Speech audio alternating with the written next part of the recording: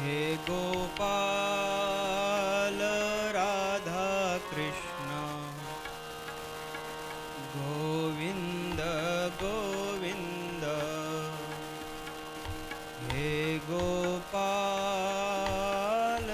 Radha Krishna Govind Govind hello Krishna Govind Govind Radhe hello hello Govind Govind Krishna Govind Govind Radhe Govind Govind हे गोपाल राधा कृष्ण गोविंद गोविंद हे गोपाल राधा कृष्ण गोविंद गोविंद कृष्ण गोविंद गोविंद कृष्ण गोविंद गोविंद कृष्ण गोविंद गोविंद कृष्ण गोविंद गोविंद हे गोपाल राधा कृष्ण गोविंद गोविंद कृष्ण कन्हैया लाल की जय।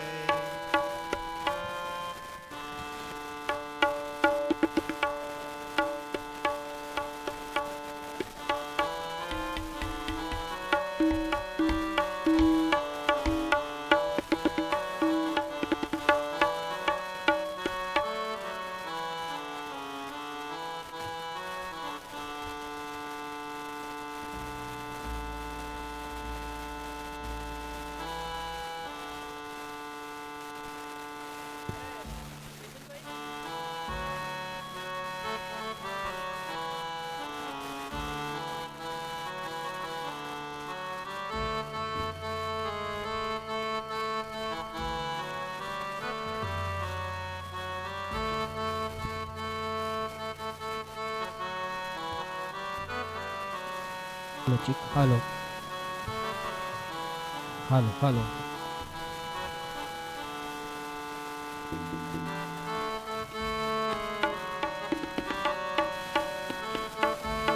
हेलो हेलो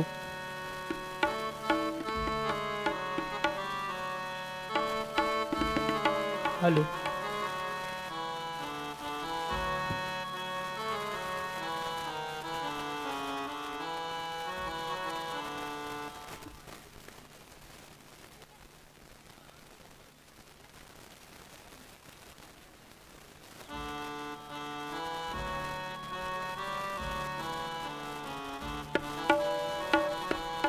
बोलो बाल कृष्ण लाल की जय हो।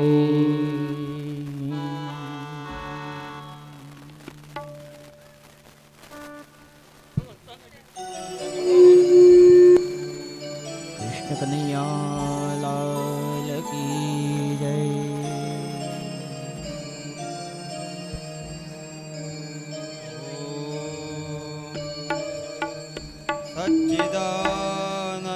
सच्चिदानन्दरूपाय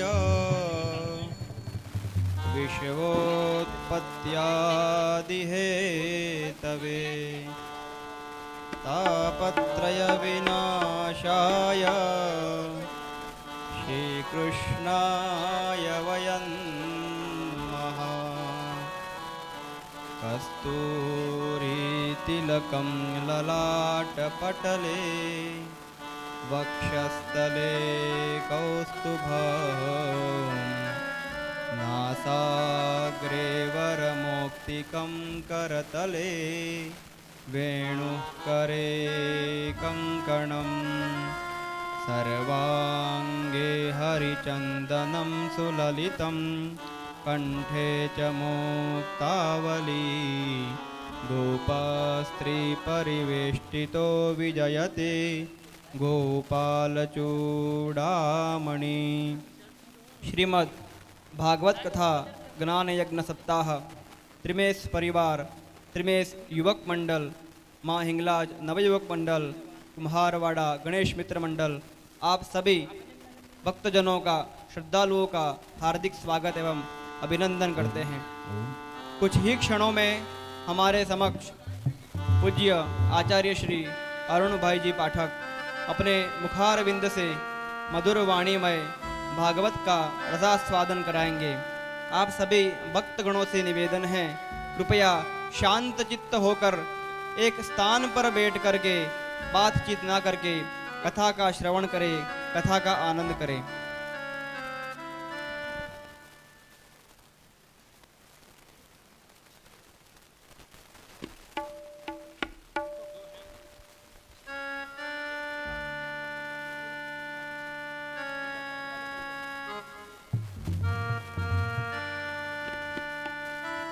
ओम ओम हेलो ओम ओम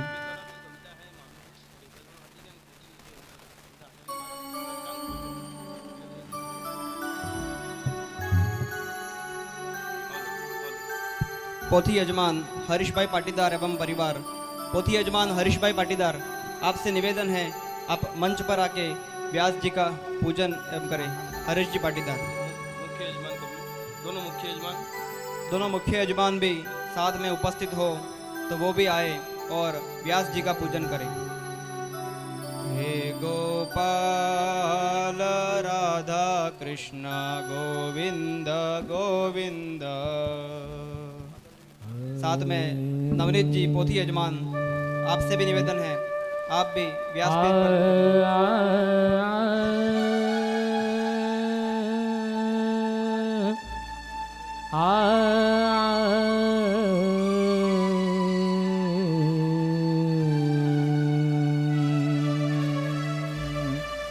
वसुदेवसुतं देवं कंसचाणूरमर्दनं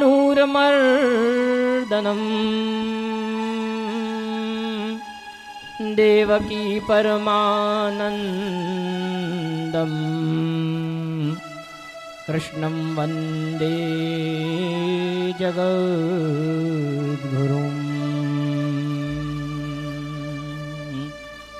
जय जय श्री राधा रमण, जय जय नवल किशोर, जय गोपी चित चोर प्रभु,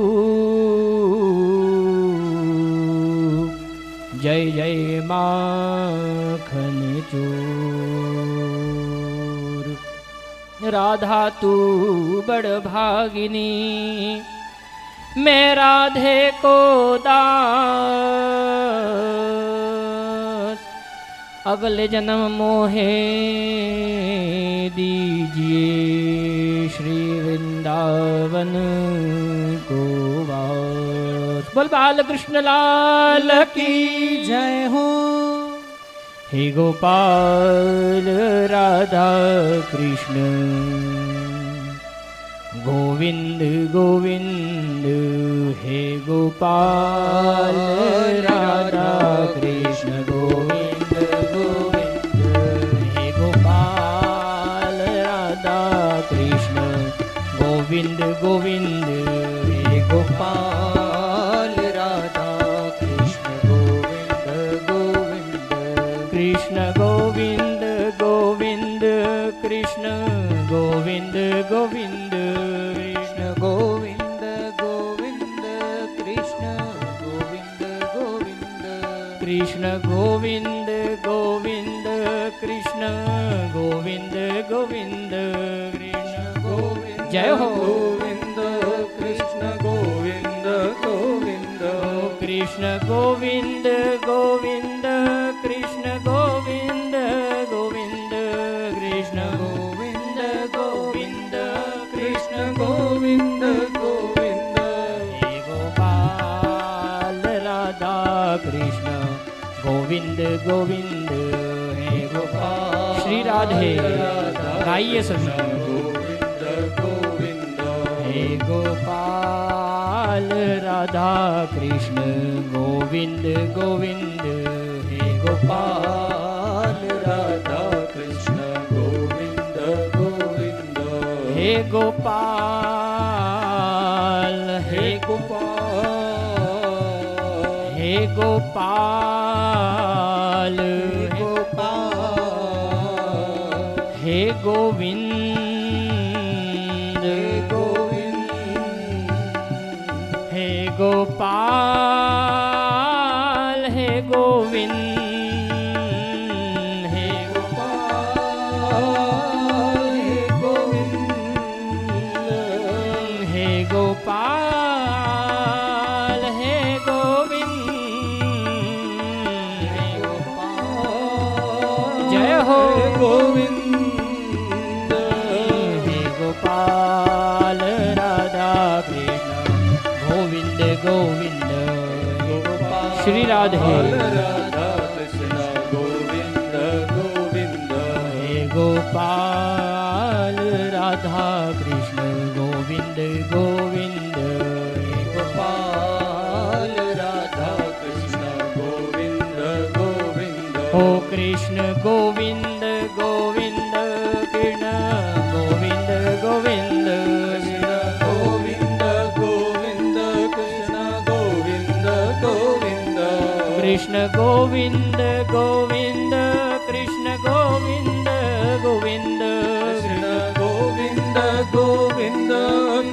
गोविंद गोविंद कृष्ण गोविंद गोविंद कृष्ण गोविंद गोविंद कृष्ण गोविंद गोविंद कृष्ण गोविंद गोविंद गोपाल राधा कृष्ण गोविंद गोविंद गोपाल राधा कृष्ण गोविंद गोविंद हे गोपाल राधा कृष्ण गोविंद गोविंद गोपाल राधा कृष्ण गोविंद गोविंद गोपाल राधा श्री राधे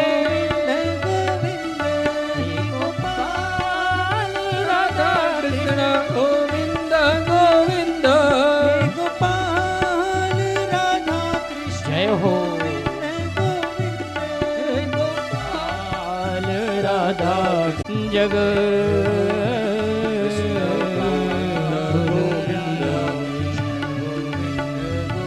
कृष्णं वन्दे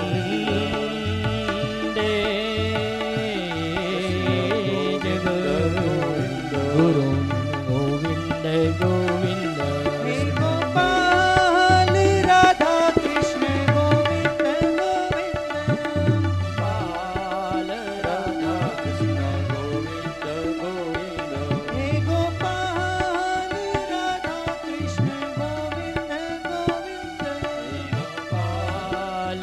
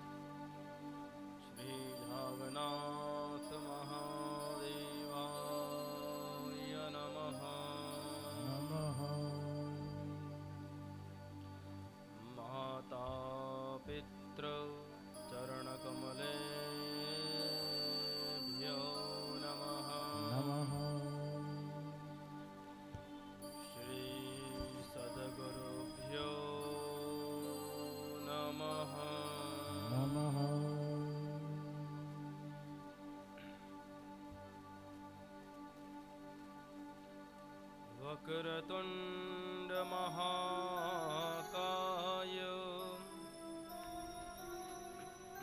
सूर्यकोटि समप्रभ निर्विघ्नं कुरु मे देव सर्वकार्येषु सर्वदा या देवी सर्वभूतेषु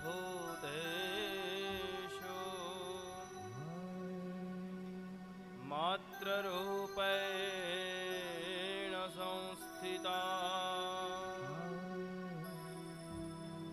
नमस्तस्यै नमस्तस्यै नमस्तस्यै नमो नमः वंशे विभूषितकरा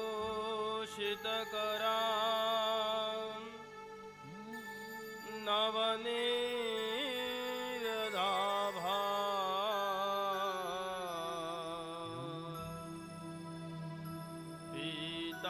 पीताम्बर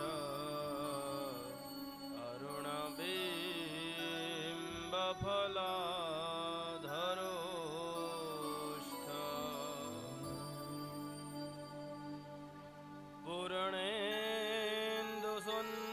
पूर्णेन्दुसुन्दरमुखा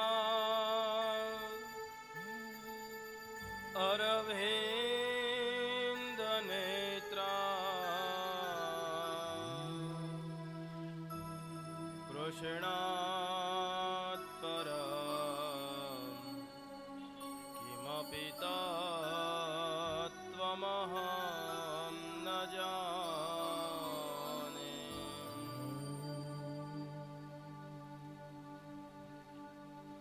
गुरुर्ब्रह्मा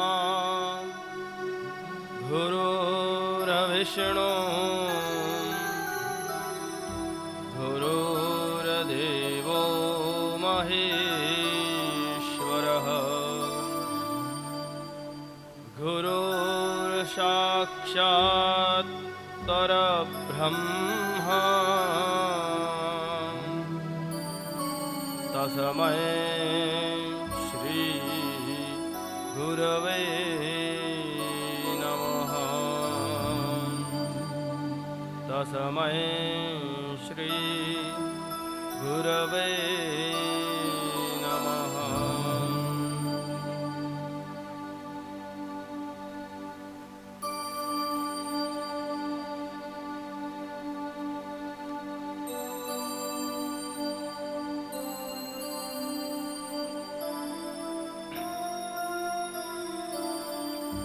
जय श्री कृष्ण जय श्री कृष्ण।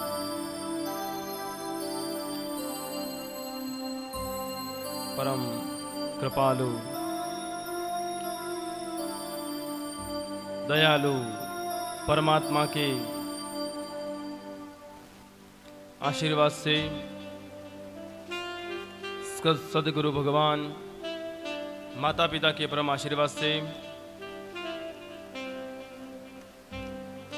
पूर्ण पुरुषोत्तम भगवान के आशीर्वाद से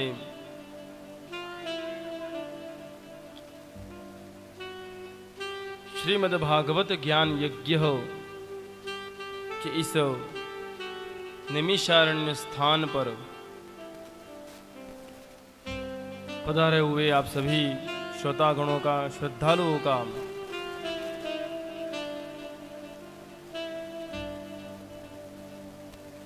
हार्दिक स्वागत अभिनंदन। साथ ही गांव के उन सभी देवी देवताओं को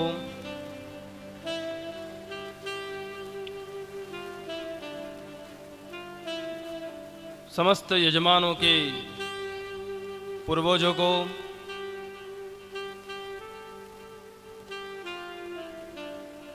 एवं आप सब में विराजित उस परम प्रकाश दे दीप्यमान प्रभु को मेरा दंडवत प्रणाम। आओ आज की इस पावन दिवस में प्रवेश करें। उससे पहले भगवान दामोदर जी की स्तुति प्रार्थना करें कि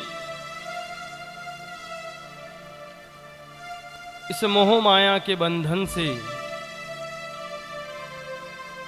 इस संसार रूपी सागर से बाहर निकलकर हम आपके श्री चरणों में पधारे आए, ऐसा आशीर्वाद हमें प्रदान करें। सब मिलकर प्रभु का संकीर्तन करें। आप भी गाए, आप भी प्रभु का नाम लें, दामोदर स्तुति का पाठ करें।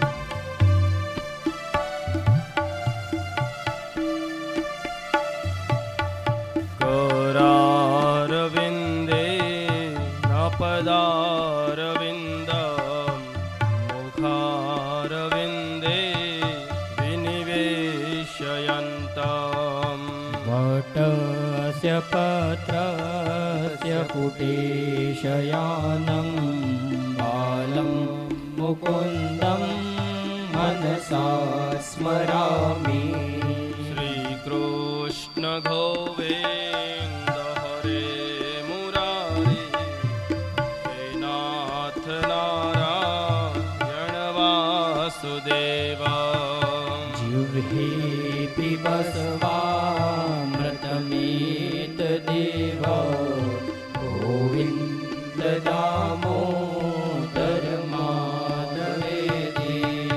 विकरेतु कामाखिल गोपकन्या मुरारिपादार्पितचित्तवृत्ते। दध्यादिकं मोहवशादयो च गोविन्द दामोदर माधवेति।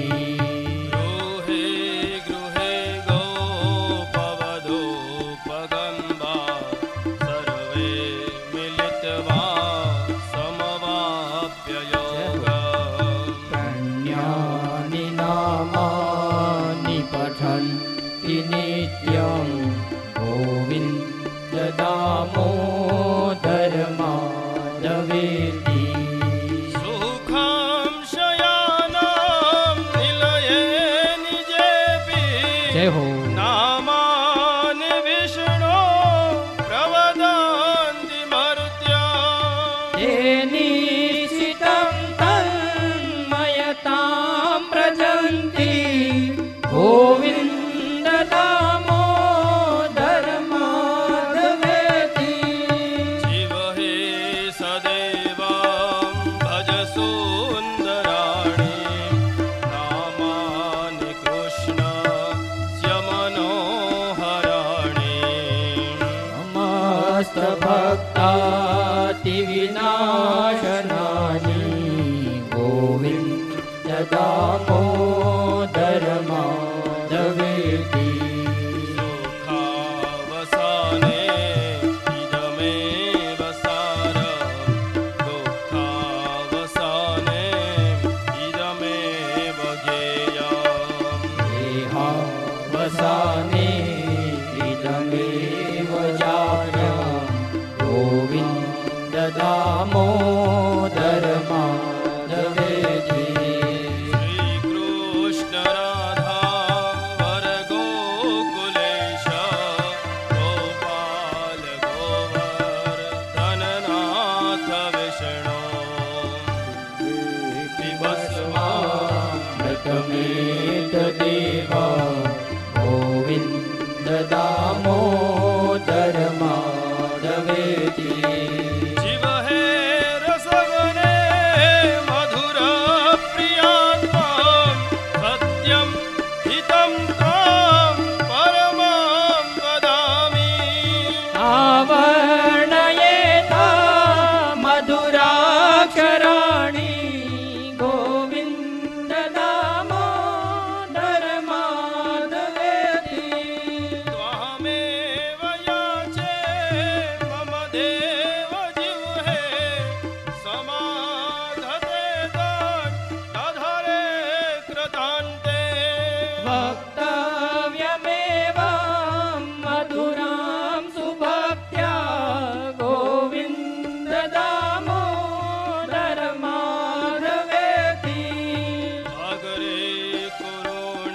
जय हो। अथ पाण्डवानां दुःशासनेनां व्रतवस्त्रकेशाम् कृष्णा तदा वोचदनान्यनाथा गोविन्द दामोदर माधवेति संसारकूपे पतितोऽस्म गाधे मोहान्धपूर्णे विषया विपत्तो परावलम्बं मम देह विष्णो गोविन्द दामोदर माधवेति गोविन्द दामोदर माधवेति गोविन्द दामोदर माधवेति गोविन्द दामोदर माधवेति गोविन्द दामोदर माधवेति गोविन्द दामोदर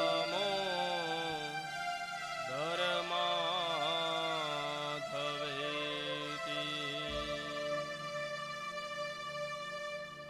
गोविन्द माधव स्तोत्र प्रेमति पाठ जे करे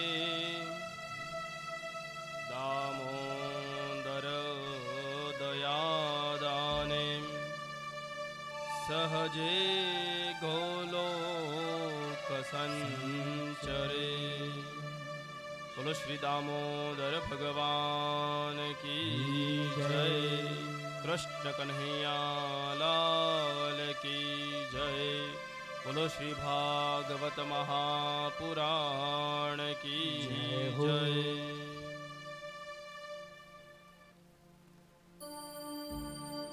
जय श्री कृष्ण।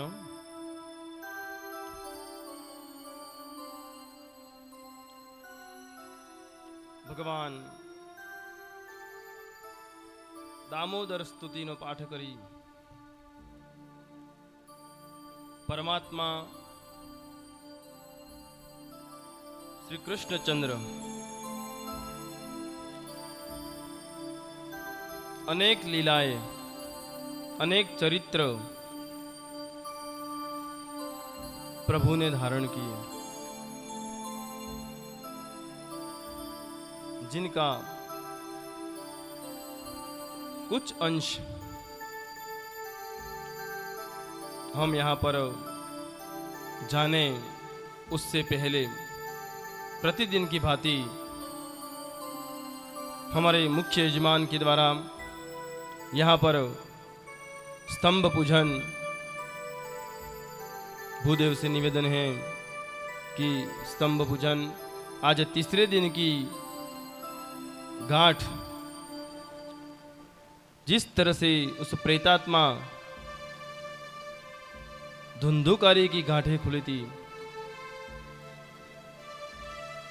उसी प्रकार से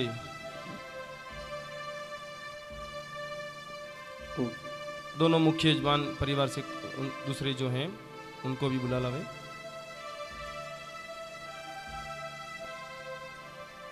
परिवार से कोई मुख्य यजमान के परिवार खेमजी भी पाटीदार के परिवार से कोई सदस्य हो तो वो भी यहाँ पर आ जावे।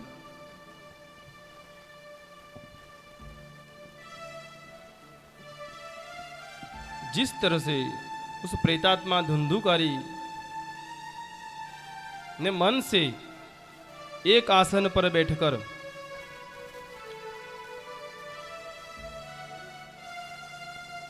श्रीमद् भागवत की कथा का श्रवण किया और भगवान का अभिमान उस धुंधुकारी जैसे प्रेतात्मा को अपने धाम में ले गया। उसी तरह की गांठें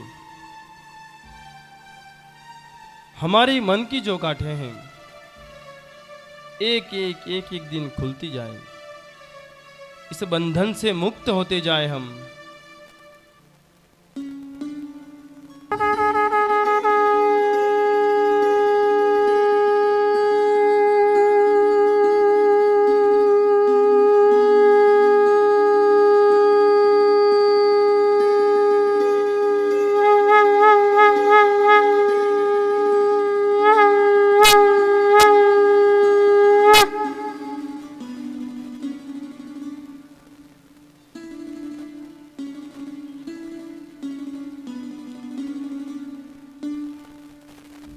इसी क्रम में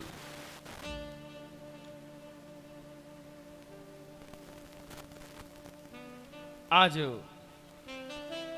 उन समस्त बंधनों से मुक्त होने के लिए भगवान के उस स्वरूप को जानने के लिए हम सब यहां पर उपस्थित हुए हैं, क्योंकि जब तक हृदय में भक्ति, ज्ञान, वैराग्य प्राप्त नहीं होता है, तब तक प्रभु हमें प्राप्त नहीं होते हैं। हमने कल भगवान के 5वें अवतार कपिल भगवान के बारे में थोड़ा सा जाना। माता देवहूति और करदम जी के वहां पर 5वें अवतार के रूप में भगवान कपिल जी प्रकट हुए और उन्होंने महतत्व की जानकारी प्रदान की। सांख्य शास्त्र के प्रणेता और एक समय वह भी आया कि स्वयं भगवान कपिल जी ने माता देवहूति को ज्ञान उपदेश दिया कि मां समस्त प्रकार के बंधनों को छोड़कर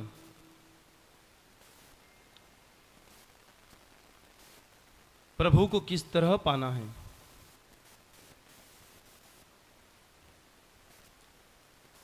किस तरह इस संसार से मुक्ति पानी है। स्वयं भगवान कपिल जी ने मां देवहूति जी को बताया। उसी से आगे आज की इस गंगा धारा प्रवाह में हम प्रवेश करें, उससे पहले इस कथा में पधारे हुए अन्य गांवों से बड़े बुजुर्ग, भक्तगण, माताएं, बहनें, आप सभी का इस पूरे समस्त आरा ग्रामवासियों की ओर से हार्दिक स्वागत है, अभिनंदन है। क्योंकि परम मास पुरुषोत्तम अधिक मास और उस अधिक मास में भगवान की कृपा हमारे इस गांव पर हुई है। भगवान ने हमें निमित्त बनाया, इस गांव ने हमें निमित्त बनाया कि कहीं न कहीं भगवान की वह प्रेम धारा इस गांव में पड़े।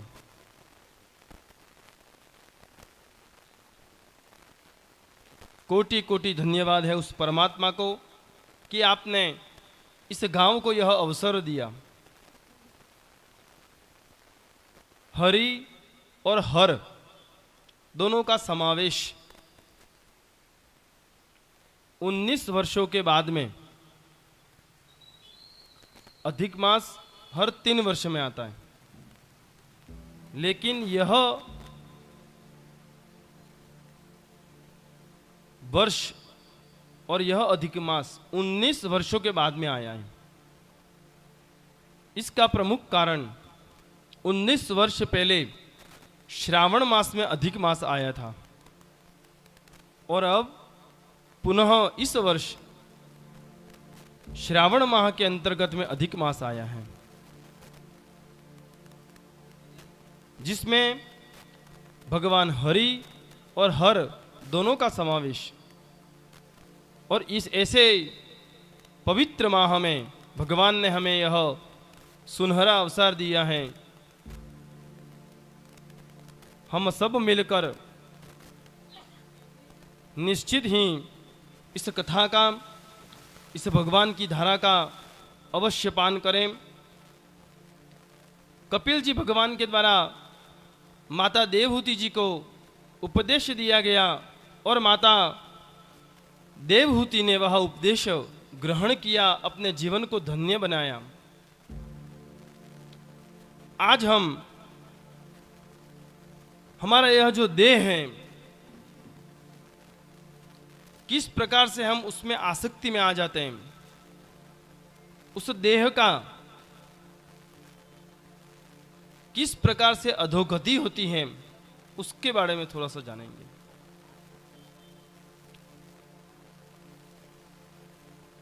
भक्ति के मर्म और काल की महिमा को हम थोड़ा समझेंगे। जब देवहूति जी ने अपना पूरा शरीर, अपना मन भगवान में समाहित कर दिया, तब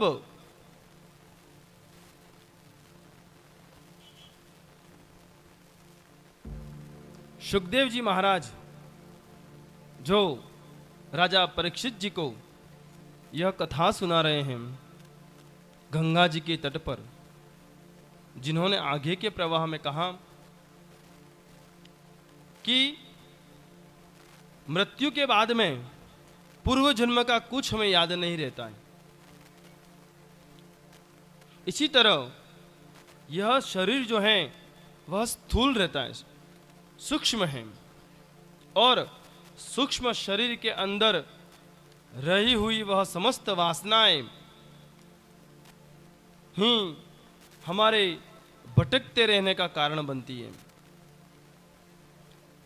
यमदूत जीवात्मा को जब अपने साथ यमपुरी ले जाते हैं, तब अतिशय पापी जो होता है, जिसने जीवन भर पाप ही किया है, उस व्यक्ति के लिए वह मार्ग बहुत ही भयंकर रहता है, क्योंकि वहां पर जाकर पापी को गर्म बालू पर चलना पड़ता है। गरम गरम रेत रहती है, वहां पर रेत के ढगले बहुत, वहां पर चलना पड़ता है। साथ ही उस जीवात्मा के द्वारा किए हुए उन समस्त पापों की सूची जो है,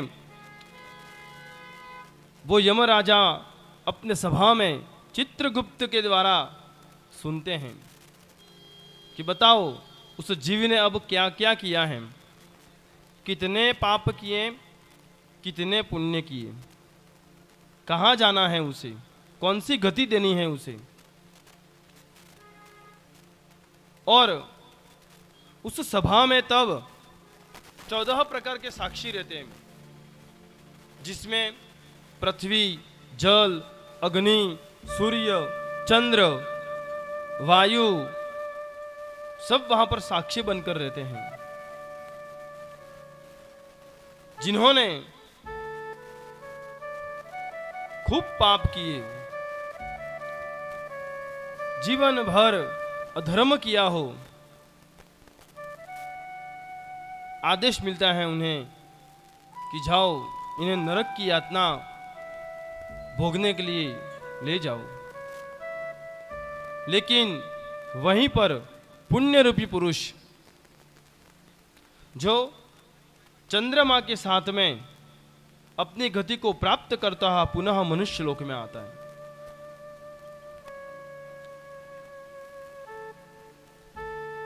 किस तरह की गति मुक्ति? हम जब थोड़ा प्राप्त करते हैं तो थोड़ा और प्राप्त करने का मन होता है, थोड़ा और मिल गया तो और थोड़ा मिलने को मन करता है, थोड़ा और मिल गया तो उससे ज्यादा मिलने का मन करता है। कि थोड़ा और मिल जाए, थोड़ा और मिल जाए, थोड़ा और मिल जाए, और उस थोड़े थोड़े थोड़े में मनुष्य अपना कार्य भूल जाता है, अपना जीवन भूल जाता है, और न जाने वह कब उस अधर्म के मार्ग पर आ जाता है। अंत तो गतवा, जहां था वहां पर वही आ जाता है।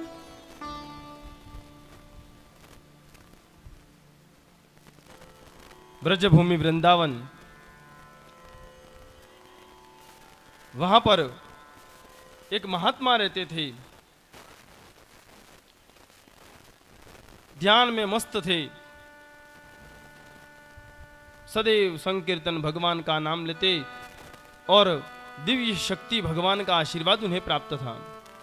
एक समय बैठे थे, एक चूहा वहां पर आया, उनकी गोद में खेलता रहा। महात्मा जी देख रहे हैं, और आकर वह उनके पीछे छुप गया। क्यों छुप गया? क्योंकि उस चूहे के पीछे बिल्ली दौड़ी हुई थी। अब महात्मा जी समझने लगे कि कुछ न कुछ तो हुआ है, तभी वो मेरे पीछे छुप गया है। तभी महात्मा जी ने कहा, अरे क्या हुआ, क्यों दौड़ रहा है? उसने कहा, पीछे बिल्ली पड़ी है इसलिए दौड़ रहा हूं। महात्मा जी ने कहा, ठीक है, बिल्ली से क्यों डरता है, जा तेरे को भी बिल्ली बना देता हूं। पर महात्मा जी ने अपनी शक्ति द्वारा उसे बिल्ली बना दिया। अब जब बिल्ली बना तो उसके पीछे कुत्ता पड़ा। फिर से वही, महाराज जी अब क्या करें, कुत्ता पीछे पड़ा है। फिर महाराज जी ने उसे कुत्ता बना दिया। अब जब कुत्ता पीछे पड़ा तो महाराज जी ने उसे शेर बना दिया। अब जब शेर बना दिया तो मन में आया उसको अहंकार, मन में आई बात, अब तो मैं हो गया हूं शेर, अब अगर ये ज्यादा महात्मा कुछ करे तो उसी को खा जाऊं। और जब महात्मा जी को मालूम पड़ी कि मन में ऐसा विचार इसके आ गया है, मुझे खाने की बात कर रहा है, वापस चूहा बना दिया। जब मन में वह बात आ जाती है किसी स्थान को प्राप्त करने के बाद में कि और कितना प्राप्त करें, क्या बन जाऊं, और जब ज्यादा इकट्ठा, ज्यादा कुछ बनने की जरूरत आ जाती है, वापस नीचे एकदम। इसी तरह का हमारा जीवन, पुण्य और पाप, इसी तो शास्त्रों में कहा गया है, पुण्य करें।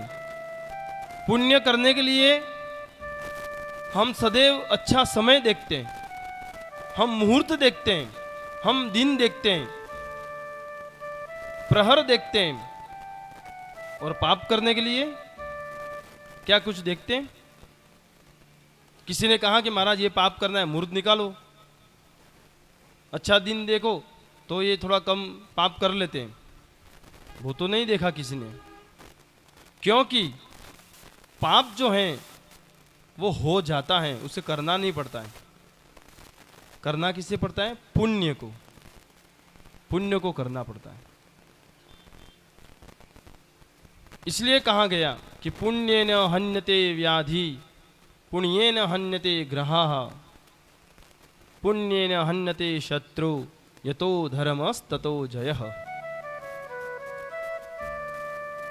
जहां पर भी, जब भी समय मिले, समय पाप का भी मिलता है, पुण्य का भी मिलता है, समय भगवान ने बराबर दिया है। ऐसा नहीं है कि बस तू पुण्य ही कर, तू पाप ही कर, ऐसा नहीं। समय भगवान ने सबके लिए समान रखा है। लेकिन उस पुण्य के लिए भगवान ने बहुत सारे अवसर दिए हमें। जब भी समय मिले पुण्य मार्ग पर चलने का, हमेशा एक कदम आगे बढ़ाओ। और धन्य है मेरे इस गांव को मेरे इस परिवार को, मेरे इस सब समाजों को कि हर धर्म कार्य में सदैव अग्रसर। इसमें कोई अतिशयोक्ति नहीं है, कोई बड़प्पन नहीं है मेरे गांव का। हर कार्य, धर्म कार्य अगर जहां भी हो गांव में, 1 नहीं, 2 नहीं, 4 नहीं, 10 नहीं, सब आगे बढ़ जाते हैं। मुझे स्वयं मालूम नहीं था कि यह आयोजन कैसा होगा, लेकिन जो सोचा नहीं था उससे 100 गुना मेरे गांव वालों ने मिलकर इस कार्य को सुशोभित कर दिया। इसलिए तो कहा कि जननी जन्मभूमिश्च स्वर्गादपि गरीयसी। जन्मभूमि, जितनी सेवा हो सके उतनी सेवा इस गांव की अवश्य करें। सब मिल जाएगा, लेकिन यह गांव दोबारा नहीं मिलेगा। तो जीवन के इस अधोगति, इस मार्ग में किस प्रकार का पुण्य और किस प्रकार का पाप करना है, वह हमारे पर निर्भर करता है। भगवान ने हमें बहुत सारा, बोलते हैं कीड़ी को कण, हाथी को मन, सबको अपने अपने आधार पर सब कुछ दिया। लेकिन जब तक संतुष्टता मन में उत्पन्न नहीं होगी, तब तक प्रभु प्राप्त नहीं होंगे। जो है बहुत है, जितना दिया बहुत दिया। और अब इसी जन्मों में यह जीव इसी तरह भटकता रहकर अंत में जब अपने कर्मों के आधार पर अपनी गतियों को प्राप्त करता है और पुनः यह जीव अपने अपने मनुष्य लोक को जब 84 लाख योनि और उसमें 30 लाख योनि मनुष्यों की, 30 लाख योनि से गुजरकर जब वह पुनः इस बुद्धिशाली व्यक्ति के रूप में प्रकटता है, तब उसका जीवन धन्य होता है। इसलिए तो कहा गया है, मनुष्य जन्म अनमोल रे, मिट्टी में ना रोल रे। अब तो मिला है फिर ना मिलेगा, कभी नहीं कभी नहीं कभी नहीं रे। मनुष्य जन्म अनमोल रे, मिट्टी में ना रोल रे। अब जो मिला है फिर न मिलेगा, कभी नहीं कभी नहीं कभी नहीं रे। मनुष्य जन्म अनमोल रे, मिट्टी में ना रोल रे। अब जो मिला है फिर न मिलेगा, कभी नहीं कभी नहीं कभी नहीं रे। फिर क्या कहा? और इस जीवन को कृतार्थ करने के लिए, यथार्थ करने के लिए, चरितार्थ करने के लिए, जीवन को धन्य करने के लिए ऐसे ऐसे सत्संग, ऐसे ऐसे संकीर्तन, ऐसी ऐसी कथाएं भगवान ने उसका निर्माण किया। भगवान व्यास ऋषि ने ऐसे ऐसे 18 पुराणों की रचना की। उन समस्त पुराणों में एकमात्र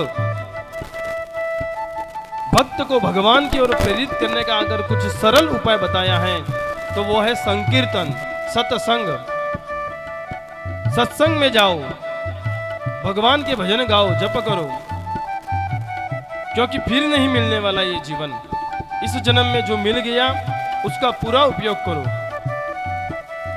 सत्संग में तू आया कर, गीत प्रभु के गाया कर। सत्संग में तू आया कर, गीत प्रभु के गाया कर। साज सवेरे बैठ के बंदे नाम प्रभु का लिया कर। साज सवेरे बैठ के बंदे नाम प्रभु का लिया कर। नहीं लगता कुछ मोल रे, जीवन है अनमोल रे। नहीं लगता कुछ मोल रे, जीवन है अनमोल। अब जो मिला है फिर न मिलेगा, कभी नहीं कभी नहीं कभी नहीं रे। मनुष्य जन्म अनमोल रे, मिट्टी में ना रोल रे। अब जो मिला है फिर न मिलेगा। कभी नहीं कभी नहीं कभी नहीं। आप रोज गाते हो ये भजन, गाते हो आप रोज, जय हो। समझा क्या उसे? गाते तो रोज हो, भगवान के मंदिर में, घर में, जहाँ भी, जब भी मन करे तब गा लेते हैं। एक गाना भी अच्छी बात है, भगवान का नाम लेना, उस भजन को सार्थकता देना, लेकिन उसमें डूब जाना, उसे समझना क्या कह रहा है वो। सत्संग में आया कर, बस गा लेने से कुछ नहीं, जाना पड़ता है। जब गाते हैं और उसे उतारते हैं, तब जाके वह गाना सिद्ध होता है, वह भजन सिद्ध होता है। भजन क्यों गाना पड़ता है? कथा तो बहुत है हमारे लिए, तो अपार है। इसे पढ़ना 7 दिन के अंदर करना ये है ही नहीं, मुमकिन है ही नहीं। बहुत ज्ञान भंडार भरा हुआ इसमें, कैसे पूरा करे? और बीच बीच में फिर महाराज भजन लो, भजन गाएं, तो भजन को, महत्व को समझे, क्या कहना चाहता है वो, और फिर उसे जीवन में उतारे। तू है बुद्ध बुद्ध पानी का, मत कर जोर जवानी का। तू है बुद्ध बुद्ध पानी का, मत कर जोर जवानी का। समझ समझ के कदम रखो, फूल नहीं अंगार है। समझ समझ के कदम रखो, फूल नहीं अंगार है। बूंद बूंद पानी का बूंद, बारिश होती है और बूंद बूंदा जो है 1 सेकंड उसकी जीवन यात्रा, बस तब तक। और फिर भी इस जीवन भर में, जीवन में आके इतना अच्छा हूँ, इतना सुंदर हूँ, इतना शक्तिशाली हूँ, इसका भ्रम मन में। बहुत मर्मज्ञ है इस भजनों को समझने का, मात्र गाने से ही कुछ नहीं, अगर उसको समझ लेना तो भी जीवन धन्य हो जाता है। सबसे मीठा बोल रे, मिट्टी में ना रोल रे। सबसे मीठा बोल रे, मिट्टी में ना डोल रे। अब जो मिला है फिर ना मिलेगा, कभी नहीं कभी नहीं कभी नहीं रे। मनुष्य जन्म अनमोल रे, मिट्टी में ना जय हो। रोल रे। अब जो मिला है फिर ना मिलेगा, कभी नहीं कभी नहीं। ओ अब जो मिला है फिर ना मिलेगा, कभी नहीं कभी नहीं कभी नहीं रे। बहुत आगे तक जाना है आज। आज सौभाग्य का दिन भी है हम सबके लिए, विशेष मेरे लिए भी, जिनके माध्यम से, जिनके आशीर्वाद से इस स्थान पर बैठा हूं, वो आज आने वाले हैं। परम पूज्य गुरुजी रुद्रेंद्र शेखर जी महाराज का आज यहाँ पर आगमन होने वाला है, आशीर्वाद देने आने वाले हैं वे। सुबह बात हुई उनसे कि आ जाऊंगा। बहुत ही बड़ा दिन मेरे लिए, इसलिए कहना भी बहुत है और गुरुजी का भी सुनना बहुत है। मन में आप सबको होता होगा, कथा शुरू की है भाई ने, लेकिन भजन तो आते ही नहीं है। भजन करो आप, 2-4 भजन करो महाराज, क्या भजन के बिना तो कथा आपकी अधूरी हो जाएगी। मन करता भी है भजन करने का, लेकिन फिर ज्यादा आनंद आ रहा है भगवान की इस लीला को पढ़ने में, इस लीला को कहने में। भजन के लिए तो हम सभी फिर इकट्ठे होंगे, लेकिन इसके लिए बहुत बड़ा समय निकालना पड़ेगा। इसलिए भजन भी लेंगे, लेकिन भगवान के इस दिव्य अवतार को, उनके स्वरूप को थोड़ा थोड़ा जानने की कोशिश करें।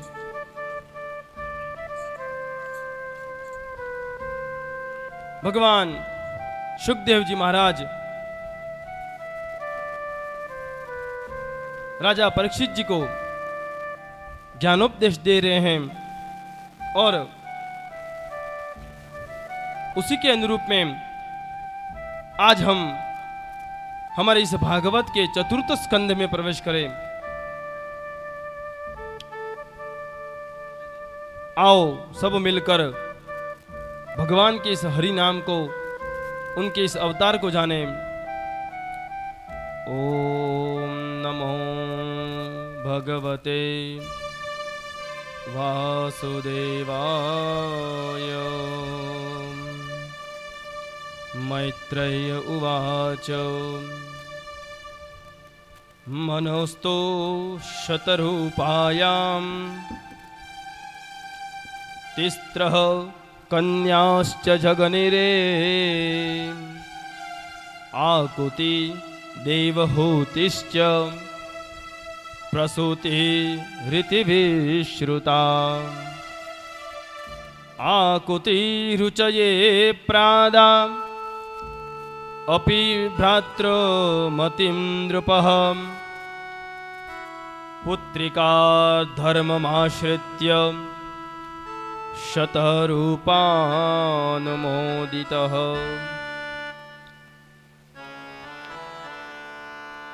इस संवाद के अंदर विदुर जी महाराज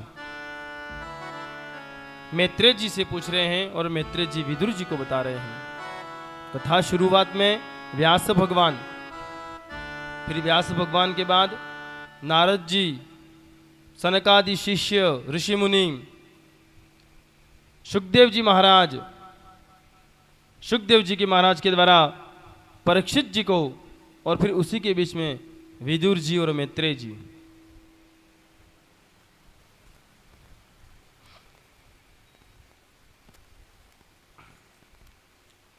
चतुर्थ स्कंद में प्रवेश करें। मैत्रेय जी महाराज ने बताया कि स्वयंभू मनु महाराज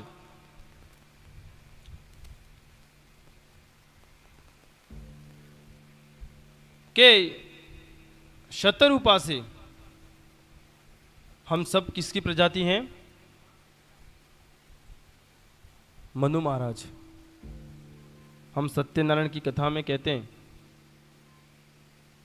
तुंगध्वज नाम के राजा थे, उन्होंने कथा करवाई, अहंकार था, भगवान के चरणों में समर्पित हुए और पुनर्जन्म, फिर से जन्म लिया। और किसका जन्म लिया? तो मनु महाराज का जन्म लिया। तो वही मनु महाराज जिनकी शतरूपा नाम की धर्मपत्नी से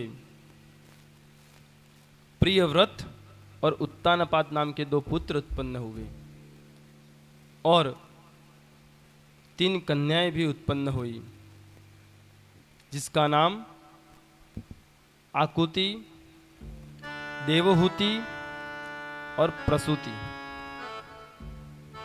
देवहूति माता के बारे में हमने जाना अभी, भगवान कपिल जी की मां।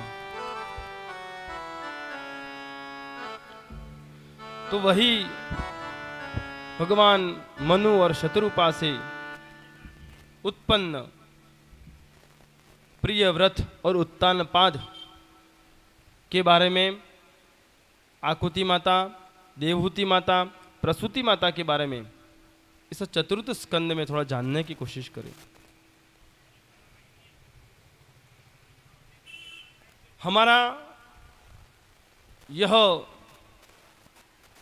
शरीर जिसमें 4 पुरुषार्थ और 7 शुद्धियां छिपी हुई हैं। पुरुषार्थ आप सबको मालूम ही होगा, लगभग तो सबको मालूम होगा कि 4 पुरुषार्थ, धर्म, अर्थ, काम, मोक्ष। लेकिन इसके अलावा आज हम 7 प्रकार की शुद्धियों के बारे में भी थोड़ा ग्रहण करने की कोशिश करें। पहली शुद्धि देश शुद्धि, दूसरी काल शुद्धि, तीसरी मंत्र शुद्धि, चौथी देह शुद्धि, 5वीं विचार शुद्धि, 6ठी इंद्रिय शुद्धि और 7वीं द्रव्य शुद्धि। ये 7 प्रकार की शुद्धियां। और उसके बाद में भगवान ने अर्थ के 5 प्रकरण बताए कि किस प्रकार हमें अर्थ के 5 साधनों की प्राप्ति होती है। जीवन में सबसे बड़ा आशीर्वाद, सबसे बड़ा अगर किसी का है तो वह है माता और पिता का। उनसे बड़ा किसी का आशीर्वाद नहीं। इन 5 साधनों में सबसे बड़ा साधन माता और पिता का आशीर्वाद। दूसरे नंबर का साधन गुरु कृपा। बड़े से बड़े कार्य सिद्ध हो जाते हैं जब गुरु का आशीर्वाद हो। तीसरा साधन उद्यम। उद्यमेन ही सिद्ध्यन्ति कार्याणि ही मनोरथै। मन में संकल्प लेना पड़ता है कि यह कार्य करना है।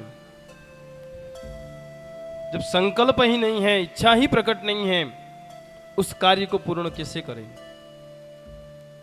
चौथा साधन बताया प्रारब्ध। भगवान ने पहले प्रारब्ध रचा। जाने से पहले, मनुष्य को यहां भेजने से पहले उन्होंने वहां पर लिख दिया कि क्या क्या होने वाला है, क्या क्या करने वाला है। सब उन्होंने पहले प्रारब्ध रच दिया उसे भेजने से पहले। और 5वां है प्रभु कृपा। जब सबकी कृपा हो लेकिन उनकी कृपा न हो तो कुछ नहीं। इसलिए तो कहा है मेरा आपकी कृपा से सब काम हो रहा है। सब उनकी कृपा। करते हो तुम कन्हैया मेरा नाम हो रहा है।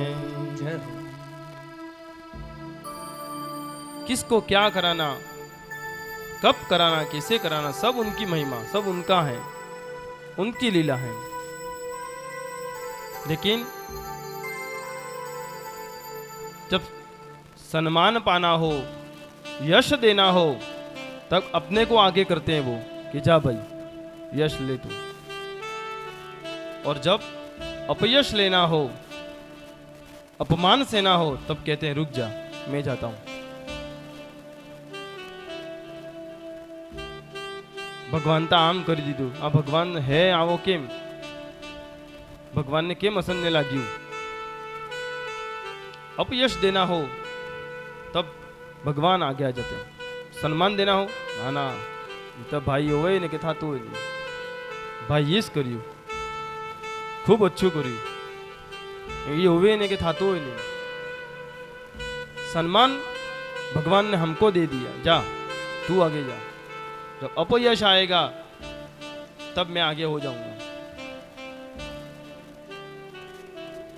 तो प्रभु कृपा, ये 5 साधन भगवान ने हमें दिए। उस साधनों के साथ में ही प्रकृति के 8 प्रकार भी भगवान ने हमें प्राप्त कराए।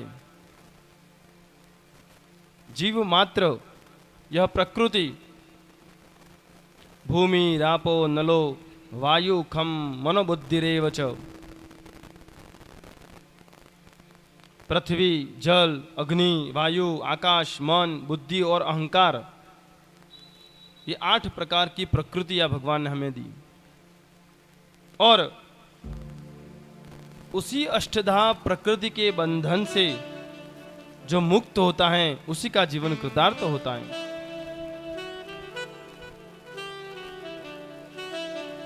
भगवान ने प्रकृति पर विजय पाने वाले को ही मुक्ति मिलती है ऐसा बताया। इन 8 चीजों पर जिसने विजय पा ली, समझो उसकी मुक्ति हो गई।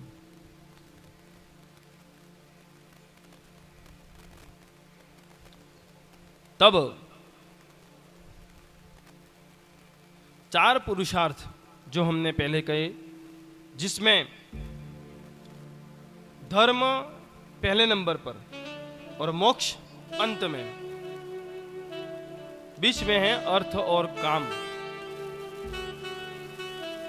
और भगवान ने ये जो क्रम लगाए उसमें भी बहुत बड़ा रहस्य, धर्म अर्थ काम और मोक्ष।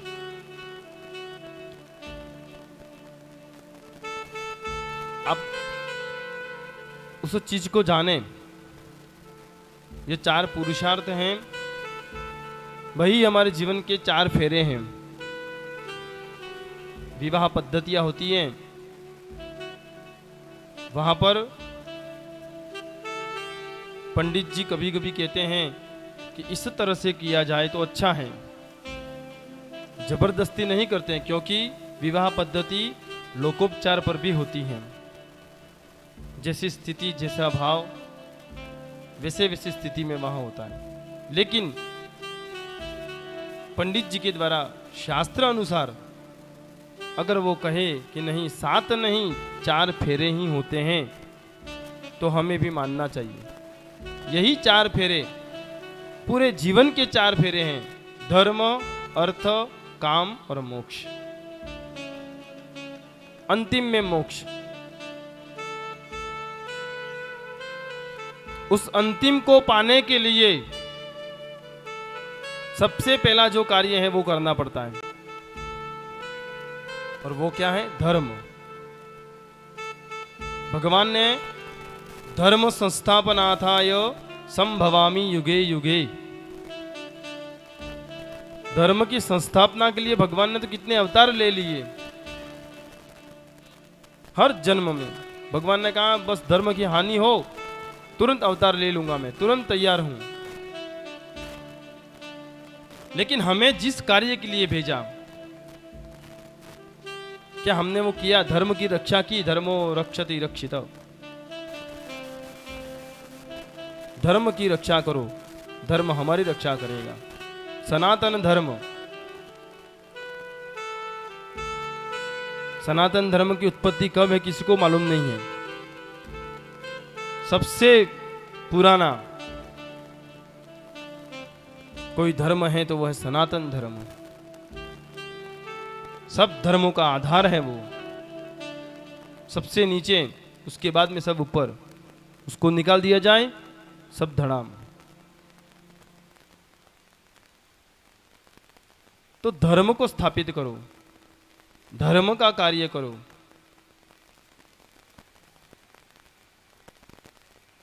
तो यही क्रम भगवान ने जो 4 दिए, उन 4 क्रम में अर्थ और काम को भगवान ने बीच में रखा। जीवन भर हम उन दोनों के पीछे में बहुत दौड़ते रहते हैं, उसको हमने अपना जीवन में प्रधानता दे दी है। अर्थ और काम को जीवन में प्रधानता दे दी, जबकि प्रधानता किसकी होती है? धर्म और मोक्ष की। अर्थ और काम तो गौण होते हैं। लेकिन जब हमने उन दोनों को गौण मान लिया और जो प्रधान है उनको गौण मान लिया, जो गौण है उनको प्रधान मान लिया। धर्म की स्थापना करो, अपने आप अर्थ और काम तुम्हारे साथ में रहेंगे। और जब धर्म अर्थ काम होगा तो मोक्ष अवश्य ही प्राप्त होगा, लेकिन नहीं होता है।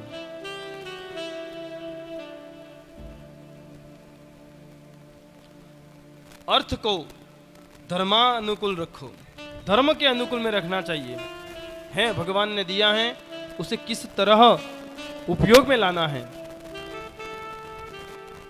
ये आना है हमें।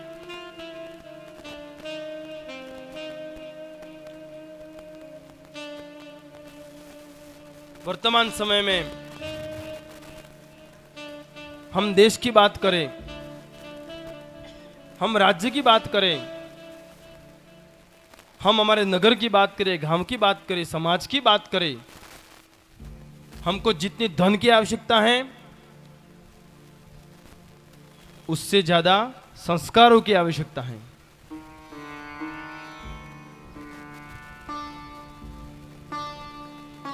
धन तो हर कोई कमा लेता है, धन कमाना कोई बड़ी बात नहीं, लेकिन कैसे कमाएं, किस मार्ग पे चलकर कमाएं, वह महत्ता है। और उसी का तीसरा रूप काम, संस्कार।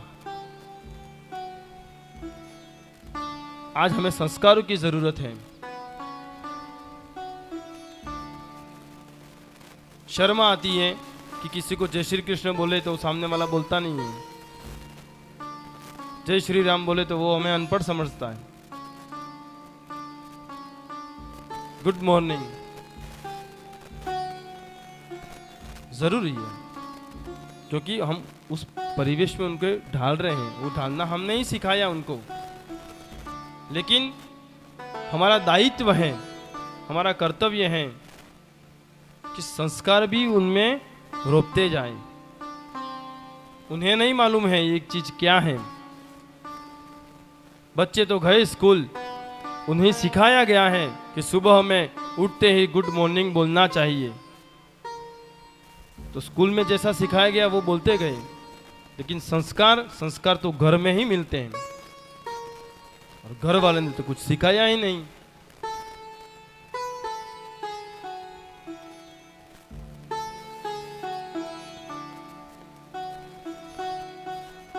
इंग्लिश प्रधान देश,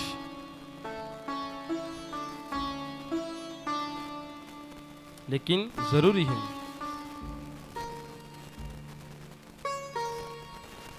अंग्रेजी जानने वाले ऐसा नहीं है कि वे हिंदी को नहीं जानते, अच्छे अच्छे व्यक्ति हैं। कार्य को करना है, इसलिए उस कार्य को संपादित करके पुनः अपने परिवेश में आ जाते हैं। लेकिन उसको हमने कमजोर कर दिया, उसको ध्यान में ही नहीं लिया।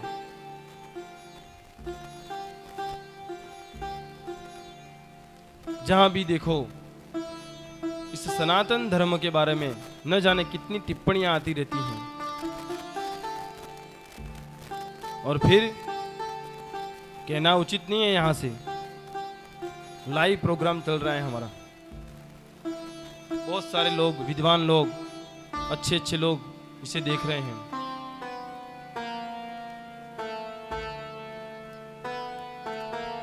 लेकिन सनातन धर्म के बारे में, इसकी अगर हमें रक्षा करनी है तो स्वयं से शुरुआत करनी होगी। तू कर ऐसा नहीं, मैं करूंगा, तू जा भाई मैं आ रहा हूं, नहीं। अपने स्वयं से करो, कुछ भी करो, धर्म की स्थापना करो, धर्म का कार्य करो, अपने स्वयं से करो। धर्म की शुरुआत करो, कुछ अच्छा करो, दूसरों पर आश्रित मत रहो, अपने से ही शुरुआत करो। जमाना तुम्हारा पीछे पीछे आएगा।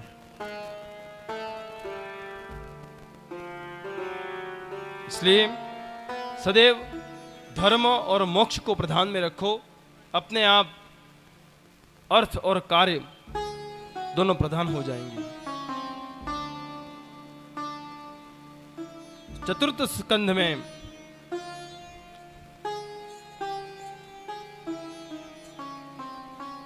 स्वयंभू मनु एवं उनकी कन्याओं का वंश का वर्णन यहां पर परम पूज्य व्यास जी महाराज ने लिखा हुआ है। कहा है कि प्रजापति रुचि भगवान अनन्य चिंतन के कारण ब्रह्म तेज से संपन्न थे और उन्होंने आकुति के गर्भ से एक पुरुष और स्त्री का जोड़ा उत्पन्न किया। उनमें जो पुरुष था वह साक्षात यज्ञ स्वरूपधारी भगवान विष्णु थे और जो स्त्री थी वह साक्षात लक्ष्मी जी की अंश स्वरूपा दक्षिणा थी। इसलिए तो कहते हैं कि यज्ञ की पत्नी दक्षिणा, भगवान यज्ञ नारायण। 24 अवतारों में से एक अवतार यज्ञ नारायण। जहां भी यज्ञ हो और वह यज्ञ संपादित होता है दक्षिणा के साथ में। जब तक दक्षिणा नहीं दी तब तक वह पूर्ण नहीं। यज्ञ की पत्नी है वह।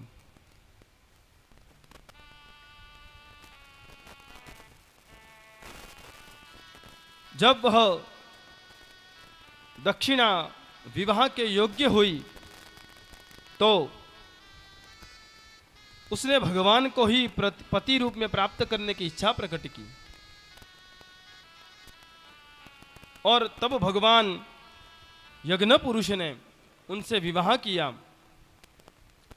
इससे दक्षिणा को अब बहुत संतुष्टि प्राप्त हुई कि हाँ, अब जीवन कृतार्थ है। अब जहां भी यज्ञ है वहां मैं हूं, मेरे बिना यज्ञ संपादित नहीं होंगे। और भगवान ने प्रसन्न होकर उनसे 12 पुत्र उत्पन्न किए, जिनमें तोष, प्रतोष, संतोष, भद्र, शांति, इडस्पति, इध्म, कवि, विभु, स्वनः, सुदेव और रोचन। ये यज्ञ के 12 पुत्र।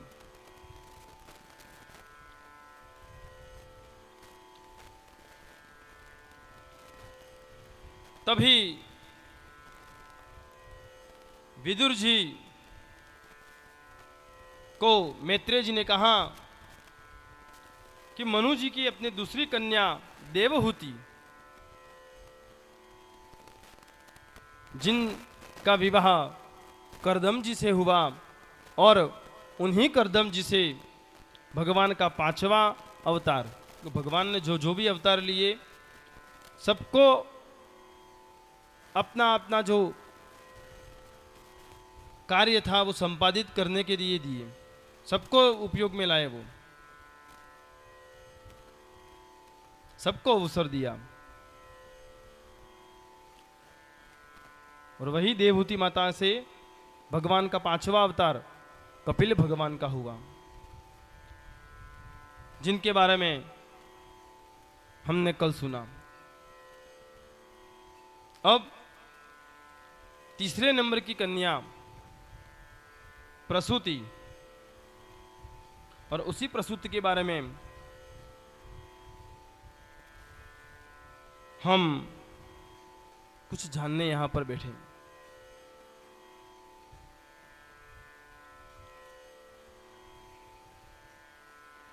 प्रसूति का ब्याह, उनका विवाह प्रजापति दक्ष के साथ में हुआ और मरीचि कला के यहां कश्यप और पूर्णिमा नाम के 2 पुत्र पैदा हुए।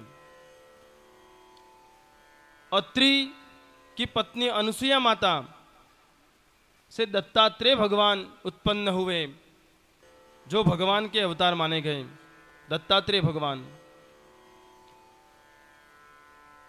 और वहीं दुर्वासा और चंद्रमा नाम के 3 पुत्र उत्पन्न हुए, जो क्रमशः भगवान विष्णु, जो दत्तात्रेय का अवतार, दुर्वासा ऋषि जो भगवान शिव के अवतार। दुर्वासा जी बहुत क्रोधित होता जाते थे, उनके बारे में आज हम जानेंगे। आज क्या है हमारी, मालूम है सब आप क्या है? परम पवित्र दिन एकादशी, और वो भी अधिक मास की एकादशी, 3 वर्ष के बाद में आती है।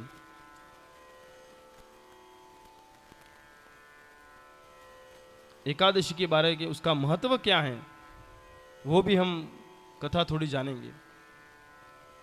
तो भगवान शिव के अवतार दुर्वासा ऋषि और ब्रह्मा के अंश से उत्पन्न हुए वैसे चंद्रमा।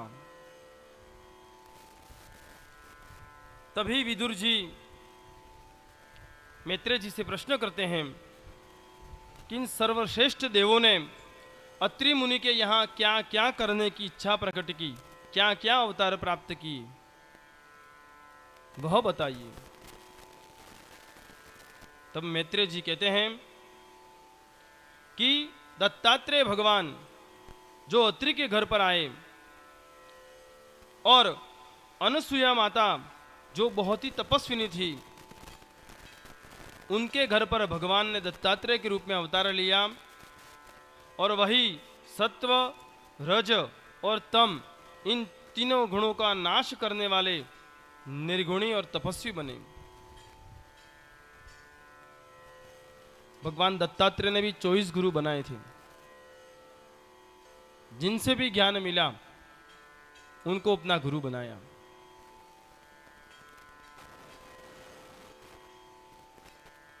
इसलिए इन तीनों गुणों में जीव जब मिलता है और इन तीनों गुणों से उसका संबंध जब विच्छेद करता है, वही त्रिगुणातीत ब्रह्म स्वरूप शरीर को प्राप्त हो जाता है।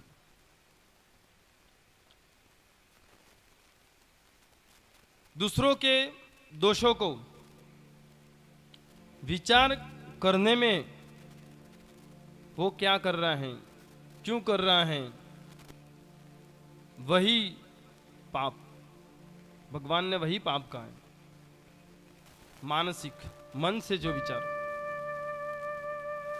विघ्न है वो एक तरह का।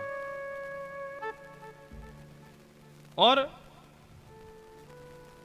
यहां पर माता अनुसुया, जिसका अर्थ उन्होंने बताया हमें, अनुसुया जो अंतःकरण में सत्व गुण को प्राप्त कराती हो, वह अनुसुया। और एक असूया, अनुसुया और एक असूया जो दूसरे के दोषों को प्रकट करती हो। मत्सर पैदा होता है उस असूया से, और जब तक मन में असूया प्रकट होती है तब तक भगवान का दर्शन नहीं होता है। जब अनुसूया पैदा हो जाती है तभी भगवान का दर्शन प्राप्त हो जाता है। अनुसूया महान पतिव्रता स्त्री थी, अत्रि जी की धर्मपत्नी। एक बार देवर्षि नारद नारायण नारायण नारायण सतत जप करने वाले, आप सभी भी करें, आज एकादशी का बहुत बड़ा दिन है, आप कथाओं को भी श्रवण करें और मन में जप भी करता रहें। पहले ही हमने दिन सुना था, पहले दिन, कि कलो केशव कीर्तनाथ, कलयुग में सबसे बड़ा पुण्यदायी अगर कुछ है तो वह है जप और तप। जहां बैठे वहां जप करें, तप करें। जप करना बहुत कठिन है,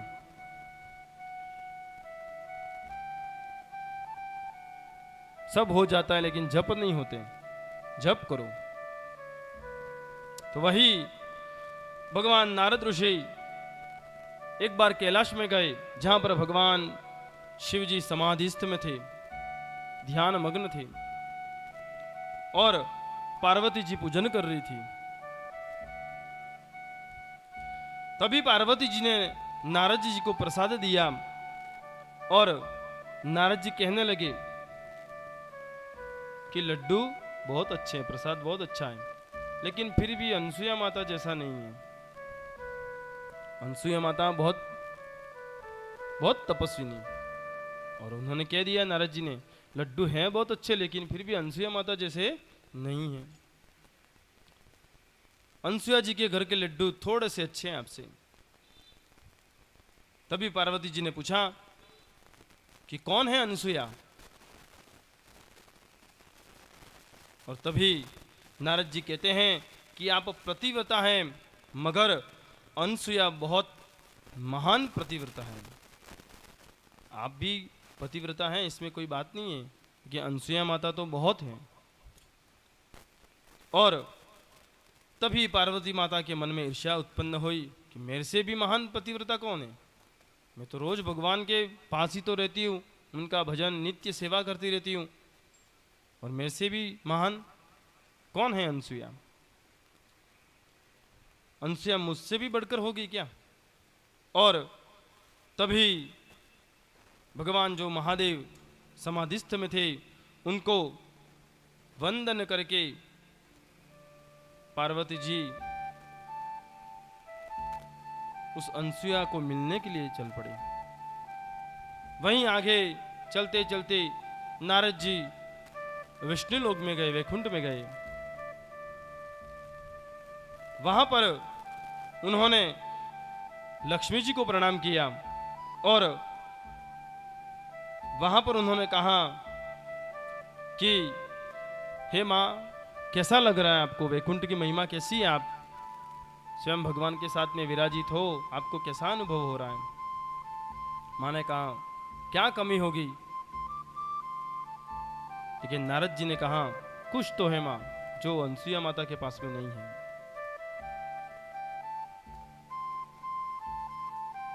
स्वयं आप यहां पर बैठे हो, लेकिन उस लक्ष्मी को अपने मन में उतार कर जहां संतोष प्राप्त होता है, अनसुया माता। लक्ष्मी जी ने भी कहा ये कौन है अनसुया। स्वयं मैं लक्ष्मी होकर यहां आकर तुम्हें संतुष्ट नहीं हुई, मुझसे भी बढ़कर है क्या वो। फिर वही बात, विष्णु जी को प्रणाम करके लक्ष्मी जी भी अनसुया माता के वहां पर चल पड़े। चलो देखते हैं कौन है अनसुया माता। फिर वहां से आगे नारद जी गए ब्रह्मलोक। ब्रह्मा जी के पास में गए, वहां वही भी समाधिस्थ में थे, जप तप कर रहे थे। और ब्रह्माणी माता को बताया कि हे मां कैसे हो।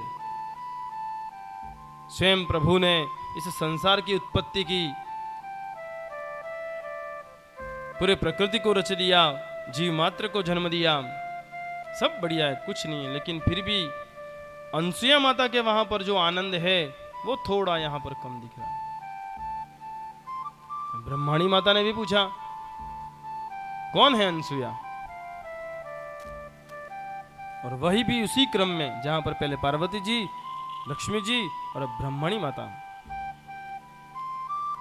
तीनों के तीन देवियां जो थी वो माता अनसुया के वहां पर पहुंच गई और उनके आश्रम में आए।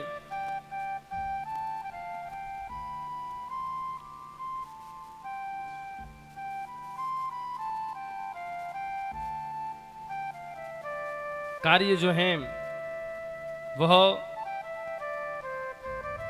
महिलाओं से ज्यादा वे पुरुष से करवा देती है। अगर कुछ कार्य करवाना हो तो चाय, नाश्ता और कुछ मीठे मीठे शब्द बोल दिए जाए तो वह कार्य संपन्न। तो वही कार्य करने के लिए हमसे भी बढ़कर है, हमसे भी बढ़कर है, यूं करके वे तीनों माताएं जब जाने को तैयार हुई तब मन में फिर से विचार आया कि नहीं, यह कार्य हम क्यों करें,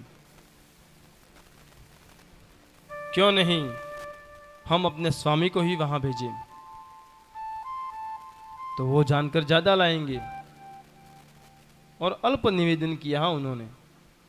माता पार्वती जी ने भगवान शिव जी से, भगवान तो जो बात थी माता की वो तुरंत सुन लेते। कहा था लक्ष्मी जी और सावित्री जी तो अच्छे अच्छे घर में रहते हैं, भवन में रहते हैं, सोने चांदी का भवन है, और हम कहाँ ये जंगल में विचरण कर रहे हैं। तुरंत विश्वकर्मा जी को बुलाकर सोने की लंका बना दी थी महादेव ने। तो छोटी सी बात के लिए तो क्या है, तभी उनको मनाया और भगवान शिव जी राजी हो गए। ठीक है, आप रहने दो, हम जाते हैं। ब्रह्मा जी भी जाने को तैयार हुए, भगवान नारायण भी जाने को तैयार हुए, और तीनों पहुंच गए अंसिया माता के आश्रम में। लेकिन किस रूप में पहुंचे? तो ऋषि कुमारों के रूप में पहुंचे। तीनों ने बालक का रूप धारण कर लिया, और बालक का रूप धारण करके माता अनसुया से भिक्षा प्राप्त करने की मांग की उन्होंने। भिक्षाम देहि। और भिक्षा तो मांगी, लेकिन शर्त के साथ में मांगी। उन्होंने कहा कि हे मां, हमें भिक्षा चाहिए, लेकिन अगर आप निर्वस्त्र होकर भिक्षा दो तो ही हम ग्रहण करें। अब अनसुया माता सोचने लगी कि ये कैसा, मैं तो पतिव्रता स्त्री हूं, सदैव अपने पति में समाहित हूं, और अगर ऋषि कुमार के द्वारा जो कहा गया है अगर वैसा करूं तो मेरा व्रत टूट जाएगा, मेरा व्रत भंग हो जाएगा, और अगर इन्हें भिक्षा नहीं दूं तो भी मुझे पाप लगेगा। अब क्या करूं? और तभी मन में विचार आया कि अगर भिक्षा नहीं दी तो खाली हाथ अतिथि को वापस नहीं भेजा जाता है। और वहां पर अनसुया माता ने निर्वस्त्र होकर भिक्षा दो, ऐसा उन ऋषि कुमारों के द्वारा, तीनों बालकों के द्वारा कहा गया। तब प्रभु ने अनसुया माता को मन ही मन कहा कि वासना से रहित, निर्वस्त्र मतलब वासना से रहित।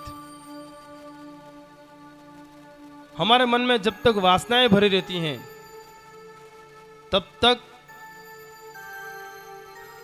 कुछ भी देने के हकदार नहीं हैं। जब तक हम वासनाओं को त्याग नहीं करते तभी हम देने के लिए सुपात्र बन सकते हैं। और वही अनसुया माता ने अपने व्रत के आधार पर, क्योंकि उनके पास उन तीनों देवियों से ज्यादा व्रत करने का फल था, पुण्य था,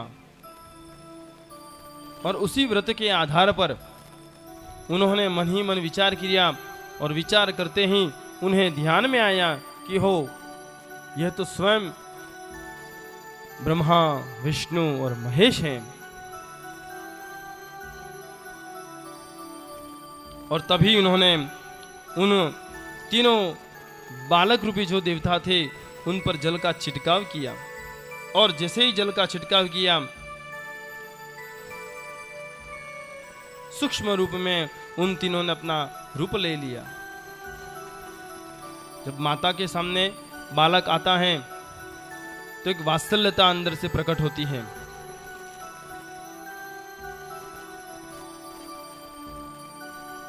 और बालक के सामने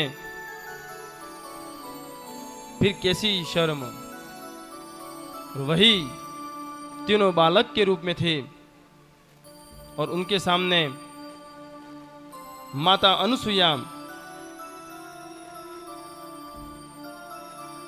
जिनका न तो पतिव्रता जो व्रत जो उन्होंने लिया था वो भी नहीं टूटा, और बालक के रूप में उन तीनों को उन्होंने भिक्षा भी दी। वैसी अनुसुईया माता, व्रत करो, लेकिन उस व्रत का महत्व क्या है वो जानो। क्यों करते हैं व्रत? उपवास, उप और वास दो शब्द हैं।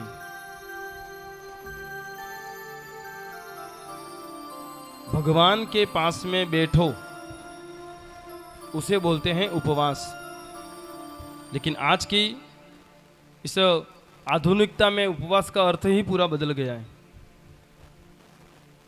91 आज है तो 91 એમ જેવો 91 क्यों એટલે કે રે 100 રૂપિયાનો ખર્ચો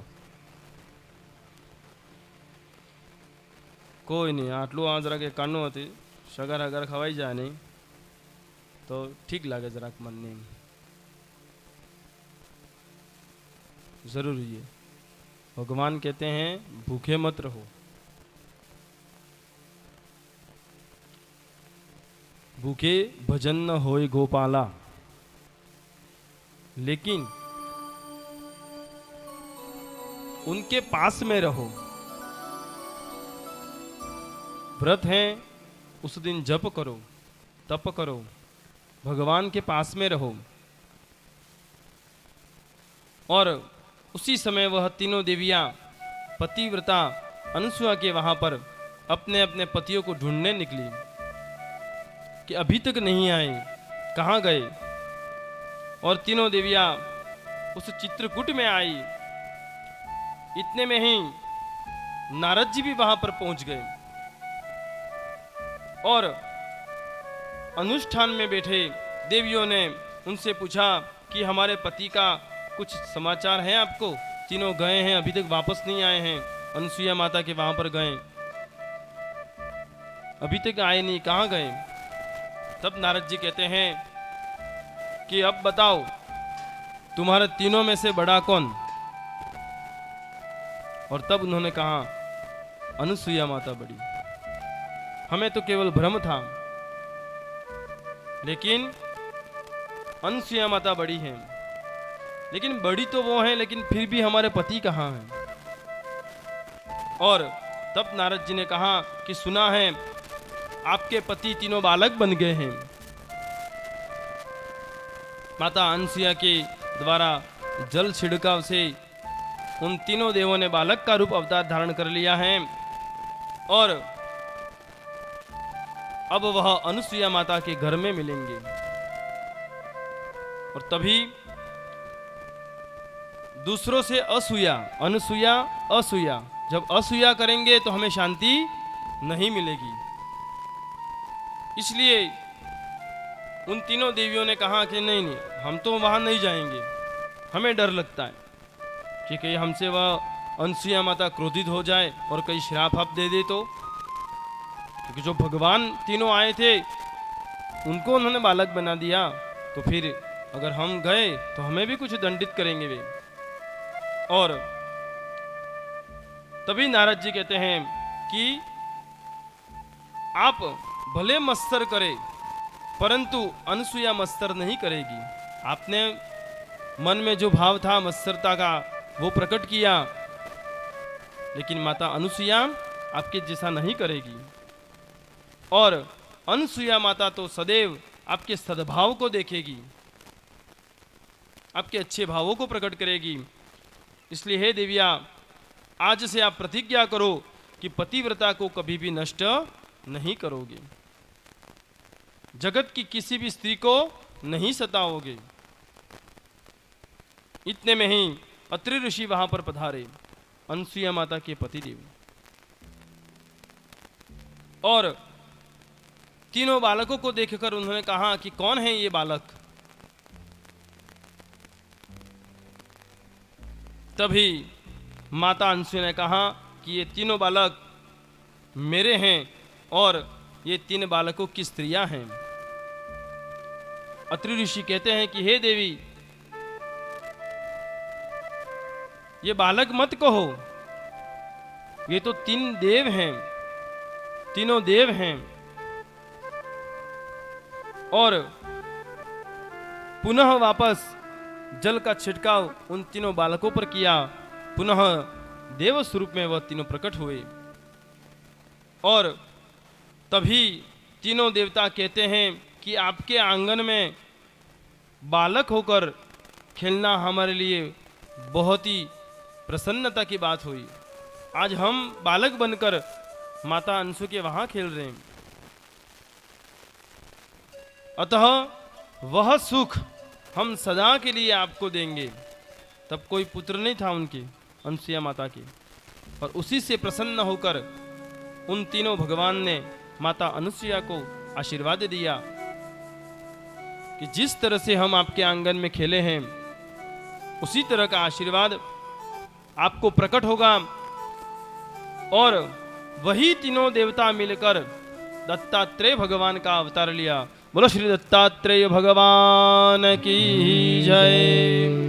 दत्तात्रेय, तीनों देवताओं का समावेश भगवान दत्तात्रेय में। उनके फोटो देखना कभी, दत्तात्रेय भगवान की। ब्रह्मा, विष्णु और महेश तीनों स्वरूप हैं उनमें।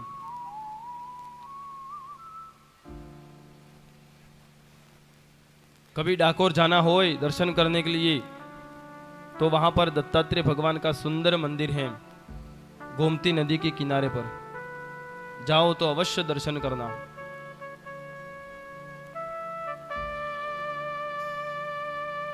तब पहले अध्याय में कर्दम ऋषि की कन्याओं के वंश का वर्णन हुआ। अब दक्ष प्रजापति, जिनके यहां पर 16 कन्याएं हुई। दक्ष प्रजापति जिनका विवाह प्रसूति से हुआ था और उनके वहां पर 16 कन्याएं हुई। उनमें से 13 कन्याएं उन्होंने अग्नि नारायण को विवाह में दे दी। एक पितृगण को दी और 16वीं कन्या जो थी जिसका नाम था सती, जिसका विवाह भगवान महादेव से करवाया।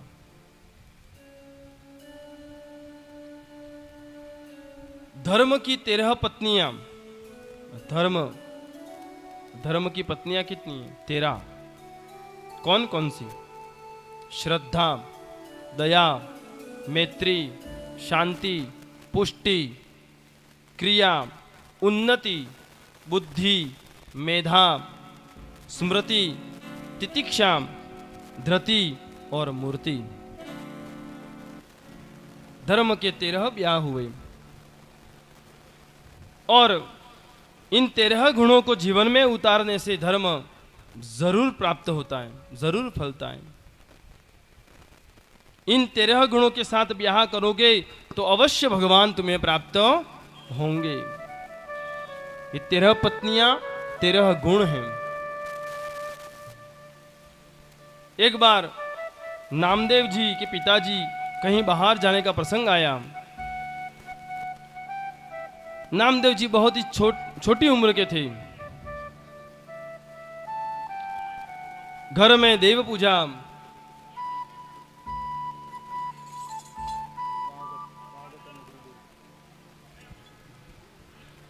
और तब घर में देव पूजा रखी गई। उस पूजा का काम नामदेव जी को सौंप दिया गया। पिताजी ने नामदेव जी को पूजा विधि समझाई। उसी तरह नामदेव जी भगवान को दूध के प्रसाद के भोग को उधरते थे। हमारे बीच में परम पूज्य, परम आदरणीय श्रद्धेय गुरुजी पधार चुके हैं। धन्य है यह गांव, धन्य है यह परिवार, धन्य हूं मैं कि आज मेरे इस सपने को साकार करने के लिए पूज्य गुरुदेव श्री का आगमन हुआ है। उनके चरणों में कोटि कोटि वंदन करता हूं। स्वागतम गुरुदेव, सुस्वागतम गुरुदेव, स्वागतम गुरुदेव,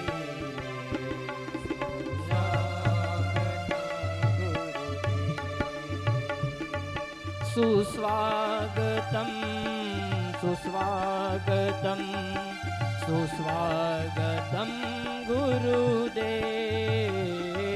सुस्वागतम, सुस्वागतम् जय हो शरणागतं गुरुदेव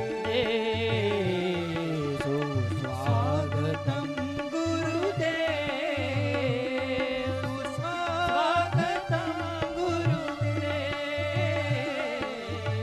स्वागतं गुरुदेव सुस्वागतं गुरुदेव जय हो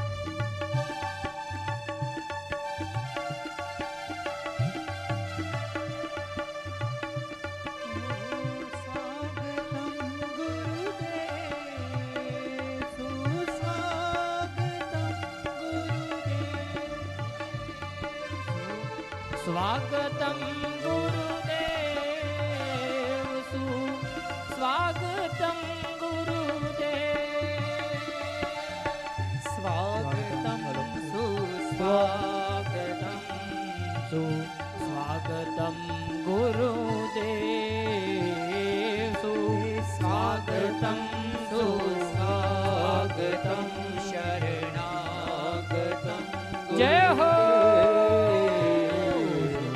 स्वागतं गुरुदेव सुस्वागतं गुरुदेव हे गुरुदेव स्वागतं गुरुदेव सुस्वागतं गुरुदेव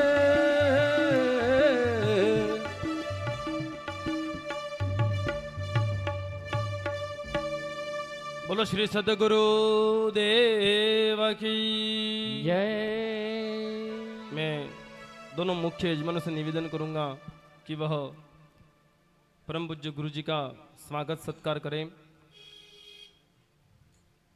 कृष्ण कन्हैया लाल की जय। श्रीमद् भागवत कथा ज्ञान यज्ञ सप्ताह। आप सभी जानते हैं प्रत्येक व्यक्ति के जीवन में मार्गदर्शक का स्थान बहुत ही महत्वपूर्ण है, बहुत ही यजमान भी उपस्थित हैं, वो भी हमें गुरु जी का स्वागत करें। जिन्हें हम भगवान के समक्ष माना जाता है। इसी गुरु शिष्य परंपरा को आगे बढ़ाते हुए परम पूज्य डोंगरे जी महाराज के कृपा पात्र इस वागड़ की पावन धरा पर अपनी मधुर वाणी से हम सभी जनमानसों के करणों में श्रीमद् मुख्य भागवत यजमान। महापुराण रूपी कथा की अमृत वर्षा बरसाने वाले विशेषतः डूंगरपुर एवं बांसवाड़ा तथा समस्त वागड़ के जनमानसों के प्रिय आप और हम सभी के पूज्य गुरुवर भागवताचार्य श्री गुरुजी रुद्रेंद्र शेखर जी गुरु जी का इस भागवत कथा ज्ञान यज्ञ सप्ताह में त्रिमेश परिवार, त्रिमेश युवा मंडल, माँ हिंगलाज नवयुवक मंडल, कुम्हारवाड़ा गणेश मंडल एवं समस्त ग्रामवासी आरा आपका हार्दिक स्वागत एवं अभिनंदन करते हैं। आपका हार्दिक स्वागत एवं अभिनंदन करते हैं। साथ ही मुख्य यजमान एवं पोथी अन्य यजमान पोथी यजमान जो हैं वो मंच पर आए और गुरु जी का सम्मान करके आशीर्वाद प्राप्त करें। खेमजी भाई के परिवार के छोटे भाई केवजी भाई यहाँ पधारे हैं स्वागत के लिए।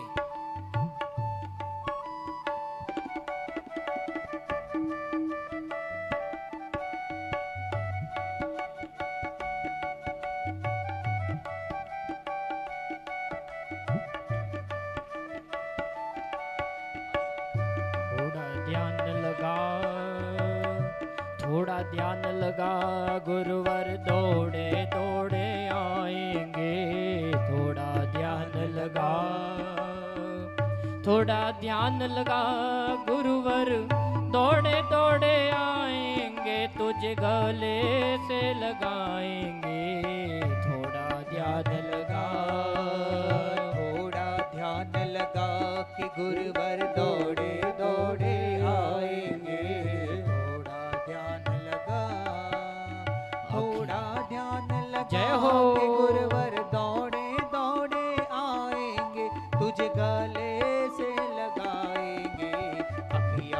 मन की खोल, अखियां मन की खोल, तुझको दर्शन वो कराएंगे। अखियां मन की खोल, अखियां मन की खोल, तुझको जय हो। दर्शन वो कराएंगे, तुझे गले से लगाएंगे। थोड़ा ध्यान लगा, डायलाल दादा थोड़ा ध्यान ताजंग काका के पिताजी डायलाल दादा भी आए। गुरुवर दौड़े दौड़े आएंगे, थोड़ा ध्यान लगा।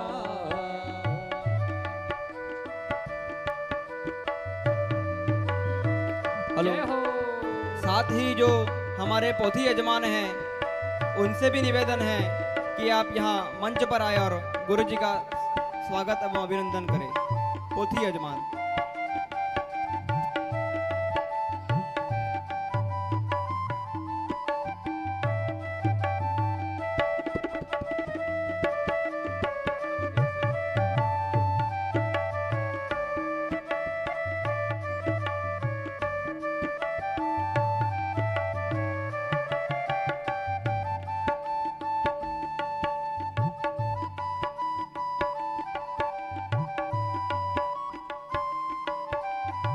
ओ है राम रमैया वो, हे कृष्ण कन्हैया वो, वही मेरा ईश है। हो हे राम रमैया वो, जय हो। हो कृष्ण कन्हैया वो, वही मेरा ईश है। हो सैया होके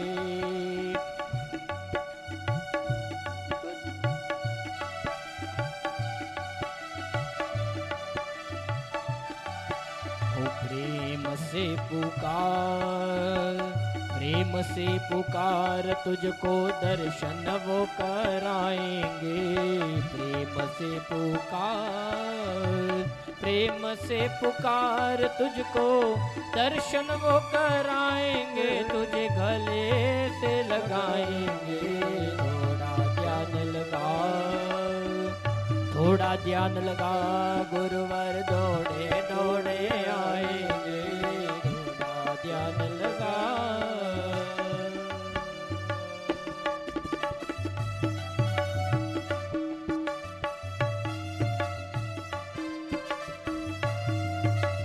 जय हो।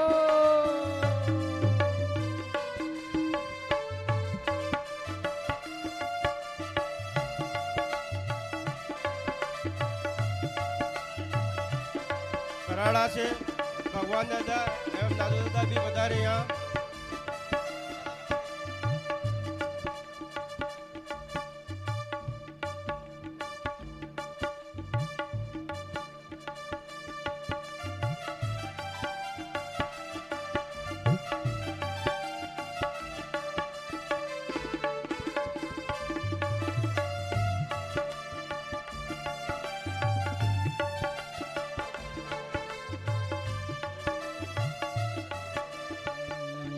हे गोपाल राधा कृष्ण गोविंद गोविंद, हे गोपाल राधा कृष्ण गोविंद गोविंद, ओ कृष्ण गोविंद गोविंद, कृष्ण गोविंद गोविंद, कृष्ण गोविंद गोविंद, कृष्ण गोविंद गोविंद, ओ कृष्ण गोविंद गोविंद, कृष्ण गोविंद गोविंद, कृष्ण गोविंद गोविंद, कृष्ण गोविंद गोविंद। हे गोपाल राधा कृष्ण गोविंद गोविंद, हे गोपाल राधा कृष्ण गोविंद गोविंद, हे गोपाल राधा कृष्ण गोविंद गोविंद, हे गोपाल राधा कृष्ण गोविंद गोविंद, हे गोपाल हे गोविंद, हे गोपाल हे गोविंद। आप सभी भक्तों से निवेदन है कि अब कथा शुरू होगी। उसके बाद हम जो अन्य भक्तगण बच गए हैं वो सभी कथा के बाद आएंगे और गुरु जी का और व्यास जी का पूजन करेंगे। बोलो बालकृष्ण भगवान की जय हो। भागवत भगवान की जय हो। सदगुरु देव की जय हो। परमात्मा का आशीर्वाद पूर्ण रूप से प्राप्त हुआ और यह कार्य जब आप सब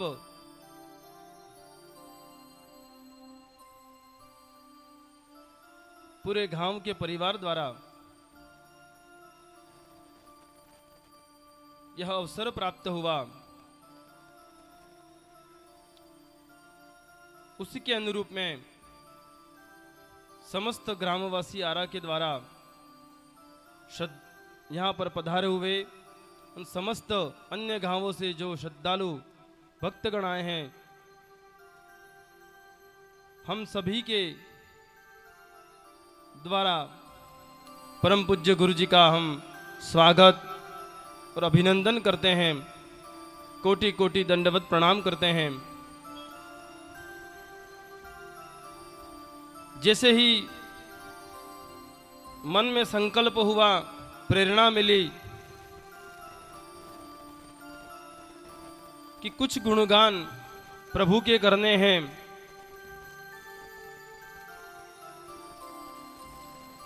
और तब यहां से 1000 किलोमीटर दूर था, मां गंगा के सानिध्य में हरिद्वार धाम में था, कथा में था, और उससे पहले आप सभी त्रिमेश परिवार वालों ने हिंगलाज नवयुग मंडल, गणेश नवयुग मंडल और गांव के सभी समाजों के सभी सदस्यों ने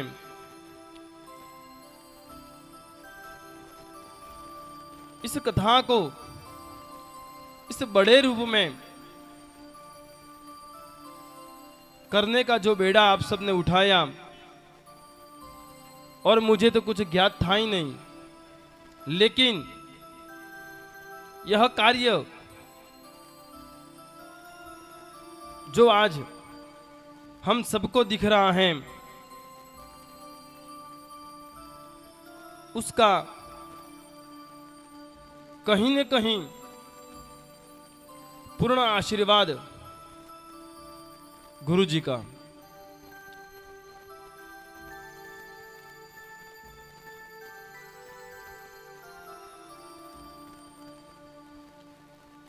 बहुत हृदय भर गया था जब गुरु जी से बात हुई, और बहुत आशीर्वाद दिया उन्होंने, बहुत आशीर्वाद, और आप ही के आशीर्वाद से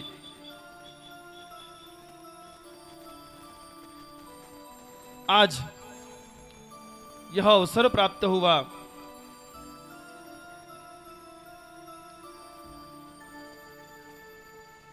भगवान के बारे में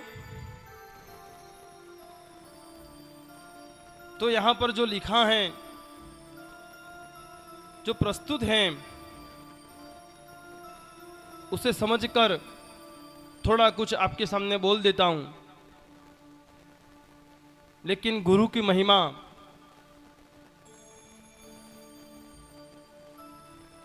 किन शब्दों से अर्पण करूं, कितना आशीर्वाद है आपका।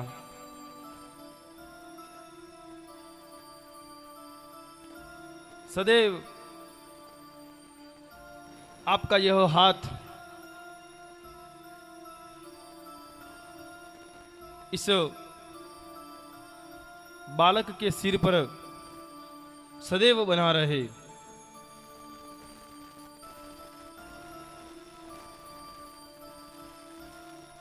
और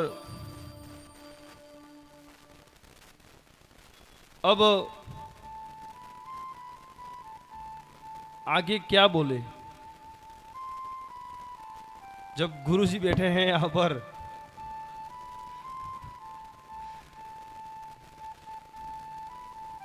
आपके आशीर्वाद गुरु जी।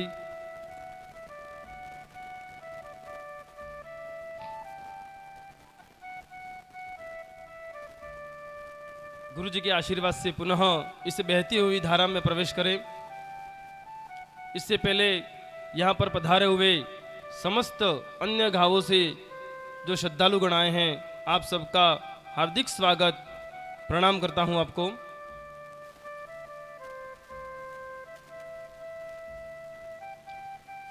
तो हम उस वृत्तांत में थे कि नामदेव जी उस समय बहुत छोटी उम्र के थे। घर में देव पूजा रखी हुई थी और वही विधि जो थी वो पिताजी ने नामदेव जी को समझा दी।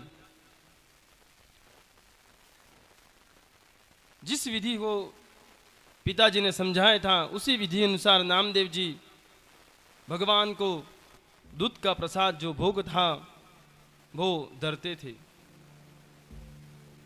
भगवान दूध पीते ही नहीं। नामदेव जी बहुत मिन्नतें करते, रोज तो पिताजी के हाथ से धरा हुआ भोग आप स्वीकार कर लेते हो, और आज मुझसे ऐसी क्या भूल हो गई जो मैं यह प्रसाद आपको दे रहा हूं उसका भोग नहीं लगा रहे हो आप। पिताजी ने नामदेव जी से कहा कि विठलनाथ भगवान प्रभु शर्माते हैं, उनको मनाना पड़ता है।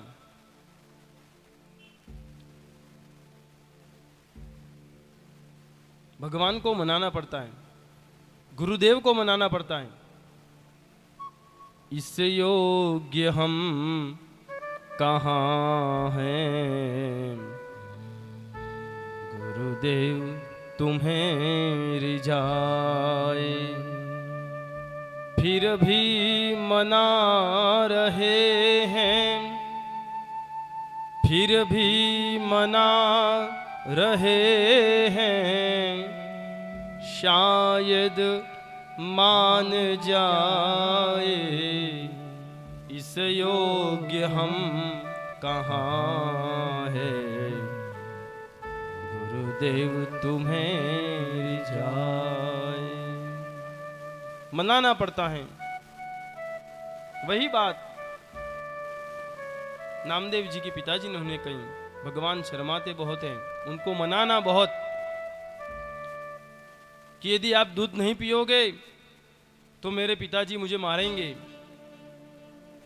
आप दूध पी लो। सब बातें व्यर्थ हो गई। भगवान ने दूध नहीं पिया और तभी हार कर नामदेव जी पत्थर पर अपना सर फोड़ने लग गए। अगर आप दूध नहीं पियोगे तो सर फोड़ लूंगा, दूध तो पीना ही है आपको। और वही नामदेव जी की भक्ति श्रद्धा को देखकर जैसे ही नामदेव जी सर पटकने लगे, तुरंत वहां पर भगवान प्रकट हो गए और भगवान ने वहां दूध का कटोरा जो था, दूध जो था, उसका भोग लगाया। और जब भगवान दूध पीने लगे तब वापस नामदेव जी ने क्या कहा, ओ भगवान पूरा दूध मत पी जाना, थोड़ा सा रहने देना मेरे लिए भी। और वही प्रसाद भगवान विठलनाथ नामदेव जी को भी पिलाते हैं। तभी भक्ति श्रद्धा क्या है, भगवान को मजबूर कर देती है। भक्ति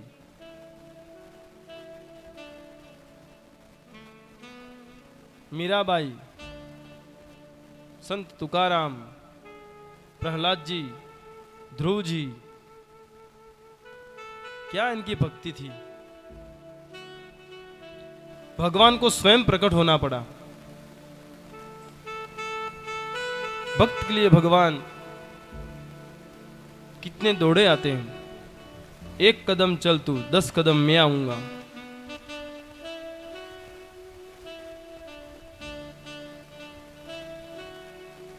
उसी प्रसंग के अनुसार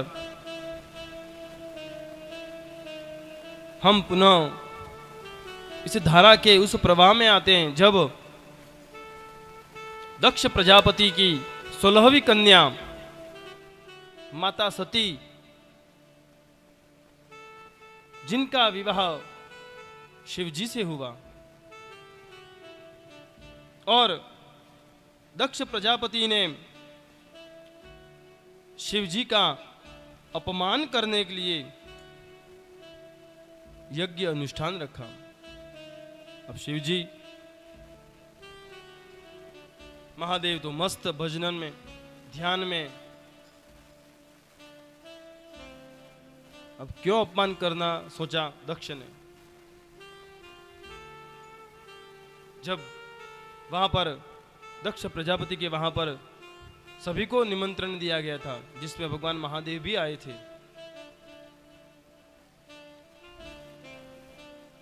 और वहां पर महादेव जी आकर पुनः अपने ध्यान मस्त में बैठ गए। उनको कौन आया कौन गया कुछ मालूम नहीं रहा। और तभी दक्ष प्रजापति वहां से आए। उन्होंने जिन जिन को जो निर्देश देना था, जिनसे जो कहना था, वो कहा। सब देवताओं ने दक्ष प्रजापति का सम्मान किया, लेकिन महादेव तो मस्त। और तभी दक्ष प्रजापति को लगा कि अरे, सबने मेरा सम्मान किया, मात्र महादेव जी को छोड़कर इन्होंने मेरा सम्मान न किया। और उसी बात को लेकर उन्होंने भगवान महादेव का अपमान करने के लिए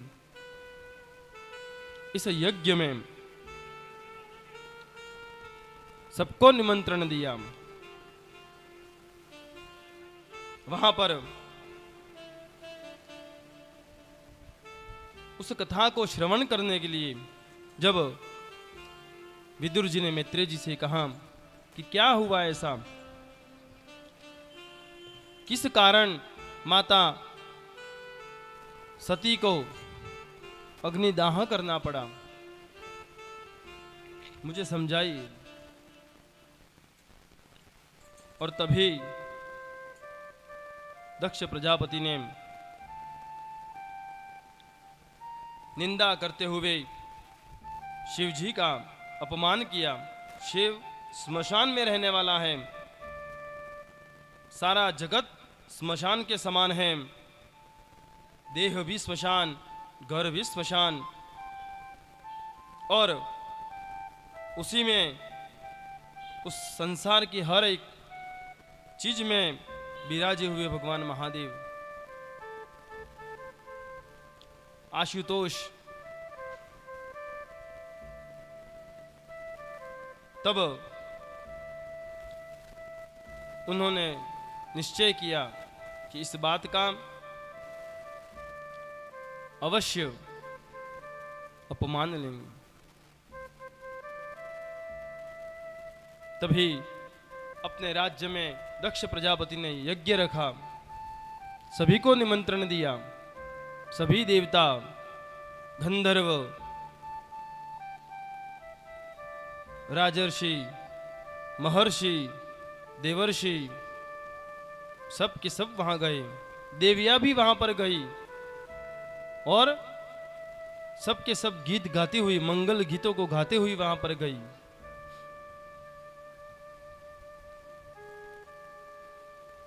अब जब मायके में कुछ प्रोग्राम हो और घर की कन्या को कुछ मालूम नहीं हो, ऐसा हो सकता है? उसके बिना तो हर कार्य अधूरा। यहां पर बहुत बड़ा यज्ञ हो रहा है। वहां पर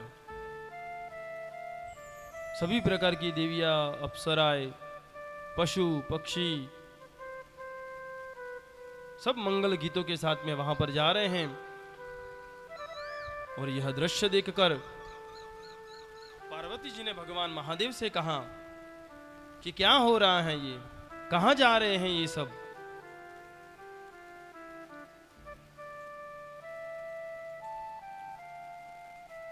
भगवान ने कहा, देवी आपको शायद नहीं मालूम हो, लेकिन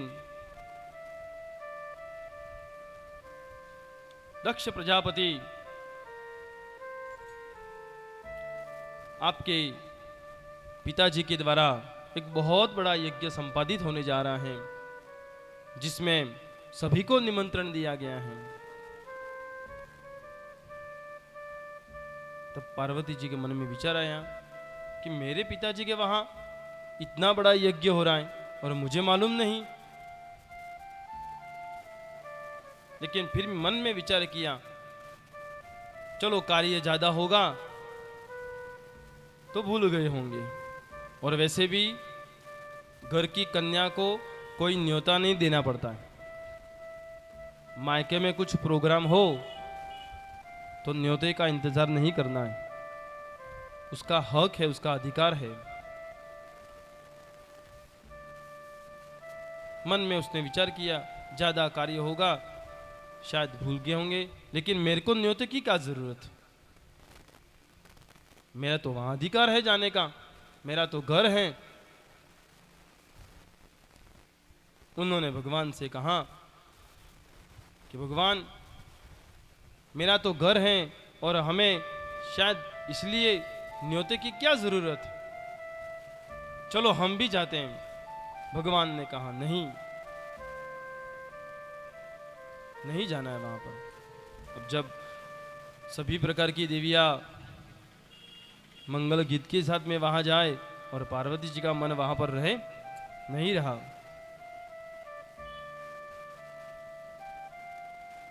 मन में बहुत हलचल मच रही थी उनके, कब जाऊं, कितना बड़ा यज्ञ हो रहा है, ये वो बहुत भगवान को मनाया। लेकिन भगवान शिव जी ने कहा कि नहीं, हमें निमंत्रण प्राप्त नहीं हुआ है और बिना निमंत्रण के नहीं जाना चाहिए। लेकिन अगर आप जाना चाहती हो तो जाओ। मन में रोकने का प्रयास था, भगवान आशुतोष को सब मालूम था कि वहां जाने से क्या होने वाला है। लेकिन फिर भी पार्वती जी को प्रसन्न करने के लिए बहुत जिद करने पर उन्हें कहा कि नहीं, आप जाओ, हम नहीं आए। तो पार्वती जी, सती जी वहां पर पहुंचे और वहां जाकर सती माता ने देखा कि सब देवताओं का अपना अपना स्थान, विष्णु का स्थान, ब्रह्मा जी का स्थान, इंद्र का स्थान, अग्नि का स्थान, सभी देवताओं को वहां पर उचित उचित स्थान मिला है। और देखते देखते गए तो कहीं पर भी भगवान महादेव का स्थान नहीं था। विचार किया क्या हो, इतना बड़ा यज्ञ हो रहा है और हमारे पतिदेव का कहीं भी स्थान नहीं। तब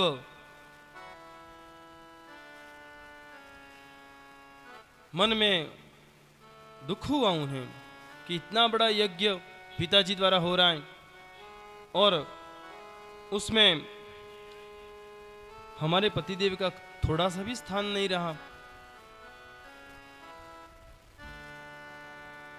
तब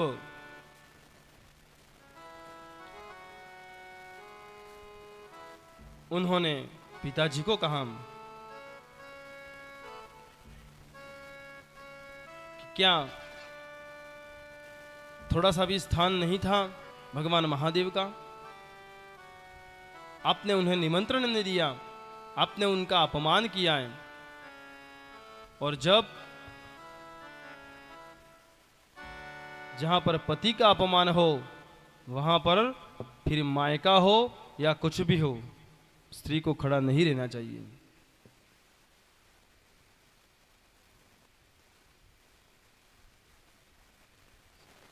अपने पतिदेव को निमंत्रण नहीं मिलने से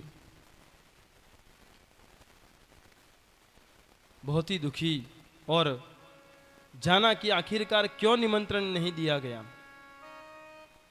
तब दक्ष ने बताया इस तरह का हुआ है और इसी बात को लेकर उन्हें अपमानित किया गया है। और बस वहीं माता सती को क्रोध आता है और जैसे ही क्रोध आता है कहते हैं कि आपका यह यज्ञ संपन्न नहीं होगा महादेव के बिना। हम भी बड़े बड़े यज्ञ करते हैं, ईशान स्थान में भगवान महादेव का स्थान होता है। नवग्रहों के आधिपत्य देव भगवान महादेव, उनके बिना ग्रह भी कुछ नहीं करते, आहुतियां उनके बिना प्रारंभ नहीं होती है। और तुम इतने बड़ा यज्ञ करने बैठे हो, तुम्हारा यह यज्ञ कभी भी सफल नहीं होगा। और उसी क्रोधवश में आकर सती माता ने अपना पूरा देह यज्ञ मंडप में भस्म कर दिया। उसी समय भगवान महादेव की स्मृति को याद करते हुए माता सती ने अपना पूरा देह, राजा दक्ष ने जो आपका अपमान किया उस अपमान को माता सती नहीं सह पाई और उन्होंने अपनी पूरी देह अग्नि में भस्म कर दी। आदि शक्ति मां जगदम्बा का स्वरूप, अब जगदम्बा का स्वरूप कभी भी नाश होता नहीं है। वो तो महादेव के उस हृदय में विलीन हो गए। तब नारद जी ने कहा कि आप इन लोगों को दंड दीजिए, इन्होंने बहुत बड़ा कृत्य किया है। तब महादेव ने कहा कि मुझे किसी को सजा नहीं देनी। जो गंगा जी को अपने सिर पर रखे, शीतलता को अपने सिर पर रखे, उसे कैसा क्रोध। लेकिन फिर भी नारद जी ने कहा कि प्रभु बहुत ही अधर्मी कार्य हुआ है। तब भगवान ने अपने गणों को वहां मारा हुआ देखा। स्वयं तो नहीं गए, जो गण थे उन्हें भेजा कि जाओ उस दक्ष के उस यज्ञ को विध्वंस करो। लेकिन वहां जाकर देखा तो वे गण भी मारे गए थे। और तब जाकर भगवान महादेव क्रोधित हो गए और फिर उन्होंने अपनी जटा से वीरभद्र नामक गण को उत्पन्न किया और कहा कि हे वीरभद्र, जाओ और उस दक्ष के यज्ञ को विध्वंस कर दो। और जब महादेव को क्रोध आए, जटाटवी गलज्वल प्रवाह पावित स्थले गलैवलम्ब्य लंबिता भुजंग तुंग मालिका डमड्डमड्डमड्डमन्निडाडवर्डमर्वयं चकार चंड तांडव तनौतु न शिव शिवं तनौतु न शिव शिवं तनौतु न शिव शिवम्। तांडव जैसा भयंकर क्रोध, और तब वीरभद्र को वहां पर भेजा और वीरभद्र ने वहां जाकर तहस नहस कर दिया उस यज्ञ को। वहीं पर दक्ष को पकड़कर उसका मस्तक अलग कर दिया उसने। देवता ब्रह्मा जी, नारायण सब वहां पर घबरा गए, क्या हो गया ये, इस यज्ञ में ऐसा क्या हो गया। और तभी सब देवता वहां पर भगवान शिव का आवाहन करते हैं, भगवान महादेव को बुलाते हैं, और जहां पर शिव जी की पूजा नहीं होती है, जहां पर महादेव की पूजा नहीं होती है, वहां पर कितना भी बड़ा यज्ञ करो, कुछ न कुछ विघ्न से आ ही जाते हैं। तभी सब देवता कैलाश में आए और उन्होंने महादेव जी को प्रणाम किया। ब्रह्मा जी ने महादेव जी से कहा कि यज्ञ को उत्पन्न करने वाले भी आप हैं और विध्वंस करने वाले भी आप हैं, अतः हे प्रभु, अब यह यज्ञ परिपूर्ण हो ऐसा कुछ कीजिए, आपकी लीला अद्भुत है। आप वहां पधारिए, आप आओ वहां पर। अब वापस शिव जी का नाम भोला। હું કોઈ ગાંડો નથી રે, હું કોઈ ઘેલો નથી रे। भगवान को जैसे मनाते तुरंत मन जाते। भोला भोला रे तमे भोरवाई गया, भांगना नशा में तमे भोरवाई गया। भगवान को मनाओ, तुरंत रिझ जाते, मान जाते हैं। और भगवान भोलेनाथ तुरंत वहां पर राजी हुए और उन्होंने वहां पर जाने का निश्चय किया। वहां पर जाकर उस दक्ष के मस्तक को वहां पर रखा गया था और भगवान महादेव ने उस दक्ष के मस्तक के जगह पर बकरे का सिर लगा दिया। बकरा अति कामी होता है। जो शिव जी की निंदा करता है, जो शिव जी का अपमान करता है, जो अपने यज्ञ में भगवान महादेव को अपमान करता है और दूसरे जन्म में बकरे का रूप धारण करता है। और तब दक्ष को बकरे का सिर जो था वो उसके धड़ के ऊपर लगाया। अब अज, संस्कृत में बकरे को अज कहते हैं और अज का दूसरा अर्थ परब्रह्म। दक्ष जब होश में आया तो उसने भी भगवान की स्तुति की, प्रार्थना की उसने। दक्ष प्रजापति ने शिव पूजन किया और उसने कहा कि मैं अपनी पुत्री सती का दर्शन करना चाहता हूं।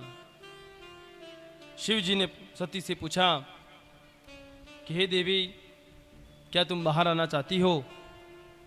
तब जगदम्बा ने इनकार कर दिया, मना कर दिया। और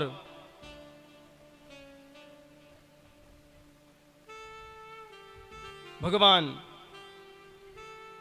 जब शिव जी की पूजा वहां पर हुई तभी भगवान कृष्ण भी वहां पर प्रकट होते हैं। और कृष्ण का मत है, जो शिव और मुझ में जो भेद रखता है वह सदैव नरकगामी होता है। जिसका हमने कथा शुरू होने से पहले ही इस बात का वर्णन किया था कि हरि और हर 19 वर्षों के बाद में यह प्रसंग आया है। 19 वर्षों के बाद में, न जाने अब कब आएगा। श्रावण मास में अधिक मास आया है, पूर्ण पुरुषोत्तम भगवान की लीला हुई है, सदगुरु का आशीर्वाद प्राप्त हो रहा है। कितने पुण्यदायी हैं हम सब कि ऐसे दिन में, ऐसे पवित्र मास में भगवान हरि, हर और गुरु का दर्शन प्राप्त हो रहा है। दक्ष के यज्ञ प्रसंग में देखा कि अनन्य भक्ति का अर्थ वही है, एक ही देव की भक्ति करो, सदैव एको देवो केशवो वा शिवो वा, एको वा सह पत्तने वा वने वा। जहां भी रहो श्रद्धा रखो, भाव रखो, प्रभु जहां भी हैं सर्वव्यापक हैं। और इसी प्रकार हम जब भगवान महादेव को मनाएं, महादेव की पूजा करें, आरोग्य के दाता हैं वो, जरूर प्रसन्न होते हैं। और निश्चित हमारे इस गांव पर भी बहुत ही कृपा है जागन्नाथ महादेव की, उनकी लीला है इस महादेव की हमारे गांव पर। मां हिंगलाज जागन्नाथ दादा, बहुत बड़ी कृपाएं।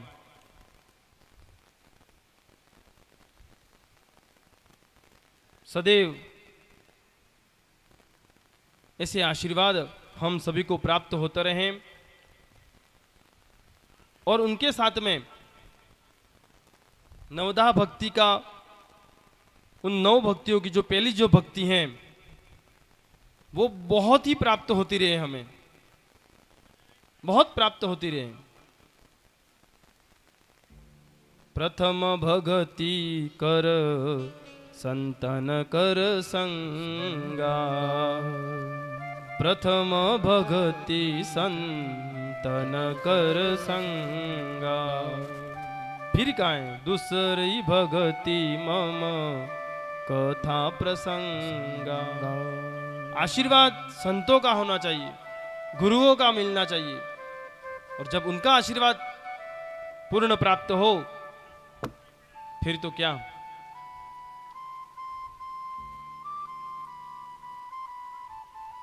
इसलिए उनमें रम जाना चाहिए, उनमें उनकी माला करनी चाहिए, जप करना चाहिए, तप करना चाहिए। आओ हम भी हमारे गुरु की, उन भगवान की, उनमें समाए, उनके हृदय में आए। इसलिए तो कहा है मारा गुरु जी ना नामनी हो, मारा छेड़ोक मां। गुरु जी ना नामने हो, माड़ा छे डोक मारा गुरु जी ना नामनी हो, मारा छेड़ोक मां। गुरु जी ना नामनी हो, माड़ा छे डोक मां।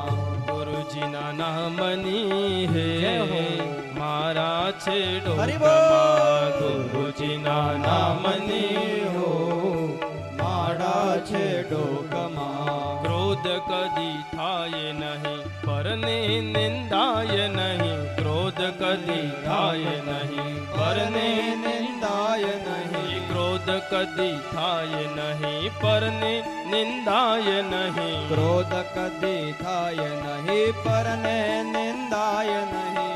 एक लूखवाय नहीं हो, मारा छेड़ोक मां। हे गुरु जी ना नामनी हो, माड़ा छे डोक मां। एक लूखवाय नहीं हो, जय हो। मारा छेड़ोक मां। हे गुरु जी ना नामनी हो, माड़ा छे डोक मां।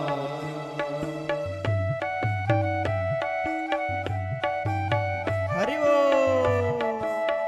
सत्संग में बैठे कभी निंदा नहीं करो, अकेले मत रहो, अकेले मत खाओ, बांट कर खाओ, सदैव साथ में रहो। यही गुरु जी का उपदेश।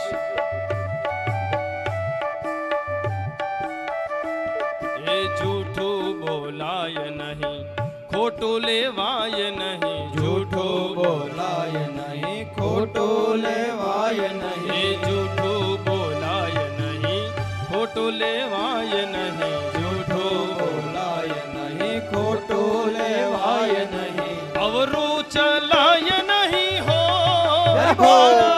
डोक हे गुरु जी ना नाम नीर हो, माड़ा छे डोल मार। गुरु जी ना नाम नी हो, मारा छे डोक हे नारायण नाम नीर हो, माड़ा छे डोल मार।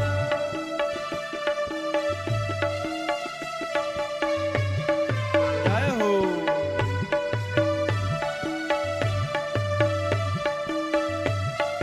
दोनों हाथ ऊंचे करते हुए इस संगीतमय वातावरण का आनंद ले भक्तगण।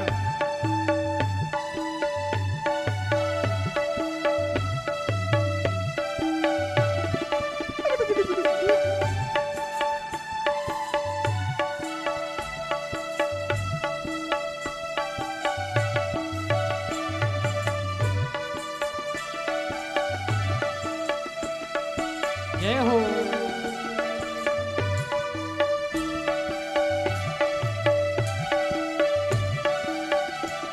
हे हरिहरानंद कहे सत्य ने चुकाय हे नहीं, हरिहरानंद कहे सत्य ने छुपाय हे नहीं। हरिहरानंद कहे सत्य ने चुकाय नहीं, हरिहरानंद कहे सत्य ने छुपाय जय हो। हे नहीं। नारायण विसराय नहीं हो, मारा छे डोक हे मार। गुरु जी ना नाम नी हो, माड़ा छे डोक मार। गुरु जी ना नाम नी हो, मारा छे डोक मार। गुरु जी ना नाम नी हो, माड़ा छे डोक। हे मारा शेखर जी ना नाम नी हो, हरि बोल।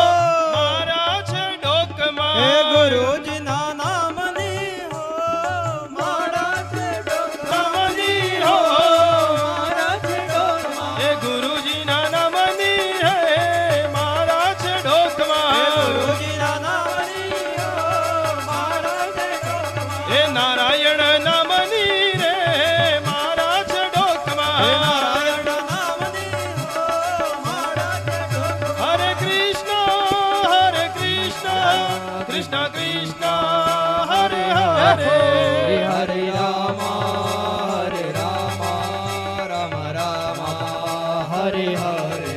ओ हरे कृष्ण कृष्ण कृष्ण हरे हरे। हरे राम राम राम हरे हरे। हरे राम राम राम हरे हरे। हरे कृष्णा कृष्ण कृष्ण हरे हरे।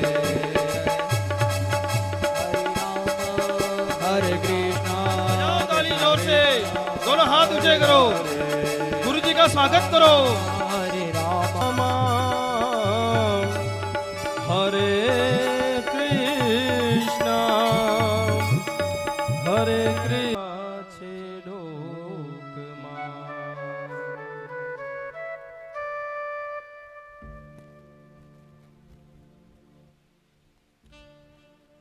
आज यह दिन पवित्र एकादशी,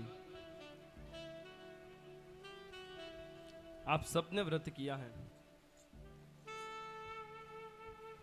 व्रत करना चाहिए, लेकिन श्रद्धा से, भाव से, भक्ति से अगर व्रत किया जाए नहीं। वर्तमान समय दिखावे में बहुत गया, मैं ये कर रहा हूं, मैं वो कर रहा हूं, मैंने इतना किया। मत करो। जो भी करो, जितना करो, कम करो, लेकिन अच्छा करो। इसलिए तो शास्त्रों में भी कहा है, शुभाः शोभनाः, शुभ भी लगे और शोभे भी। हमारे जो पंडित जी सब बैठे हैं विद्वान,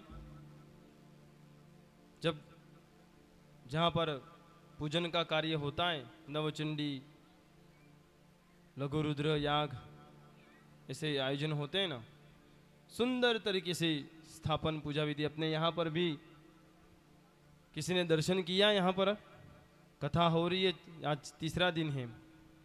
सुंदर मंडप सजाया है, भद्र मंडल बनाया है उन्होंने।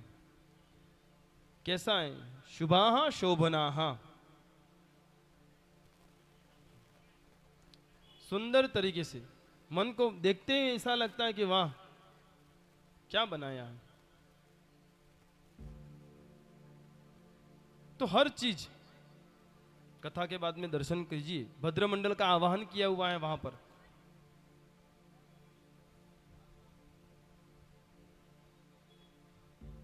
तो जितना करो अच्छा करो, शुभ लगे वैसा करो।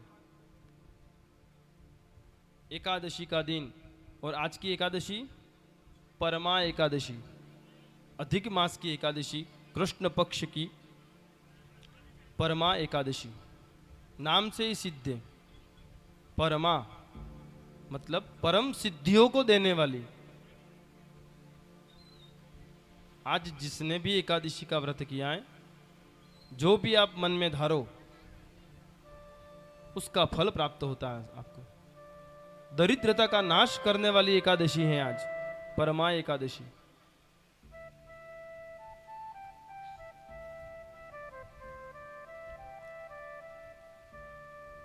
राजा अम्बरीश,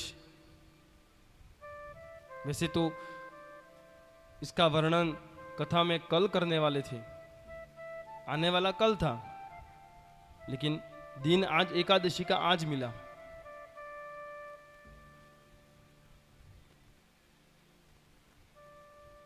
राजा अम्बरीश बहुत ही भक्तिवान, निष्ठा, बहुत ही भक्ति करते थे भगवान की। व्रत करते थे, जप करते थे, तप करते थे। पति पत्नी दोनों अनशन व्रत, व्रत पूरा हो। पारणा, एकादशी का पारणा द्वादशी को पूर्ण होता है। जब तक द्वादशी का पारणा पूर्ण नहीं हो, तब तक एकादशी का व्रत पूर्ण नहीं होता है। एकादशी એટલે આપણે આજે એકાદશી કરી દીધી ને કાલે કોઈ નહીં। જય શ્રી કૃષ્ણ। तो राजा अम्बरीश ने दिव्य एकादशी का व्रत किया श्रद्धा भाव से।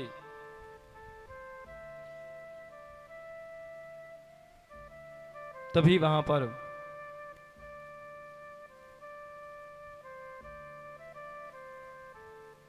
आश्रम में नित्य पूजा पाठ करते हुए भगवान के स्मरण में लगे रहते। तभी वहां पर दुर्वासा ऋषि पधारे और आए हुए अतिथि का सत्कार करना हमारा धर्म है। राजा अम्बरीश ने दुर्वासा जी का स्वागत किया। कहा भिक्षाम देहि, और जब भिक्षा की बात आई तब पूरे दिन भूखे रहकर जब भोजन करने का समय हुआ तब कहा अवश्य महाराज। लेकिन दुर्वासा जी जब तक संध्या पूजा पाठ नहीं करते तब तक भोजन ग्रहण नहीं करते थे। और तभी वे गंगा जी के घाट पर स्नान करने गए। वहाँ पूजा पाठ जप तप किया, बहुत समय हो गया, संध्या काल का समय होने आया। राजा अम्बरीश ने पूरा दिन व्रत किया था। विचार किया कि मुनिवर आए हैं, अतिथि आए हैं, उनको भोजन किए बिना कैसे भोजन ग्रहण करें। अगर भोजन ग्रहण कर ले तो मुनिवर क्रोधित होंगे, और अगर भोजन नहीं किया तो पारणा जो है वो निकल जाएगा। थोड़ा सा भी भोजन करना पड़ेगा। समय हो गया, उन्होंने इधर उधर पूछते हुए ब्राह्मणों को पूछा कि क्या करूं मैं, मेरे पर ऐसा समय है अभी, इसका उपाय बताइए मुझे। घर में अतिथि भी आए हैं, मुनिवर आए हैं, उनको भोजन किए बिना मैं भोजन नहीं कर सकता हूं, और अगर मैंने भोजन नहीं किया तो मेरा जो व्रत का जो पारणा जो है वो निकल जाएगा। यूं करके थोड़ा सा जल उन्होंने ग्रहण किया। दुर्वासा जी मुनिवर आए वहां पर। जैसे ही आए उनसे निवेदन किया कि हे ऋषिवर ग्रहण करो भोजन। मुनिवर ने आते ही अपनी माया से देखा इस तरह का यहां पर हुआ है, क्रोधित हो गए कि तुमने मेरा अपमान किया, मेरे आने से पहले तुमने जल ग्रहण कर लिया, भोजन किया तुमने। और दुर्वासा जी बहुत क्रोधित, और क्रोध में आकर उन्होंने अपनी जटा से एक राक्षसी उत्पन्न की जिसका नाम था कृत्या, और उस कृत्या को आदेश किया कि जाओ राजा अम्बरीश का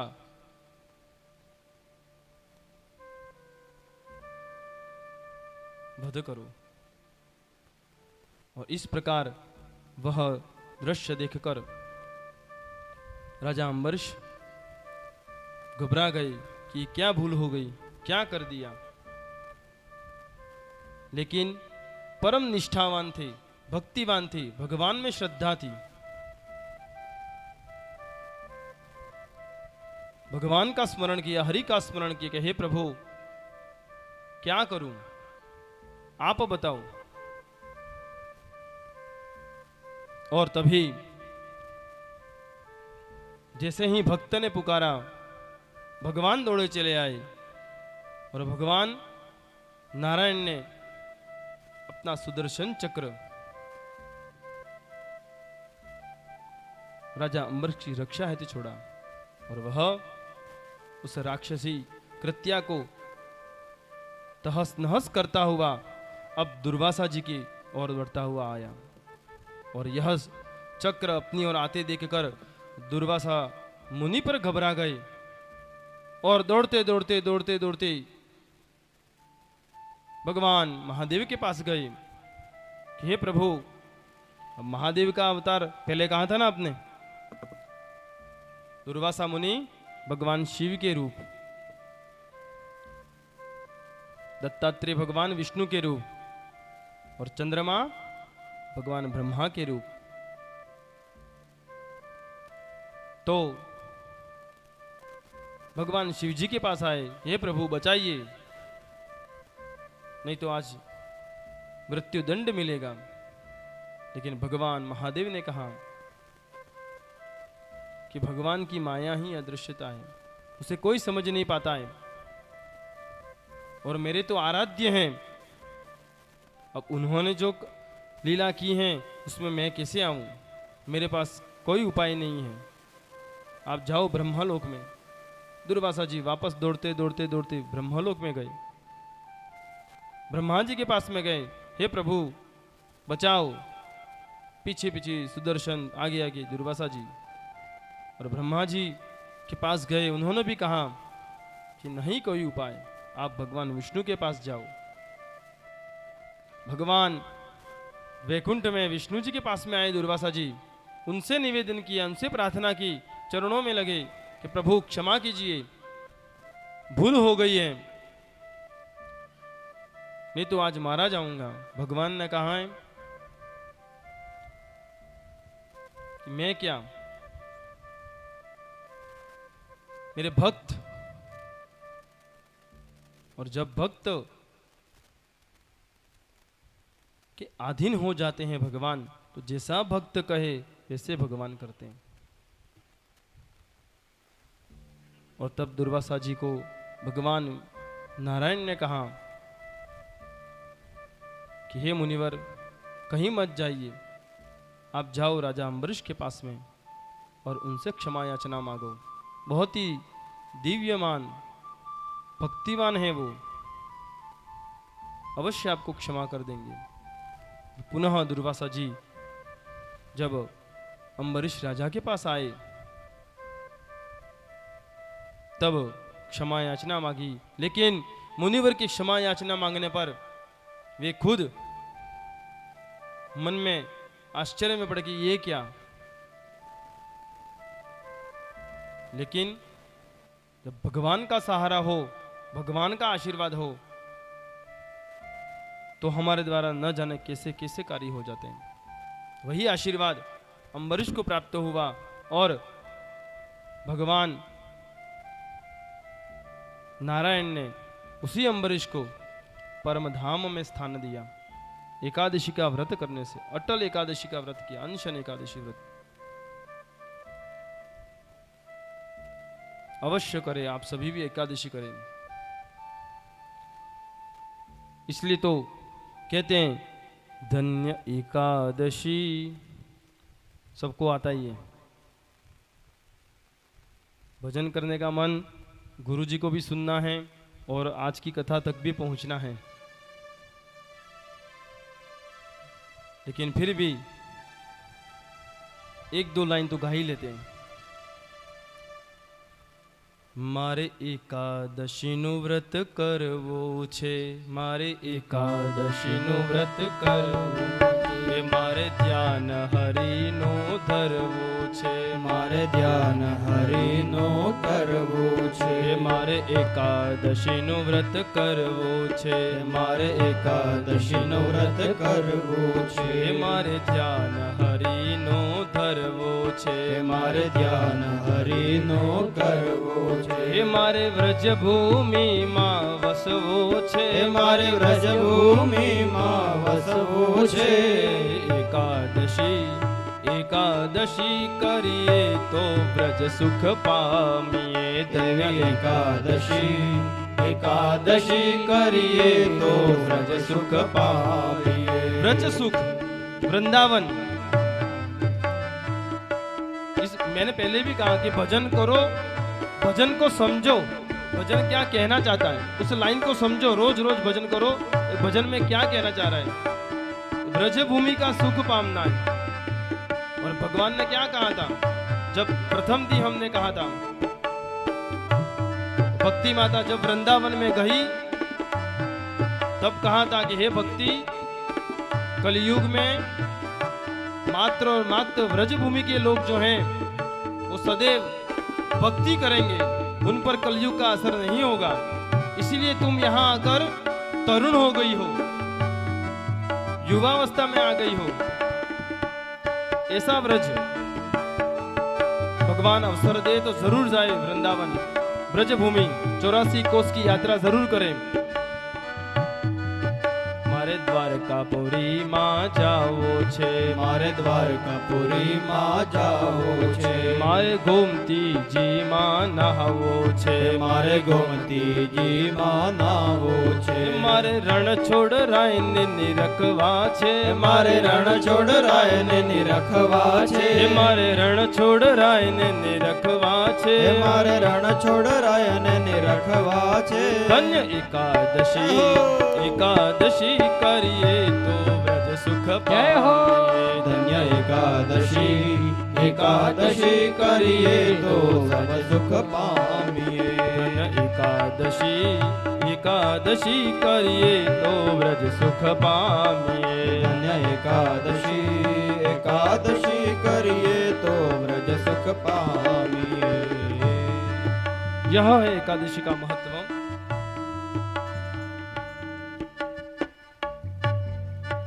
इसलिए एक माह में 2 एकादशी, शुक्ल एकादशी, कृष्ण एकादशी। कई अपने गांव में भी कई ऐसे ऐसे उदाहरण हैं एकादशी का व्रत कठोर व्रत करते हैं। अपने परिवार के भगवती बाई, मोहित, मोनिका, आज के इस युग में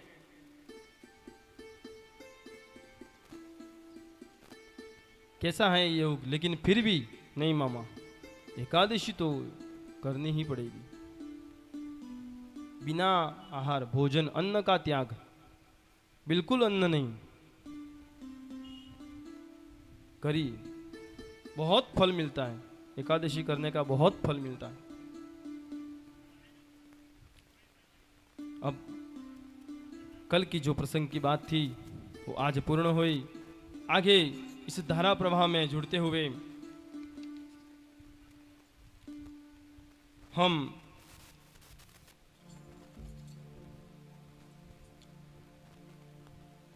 प्रवेश करें।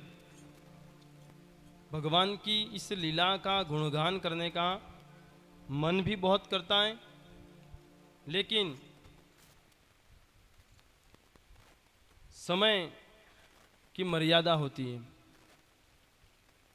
जो समय का मान करता है, समय सदैव उसका मान करता है। हमारा एक विप्रो का एक सदस्य ग्रुप है, मंडल है, जय महाकाल विप्र मंडल। आप सबने सुना भी होगा। गुरुजी आपसे भी कहना चाहता हूँ कि जय महाकाल विप्र मंडल, जिसमें 22 भूदेव हैं, और वह भूदेव हर महीने क्रम से, जैसे चक्र चलता है वैसे हर महीने, आज इनके घर, आने वाले महीने इनके घर, ऐसे करते करते 22 महीनों में सबके घर में लघु रुद्र संपादित करते हैं। आत्म कल्याण और विश्व कल्याण संकल्प होता है, आत्म कल्याण के साथ में विश्व कल्याण। और यह मंडल हमारा प्रारंभ हुआ 2018 26 जून। अभी अभी हमने उसकी 6वीं वर्षगांठ पूर्ण की। 6 साल हो गए, और 6 साल में हमने सभी के घर में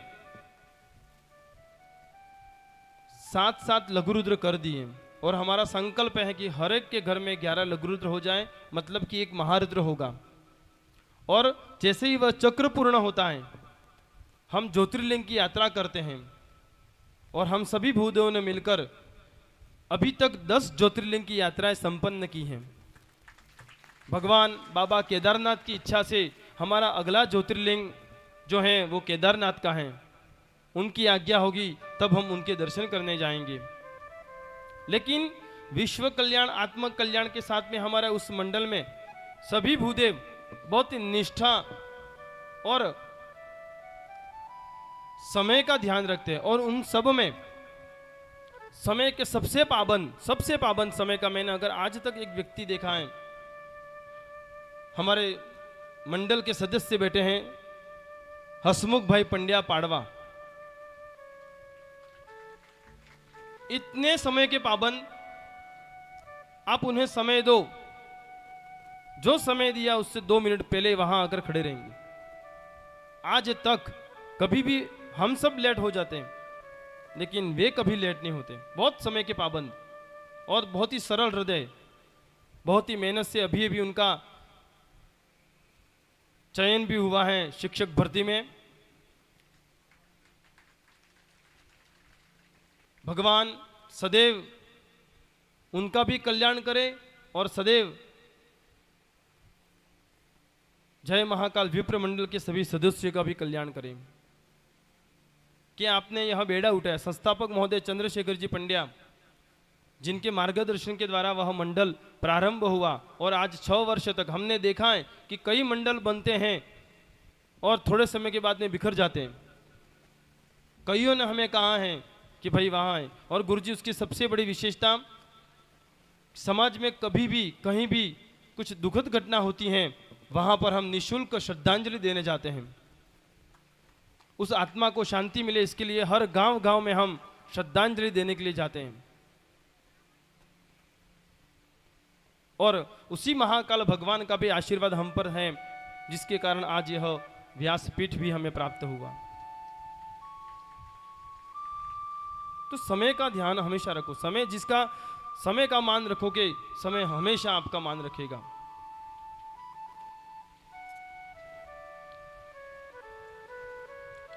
आगे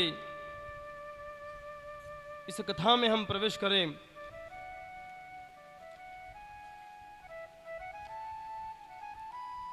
भगवान सुखदेव जी महाराज और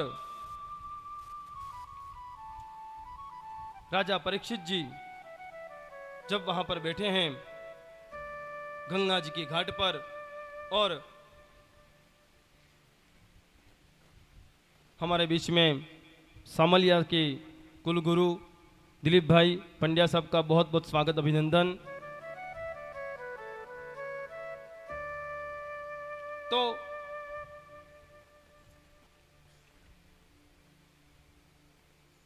सुखदेव जी के द्वारा राजा परीक्षित जी को जो उपदेश दिया जा रहा है, और वही 7 दिन जिसका मोह माया से बंधन छोड़कर राजा परीक्षित ने निसंकोच होकर, आने दो मृत्यु, अभी तो 7 दिन है, मैंने पहले ही कहा था कि अभी तो 7 दिन है।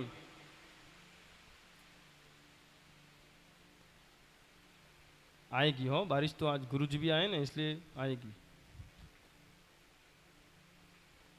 तो 7 दिन उसने सोचा कि अभी तो 7 दिन है, बहुत होगा 7 दिन में तो, और उसी 7 दिन को पूर्णता प्राप्त करने के लिए राजा परीक्षित ने सुखदेव जी महाराज के पास अनेकों प्रश्न किए, अनेकों कथाएं जानने की इच्छुक बने, और उसी में पंचम स्कंद में प्रवेश करते हुए हम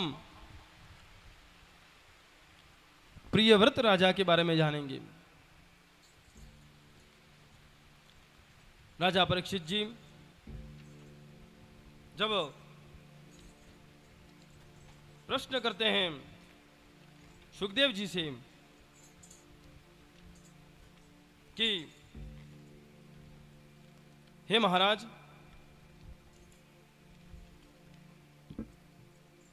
कुछ ऐसा बताओ और भी जिसमें हरि की कृपा, हरि की महिमा निहित है, और भी बताओ। अभी तो 20वां अवतार तो बहुत बाकी है, उससे पहले का है ये सब।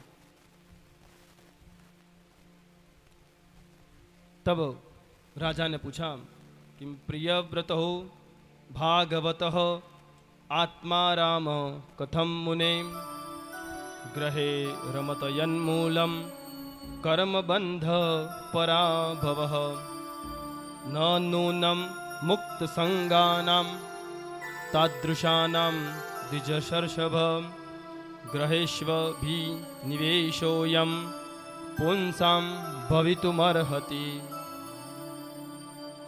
कि परीक्षित राजा प्रश्न करते हैं कि मनु के पुत्र राजा प्रियव्रत की विवाह करने की इच्छा नहीं थी, लेकिन फिर भी उन्होंने विवाह किया। क्यों किया? विवाह उन्होंने क्यों किया? गृहस्थ आश्रम को निभाते हुए उसकी सिद्धि कैसे प्राप्त की, और किस प्रकार से कृष्ण में उनकी भक्ति दृढ़ हुई। सुखदेव जी ने वर्णन करते हुए कहा कि श्री कृष्ण का राजा प्रियव्रत में जो भाव था, घर में गृहस्थ को विषमता करनी पड़ती है, और गृहस्थ सभी की ओर समभाव नहीं रह सकते। इसलिए तो कहा शास्त्र में कि धन्यो गृहस्थाश्रमः, सबसे बड़ा अगर कोई आश्रम है तो गृहस्थ आश्रम। धन्य है वह परिवार, संसार को लेकर भगवान की भक्ति में बैठा हुआ सदैव। और वही गृहस्थ आश्रम भगवान श्री कृष्ण का भी था। वे सभी के प्रति समभाव रखते थे। एक बार जब दुर्योधन उनसे सहायता मांगने आया, दुर्योधन, वैसे दुर्योधन ने तो भगवान श्री कृष्ण का बहुत अपमान किया था, लेकिन फिर भी निर्लज्ज होकर वह सहायता की याचना करने आया। सामान्य गृहस्थ अपना अपमान भूल नहीं पाता है। अभी आपको या किसी और को कोई अपमानित कर दे हम गृहस्थाश्रम में, हम नहीं भूल पाते हैं वे। हम तो बस मन में वही भाव रहता है कि कब इसका अपमान करें, कब वही व्यवहार उसके साथ में करें। लेकिन प्रभु श्री कृष्ण परमात्मा वह अपमान वहां पर याद नहीं लाते हैं, किंतु दुर्योधन को सहायता देते हैं। और तभी अर्जुन भी सहायता मांगने आया। दुर्योधन ने कहा कि मैं अर्जुन से पहले आया हूं, अतः मांगने का अधिकार पहला मेरा है।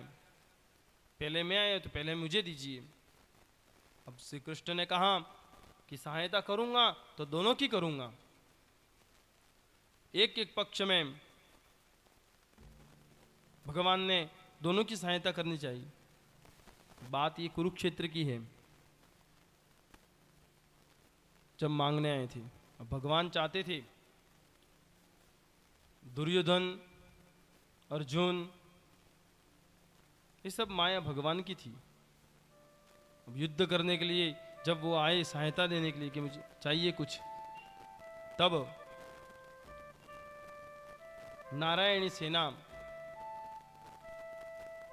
जो थी वह दुर्योधन ने मांगी।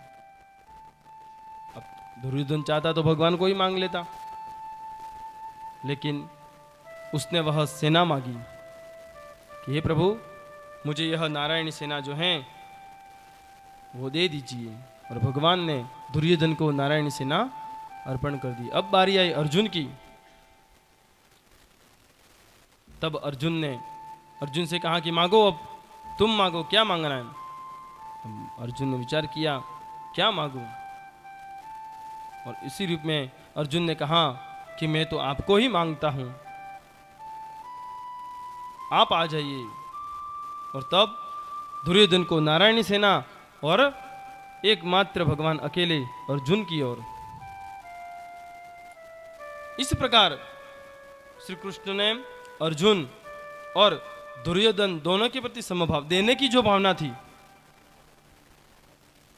वो एक समान रखी। उसने मांगा उन्होंने अलग अलग, दिया भी अलग अलग, भावना दोनों की समान थी कि दोनों को देना है, किसी को नहीं देना ऐसा नहीं।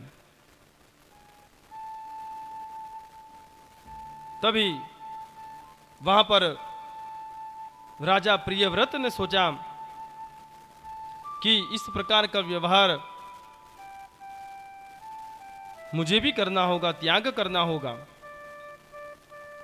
परमार्थ में अभेद बुद्धि और व्यवहार में भेद बुद्धि का निर्वाह करना पड़ता है। भेदभाव होने पर काम, क्रोध आदि विकार उत्पन्न होते हैं।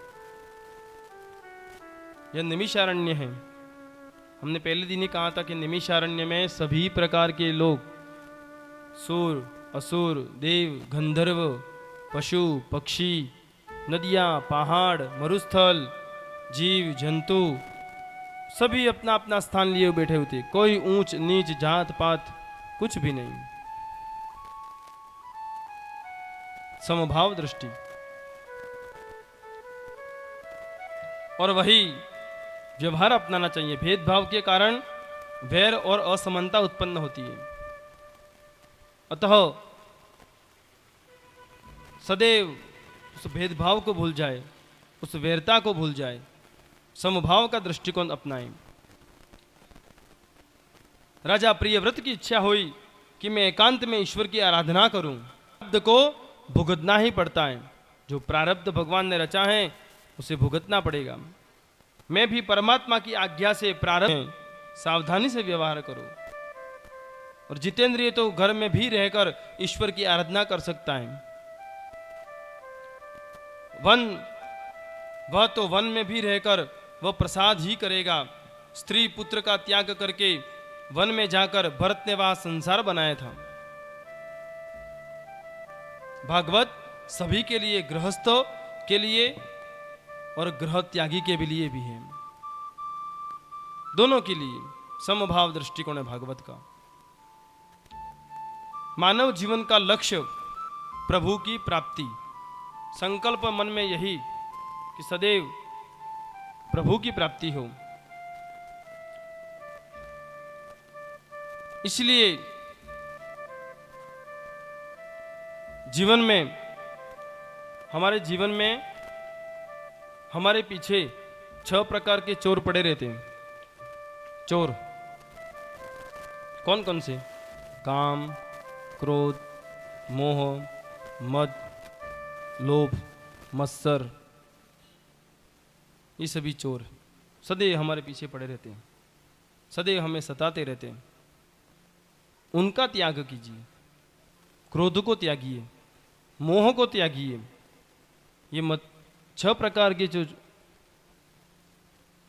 उनका त्याग जब होगा तभी भगवान की प्राप्ति होगी। तभी ब्रह्मा जी राजा प्रियव्रत से कहने लगे कि तुम विवाह करो, विवाह किए बिना विकार वासना नष्ट नहीं हो सकती। कुछ समय के लिए संसार के सुखों का उपभोग करो और उसके पश्चात परमात्मा ही परम आराधना है। व्यवहार करो किंतु ऐसा करो कि पुनर्जन्म का बीजारोपण न हो जाए। राग द्वेष रहित किया जाए, वह व्यवहार मनुष्य को मुक्ति दिलाता है। सदैव अच्छा व्यवहार करो जीवन में। सत्संग, हमारे शास्त्र भी कहते हैं कि संगति जीवन में सदैव अच्छी करनी चाहिए। संगति का असर जिसके साथ रहे वैसा हमारे पर हो जाता है। सत्संगति कथय किम न करोति पुंसाम, जैसा संग करोगे वैसा प्राप्त होता। अच्छे के साथ रहोगे अच्छा, बुरे के साथ रहोगे तो बुरा। जैसा मन वैसा अन्न। मन में जिस प्रकार के विचार आते रहते हैं उस भोजन को प्राप्त करने, कहाँ से खा रहे हो, कहाँ खा रहे हो, क्या खा रहे हो, किस प्रकार का भोजन ले रहे हो, बस फिर वही विचार आने लगते। सात्विकता अपनाओ।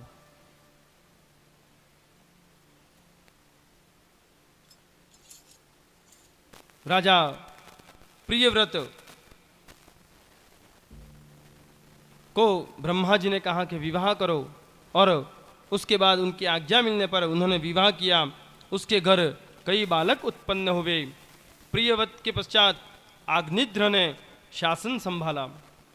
वे तपश्चर्या करने के लिए वन में जा बसे और उनके तप में पूर्व वासना बाधाएं उपस्थित होने लगी। चित्त में रहने वाली पुनर्जन्म की जो बातें हैं, जो वासना हैं, वह पूर्व चित्ती हैं। अग्नित्र के घर नाभि हुए, नाभि के घर पुत्र रूप में ऋषभदेव हुए। बोलो ऋषभदेव भगवान की जय। ऋषभदेव जी जो भगवान का अवतार था, 8वां अवतार ऋषभदेव जी का हुआ भगवान का। जैन मुनि के तीर्थंकर, वैष्णव धर्म के भगवान कहे जाते हैं। ऋषभदेव जी का जन्म हुआ और ऋषभदेव जी ज्ञानी के अवतार थे। परमहंसों का, ज्ञानी परमहंसों का वर्तन किस प्रकार का होता है यह बताने के लिए ऋषभदेव जी ने यह अवतार धारण किया। वे जगत को ज्ञानी परमहंस का आदर्श बनाना चाहते थे। ऋषभ का अर्थ सर्वश्रेष्ठ, ऋषभदेव, ऋषभ का अर्थ है सर्वश्रेष्ठ, सबको सर्वश्रेष्ठ बनाना, परमहंस बनाना चाहते थे। ऋषभदेव बार बार उपदेश देते थे कि मानव जीवन भोग के लिए नहीं है, योग के लिए है, तपश्चर्या के लिए है। तप करो और सभी में ईश्वर को देखो। विषय सुखों में ही मानव शरीर का दुर्व्यय मत करो। वैराग्य के बिना ब्रह्म ज्ञान स्थायी नहीं हो सकता है। ब्रह्म ज्ञान की बातें करने वाला धन और प्रतिष्ठा से प्रेम करने वाला सच्चा ज्ञानी नहीं होता है। इसलिए सदैव तप करो, जप करो। इस मृत्यु रूपी संसार में फंसे हुए अन्य लोगों का उद्धार करने में जिसका परम हाथ रहता है वह है गुरु। ज्ञानी परमहंस ने गुरु बनकर सबका उद्धार किया। गुरु बनाने बहुत आवश्यक है। गुरु के बिना गति नहीं। और जब गुरु का आशीर्वाद मिलता है तो भव से तर जाते हैं।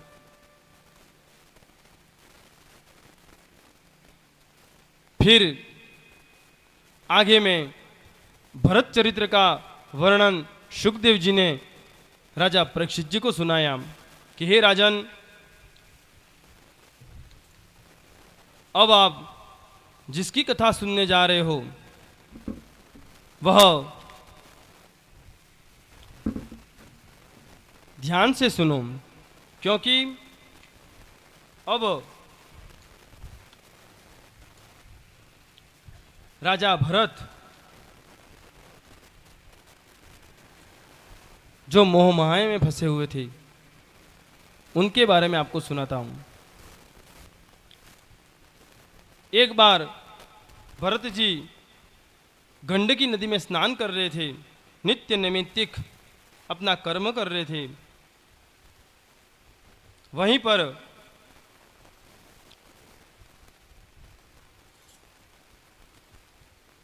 राजा भरत जहां पर बैठे थे उसी में एक हिरनी प्यास से व्याकुल होकर जल पीने के लिए वहां पर आई और वह अकेले ही उस नदी के तीर पर आई। अभी भी वह जल पी ही रही थी कि पास ही गुजरते हुए सिंह की लोक भयंकर दहाड़ सुनाई दी। और हरिण जाति तो स्वभाव से डरपोक हिरनियां शेर से डरती है और डर, जब तक डर है तब तक जीवन भवबंधन से मुक्त नहीं होगा। डर किसका? डर किसका होना चाहिए? मृत्यु का। लेकिन उसी डर का यहां पर शुकदेव जी ने भरत जी को कहा कि अब तो तुम्हें मालूम भी हो गया है कि मृत्यु निश्चित है, तो फिर डर किस बात का? भरत जी पूर्व जन्म के रिश्तेदार, मृत्यु के पश्चात वह पुनर्जन्म का जो भाव मन में रहता है, जब मनुष्य इस जीवन से तरत जाता है तब उसे याद नहीं रहता है कौन रिश्तेदार हैं, कौन भाई, कौन बहन, कौन परिवार। पूरी जिंदगी माया के बीच में रहा वो, लेकिन जब गया तब कौन साथ आया? वही सोच भरत जी के मन में हुई कि सांसारिक सुख का उपभोग तो मैंने कई वर्षों तक किया, लेकिन अब विवेक पूर्व उसका त्याग करूं। उन्होंने यौवनावस्था में बुद्धिपूर्वक त्याग किया और विषय को अनिच्छा से छोड़ दिया। यदि हम विषय को छोड़ दे, कामनाओं को छोड़ दे, वासनाओं को छोड़ दे, तभी हमें परम शांति प्राप्ति होती है। भरत मुनि ने राज्य का त्याग किया, रानियों का त्याग किया, सर्वस्व का त्याग किया और वन में आकर बैठ गए, गंडकी नदी के पास में तप करने लगे। और वहीं पर उन्हें एक मृगवाल हिरन जो थी उसमें स्नेह हो गया और अपने मन में उसे स्थान दे बैठे। पूरा परिवार, राजपाट सब छोड़ आए, लेकिन जैसे ही वहां पर बैठे उनका मन जो था वो हिरनी के बच्चे में गया। इस आसक्ति के कारण, आसक्ति बहुत बड़ा शब्द है, आसक्ति, इसको समझना। आसक्ति किस में आसक्ति किस में करनी चाहिए? भगवान में। भगवान में अगर आसक्ति हो गई तो फिर वो जा सकती नहीं है। लेकिन हम भगवान को छोड़कर अन्य मोह माया में आसक्ति बना बैठते हैं, और जब उसमें आसक्ति बना बैठते हैं तो फिर वो जा सकती नहीं है। इसलिए जीवन भर उसी मोह माया में पड़े रहते हैं। इसी आसक्ति के कारण उनका भजन ध्यान सब खंडित हो गया और उन्हें मृग योनि में जन्म लेना पड़ा। हिरनी क्या जो स्नेह था, और उसी स्नेह के कारण उन्हें उस योनि में जन्म लेना पड़ा। हमारा भी मोह बंधन होता है। मैंने कहते हैं जब जन्म होता है, ओ दादो अविज्ञा पासा है,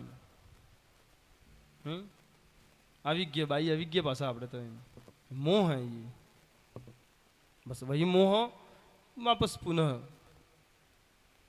और एक बार यहां आकर इस चक्र में फंसकर कोई वापस आना नहीं चाहता है। तो वही आसक्ति, और उसी मृगयोग में जन्म लेकर भरत मुनि के मन में मृगबाल के लिए आसक्ति ने जन्म लिया, और वही उनके पुनर्जन्म का कारण भी बना। अगर आसक्ति नहीं होती उस मृग में तो पुनर्जन्म मृग में नहीं होता। पुनर्जन्म का कारण बनता रहा, और मन में अन्य किसी भी वस्तु के प्रवेश होने पर वहां पर कौन भाग जाता है? मन मोहन।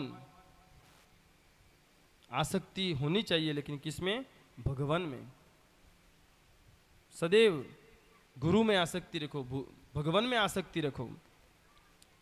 भरत जी का नित्य नियम था कि ब्रह्म मुहूर्त में उठना, स्नान करना, सूर्य नारायण को ध्यान करना, गायत्री जप करना, अर्घ्य देना, ये सब उनका कार्य था। और उसी सूर्य नारायण भगवान की कृपा से उनकी जो बुद्धि जो थी वो उज्जवल हुई। इसलिए सूर्य नारायण भगवान की उपासना जरूरी है। अर्घ्य दीजिए आप, रोज स्नान हो जाए, स्नान करके भगवान सूर्य नारायण को एक लोटा जल अवश्य अर्पण करें। आदित्यस्य नमस्कारः ये कुर्वन्ति दिने दिने।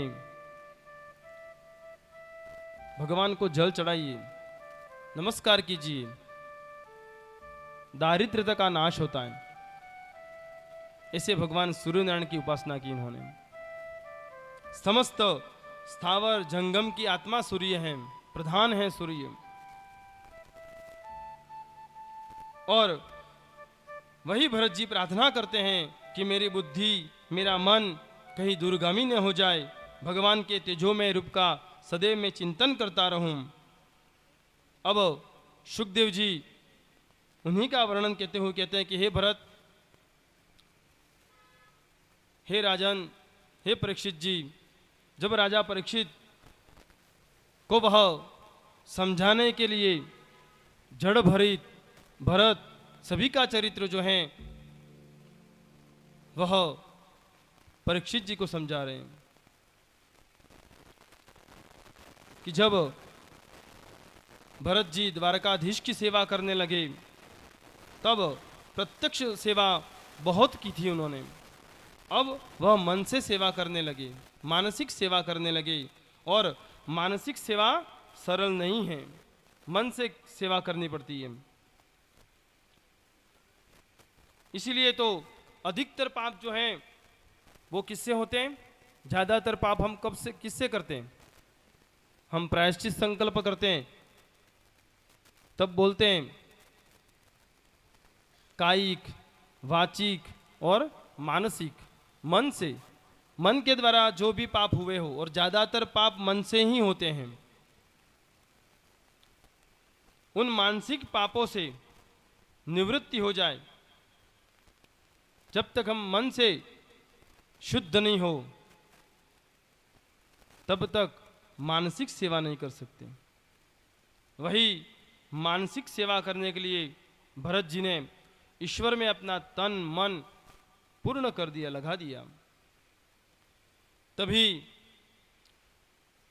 कहा गया है यहां पर कि भरत जी के द्वारा जब प्रभु की महिमा का गुणगान करते हैं तब माता यशोदा भी मन से, जब उन्हें मालूम था कि ऋषि गर्गाचार्य ने जब बताया कि तेरा पुत्र कोई छोटा मोटा नहीं है, स्वयं भगवान है, तब भगवान की मानसिक पूजा करने लगी थी। क्योंकि अगर सबको बता देती मेरा पुत्र है यूं, तो सबको मालूम पड़ता, इसलिए मन में ही भगवान की पूजा की थी उसने। इसी तरह से राजा भरत ने भी भगवान की मानसिक पूजा की। और तब माया की गति बड़ी विचित्र, मानसिक पूजा करते करते करते करते वह भरत जी जहां पर उस नदी में खड़े थे, कमर तक पानी आ गया, जल में वही खड़े रहे ग्रीष्म ऋतु, और वहीं पर वह हिरनी जो पानी पीने आई थी, जलपान करने आई थी, जो सिंह की गर्जना से बहुत भयभीत थी, और उन्होंने जोर से छलांग लगाई उस नदी को पार करने के लिए। लेकिन प्रसव काल था हिरनी का, और उसी दरमियान उसका प्रसव हुआ, और उसी हिरनी से हिरण बाल का जन्म हुआ, और वह हिरनी उस जल में गिर गई। और जैसे ही जल में गिरी, मन से जो तपस्या कर रहे थे भरत जी, उनका ध्यान उस हिरनी में चला गया। दूर किनारे पर जब उस बाल स्वरूप हिरणी की माँ जो प्रसव काल में थी उसकी मृत्यु हुई, तब भरत जी का मन जो था वो उस नन्हे हिरण में लग गया, और सोचने लगे कि अब मेरे सिवाय इसे यहाँ पर कौन पहचानेगा, इसे कौन बचाएगा। और तभी उन्होंने निश्चय किया कि अभी मैं ही इसका पालन पोषण करूं, और उसे उचित स्थान पर ले जाऊं। वही भरत जी उसी बाल हिरनी का पालन पोषण, उसकी रक्षा करने के लिए उसे बड़ा करते हैं, और जब ज्यादा स्नेह होता है तब अन्य मार्ग छूट जाते हैं। और यही बात भरत जी के द्वारा हम तक पहुंची कि ज्यादा स्नेह हर किसी चीज में, मेरा पुत्र, मेरी पुत्री, मेरा भाई, मेरा परिवार, और जब तक यह है तब धीरे धीरे धीरे धीरे परमात्मा हमसे दूर। यही स्नेह था उस हिरण में, और उसी स्नेह के कारण उसी भरत जी को वापस उसी योनि में आना पड़ा। आगे जब भरत जी वापस उसी योनि में आए, तब हिरण्य बाल के रूप में उनका स्वरूप प्रकट आया। अब प्रारब्ध को झेलना ही था, जो पूर्व में किया उसको झेलना ही पड़ता है। इस जन्म में अच्छे कर्म करोगे तो निश्चित तौर पर हमें अच्छे कर्म मिलेंगे, और इसमें अगर हमने पाप कर्म किया तो वो झेलना ही झेलना है।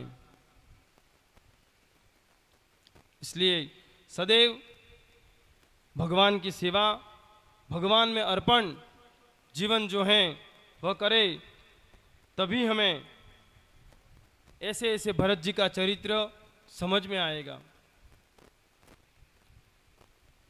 परम पूज्य गुरु जी जिनको सुनने के लिए मैं कब से आतुर हूं, लेकिन मात्र कुछ समय में हम गुरु जी के मुखारविंद से आशीर्वाद प्राप्त करें। अब उसके बाद में सुखदेव जी महाराज ने राजा परीक्षित को भरत और रहुगण के बीच में हुए संवाद को बताया। भारतवंशी राजाओं, भारतवर्ष के उन समस्त पृथ्वी खंडों, ग्रहों, सप्तलोकों की स्थिति आदि के बारे में बताया, और इस तरह से राजा परीक्षित को उन्होंने पंचम स्कंद की संपूर्ण गाथाएं बताई। आगे षष्ठम स्कंद, जिसमें सुखदेव जी महाराज को राजा परीक्षित को बताना था कि किस प्रकार यह देह इस मनुष्य लोक में आकर समस्त प्रकार के कर्म कर नरकों की यातना भोगता है। प्रभु की सेवा, गुरु का आशीर्वाद पुनः जब भी प्राप्त होगा तब हम इन सभी प्रकार के नरकों का भी वर्णन अवश्य करेंगे। अब इस धारा प्रवाह में आगे सुखदेव जी महाराज राजा परीक्षित जी को दक्ष के द्वारा आदि नारायण की उपासना, उनकी आराधना के बारे में बताते हैं। कहते हैं कि प्राचीन बही राजा के प्रचेता नामक 10 पुत्र हुए और उनके दक्ष नामक एक पुत्र हुआ। प्रजापति दक्ष ने हंस गुह्य स्तोत्र से आदि नारायण की आराधना की और आदि नारायण की आराधना करने से उनके वहां हर्यश्व नामक 10,000 पुत्र हुए। दक्ष ने उन्हें प्रजा उत्पन्न करने की आज्ञा दी, किंतु नारायण सरोवर के जल का स्पर्श करने के कारण उनको परमहंस धर्म का आचरण करने की इच्छा हुई। वहीं पर उन्हें नारद जी मिल गए। दक्ष प्रजापति नाम सुना है आपने, दक्ष के प्रश्न। तो इन्हीं दक्ष के इन 10,000 पुत्रों ने उन नारद जी को कई प्रश्न पूछे और उन प्रश्नों का इन पुत्रों ने उत्तर पहले से ही सोच निकाला था। उनमें से कुछ प्रश्नोत्तर हम भी कुछ यहां पर उनके जो प्रश्न हुए उन्हें अवश्य जानें। तब प्रश्न यह था कि ईश्वर कहां है? ऐसा कौन सा देश है जहां केवल एक ही पुरुष है? केवल एक ही पुरुष है, वैसा कौन सा देश है? और तब उन्होंने उत्तर दिया कि ईश्वर रूप पुरुष इस देह में रहता है। यह देश समझने की बात है। कौन सा देश? यह देश, यह देह रूपी देश जिसमें एक ही पुरुष रहता है और वह है ईश्वर, उसके अलावा और कोई नहीं रहता है। दूसरा प्रश्न पूछा, ऐसी कौन सी गुफा है जिसमें प्रवेश तो किया जा सकता है परंतु बाहर नहीं आ जा सकता है? एक बार प्रवेश हो गया तो फिर बाहर नहीं आ सकते। उसका भी उत्तर तैयार था। उन्होंने उत्तर दिया, प्रभु के चरण। एक बार प्रभु को मस्तिष्क के अंदर से यहां से प्रवेश कराया तो फिर यहां बाहर आने की जगह नहीं है। प्रभु के चरण हैं जहां से हमें एंट्री तो है लेकिन वापस जा नहीं सकते। फिर पूछा, वह कौन सी नदी है जो परस्पर विरुद्ध दिशा में बहती है? फिर उसका उत्तर दिया कि संसार रूपी नदी। इस संसार में आगे जन्म लेते हैं या जीव जो हैं, जब तक गर्भावस्था में रहता है माँ के, बहुत भगवान की स्तुति करता है, भगवान को मनाता भी है कि नहीं जाना है प्रभु बाहर, और कभी कभी कहता है कि प्रभु बाहर निकालो, अंदर तो बहुत घबराहट हो रही है, बाहर जाकर आपकी आराधना करूंगा, आपकी पूजा करूंगा, आपकी भक्ति करूंगा। इसलिए तो कहा है कि यद गतवा न निवर्तन्ते तद्धाम परमम गतः। भगवान का धाम, भगवान के चरण ही हमारा परम धाम है। फिर प्रश्न किया कि सिर पर जो चक्र मंडरा रहा है वह कौन सा चक्र है और क्या है? तो कहा कि सभी जीवों पर एक ही चक्र मंडराता है और वह कौन सा है? काल चक्र। वह काल चक्र कब हमें ले जाए, कब हमारे ऊपर आ जाए, किसी को मालूम नहीं है, सदैव चक्रात रहता है, सदैव हमारे ऊपर रहता है। कब आ जाए, कब क्या हो जाए, लेकिन फिर भी मन जो है, देह जो है, वो कितना अभिमानी है। खबर नहीं पल की, बात करे कल की। कल ये ऐसा होने वाला है, परसों ऐसा कर देंगे, लेकिन एक पल की खबर नहीं है, क्योंकि काल सदैव हमारे ऊपर रहता है। इस तरह से उन नारद जी के कूट प्रश्नों का उत्तर जो था, उन सभी 10,000 पुत्र ने दिया। तभी नारद जी के उपदेश से दक्ष पुत्र की विरक्ति हुई और नारद जी को उन दक्ष का शाप, दक्ष की 60 कन्याओं के वंश का विस्तार, बृहस्पति द्वारा देवताओं का त्याग, विश्वरूप का दर्शन, सभी राजा परीक्षित को सुखदेव जी ने श्रवण कराया। अब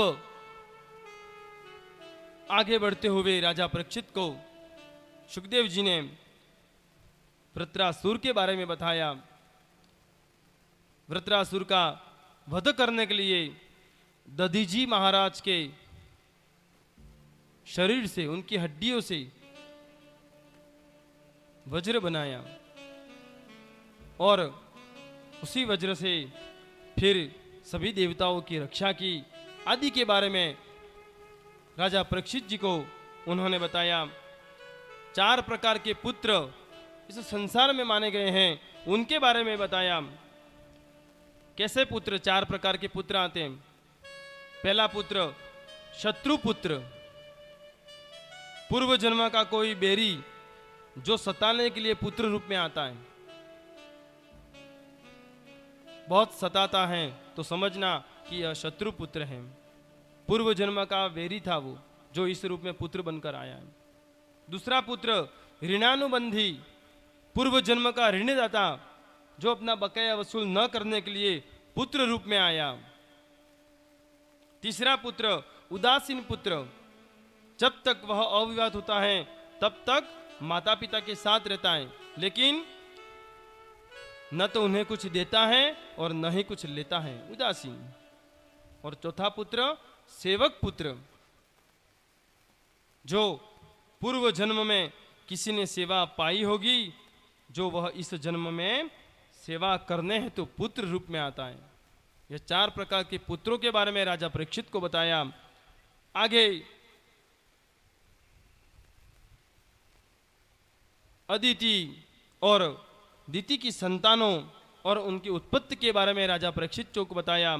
हमने कल भगवान का दूसरा अवतार, जिसके बारे में वर्णन किया था, वराह अवतार, और वही वराह अवतार किनके पुत्र थे? माता दिति के, कश्यप जी के। कश्यप जी की 2 पत्नी दिति और अदिति, और दिति के 2 पुत्र। पहला पुत्र हिरण्याक्ष, जिसका भगवान वराह देवता के द्वारा कल संहार हुआ, उद्धार हुआ उनका। और वो भी कौन थे? जय और विजय द्वारपाल थे, सनत कुमारों के द्वारा जिन्हें श्राप दिया गया कि 3 जन्म तक आप पृथ्वी लोक में विचरण करते रहोगे, तब तुम्हारा उद्धार होगा। और वही दिति के पुत्र के बारे में अब यहां पर सुखदेव जी राजा परीक्षित जी को बताते हैं।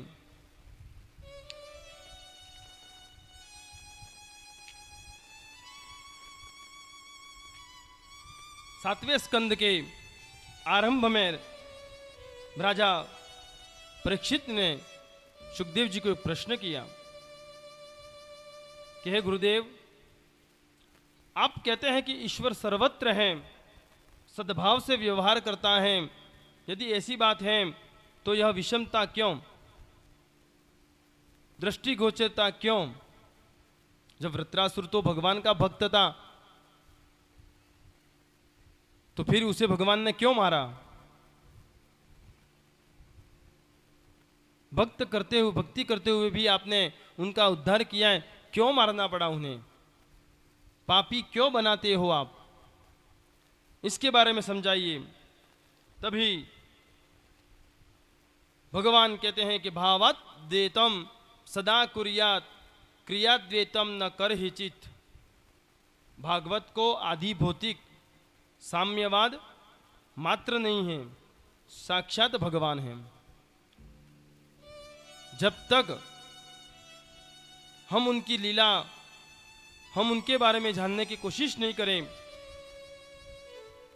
प्रयास नहीं करते, तब तक हमें प्राप्त नहीं होते। वही दीति माता के गर्भ से उत्पन्न हुए, आज हम उन्हीं के पुत्र हिरण्यकश्यप के बारे में जाने।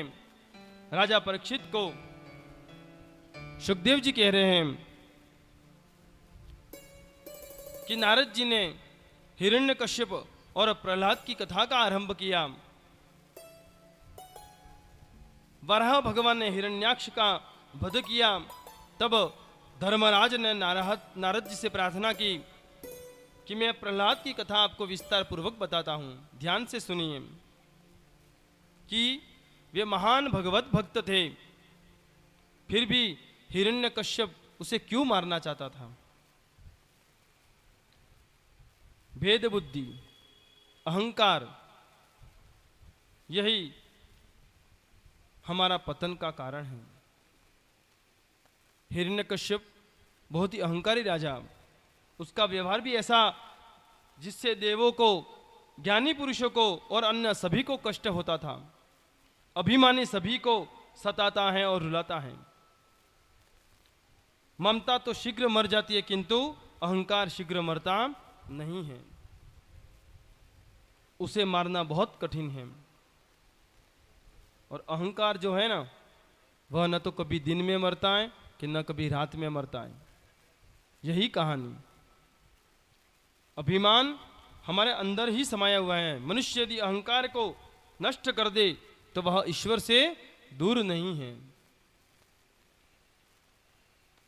बात कयाधु, राजा हिरण्यकश्यप की पत्नी कयाधु, जब मन में अभिमान भरा होता है, तब घर के अंदर मेहमान भी नहीं आते। मन में हो अभिमान, मेहमान कहां से आए। भगवान राम ऐसे नहीं आते। आ जाते हैं राम, कोई बुला के देख ले। बुलाने से आ जाते हैं, लेकिन मन में जब अभिमान भरा हो तब नहीं आते। यही अभिमान से भरे हुए राजा हिरण्यकश्यप और उनकी पत्नी कयाधु, जिनसे पुत्र उत्पन्न हुए प्रहलाद जी, बहुत ही भक्तिमय। और वही प्रहलाद जी जन्म से ही नारायण नारायण नारायण,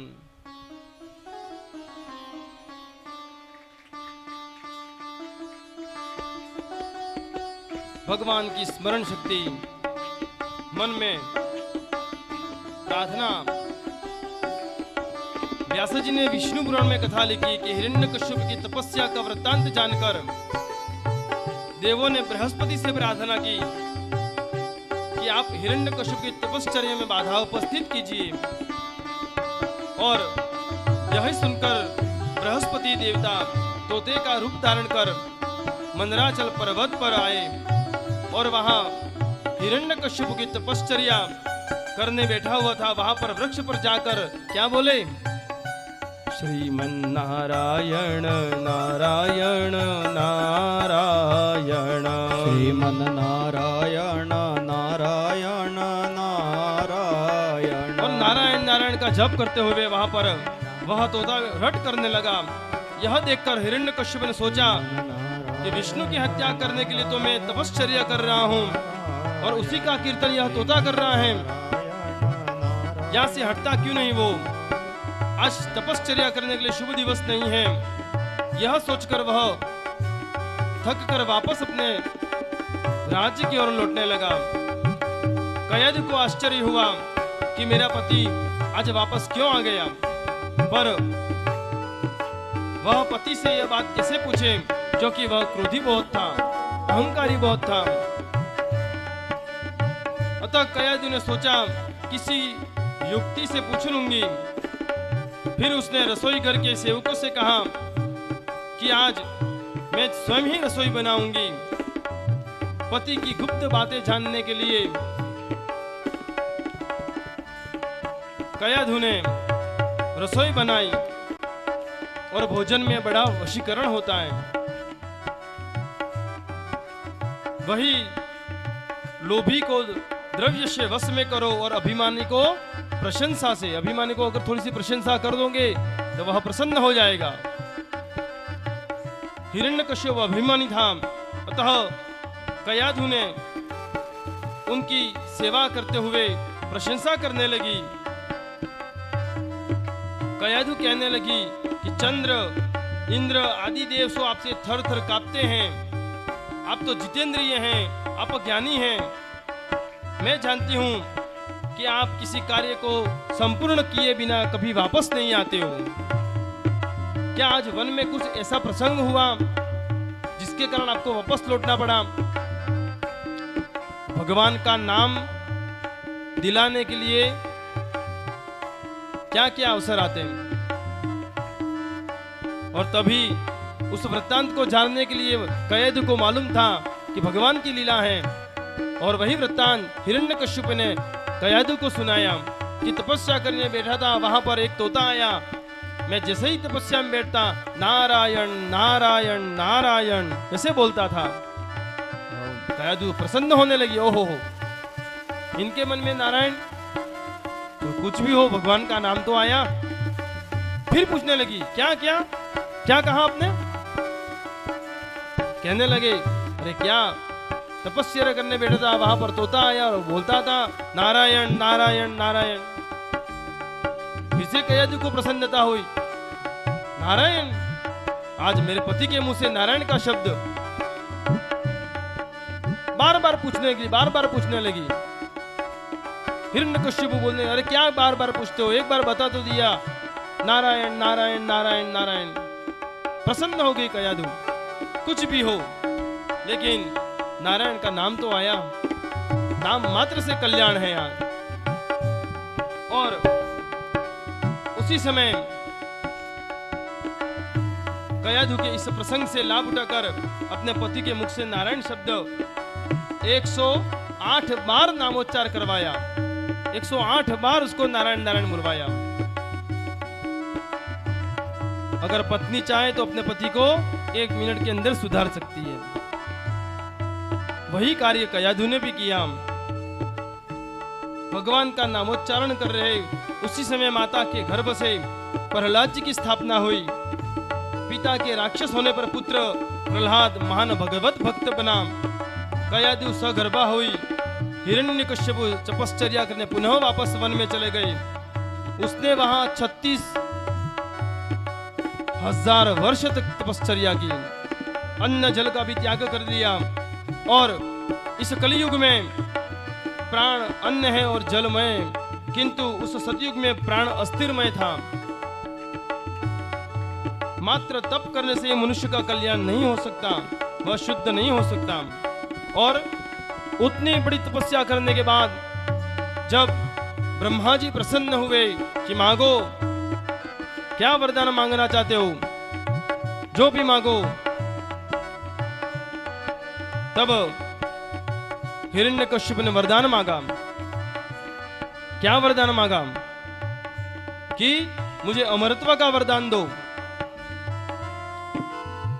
अमर होने का वरदान दो। तब कहा तथास्तु, लेकिन अमर ऐसा नहीं, मुझे ऐसा वर दो कि मैं न दिन में मरूं न रात में मरूं, न जड़ से मरूं न चेतन से मरूं, न शस्त्र से मरूं, न अस्त्र से मरूं, न धरती पर मरूं, न आकाश में मरूं, न घर में मरूं, न बाहर मरूं। अब ब्रह्मा जी चकरा गए, अरे ये तो कभी मरने वाला ही नहीं, ऐसा वरदान मांग लिया। और तभी भगवान ने कहा तथास्तु। और इसी वरदान का यहां पर फायदा उठाकर हिरण्यकश्यपु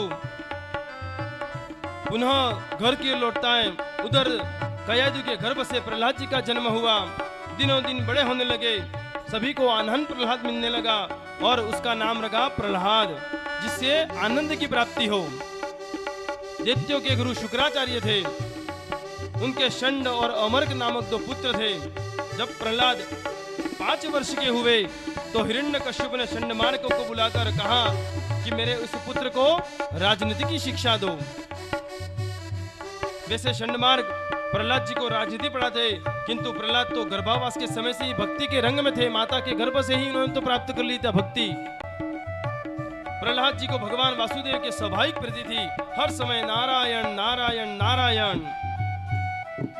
और श्री कृष्ण के अनुग्रह से उनका हृदय इस प्रकार आकर्षित हुआ कि उन्हें जगत से कुछ भी लगाव नहीं रहा। प्रहलाद जी जन्म से ही भक्ति के रंग में रंगे, महान वैष्णव बने। तब प्रहलाद जी को राज्यसभा में लाया गया।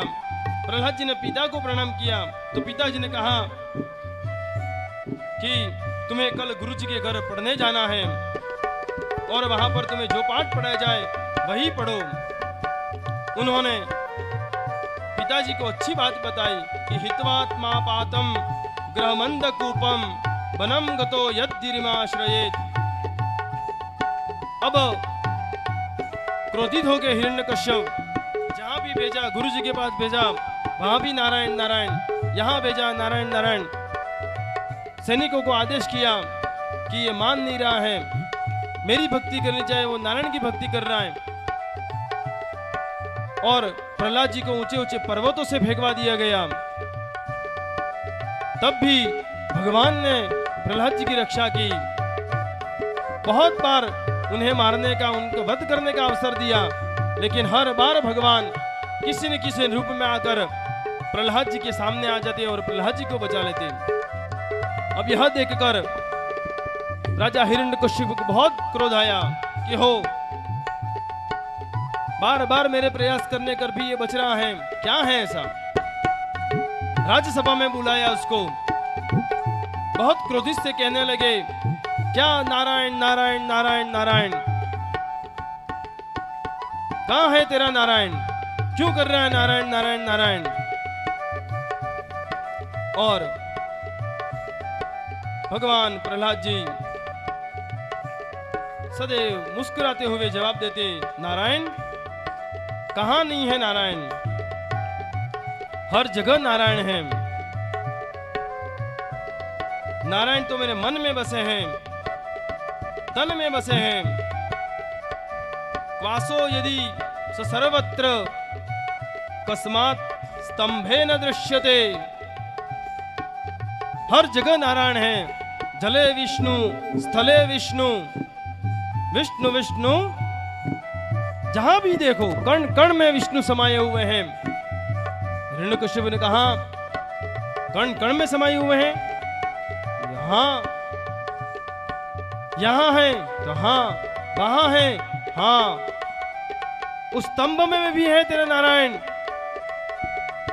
तब प्रहलाद जी ने कहा, हाँ उस स्तंभ में भी है मेरे नारायण। और जैसे ही प्रहलाद ने कहा उस स्तंभ में है, हिरण्यकश्यप दौड़ता हुआ स्तंभ को तोड़ने के लिए जाता है। और जैसे ही वहां पर स्तंभ को तोड़ने के लिए जाता है, आदि भगवान नरसिंह जी वहां पर प्रकट हुए। बोलो श्री नरसिंह जी भगवान की जय। भगवान नरसिंह जी वहां पर आए और हिरण्यकश्यप और नरसिंह जी के बीच में वहां पर युद्ध हुआ।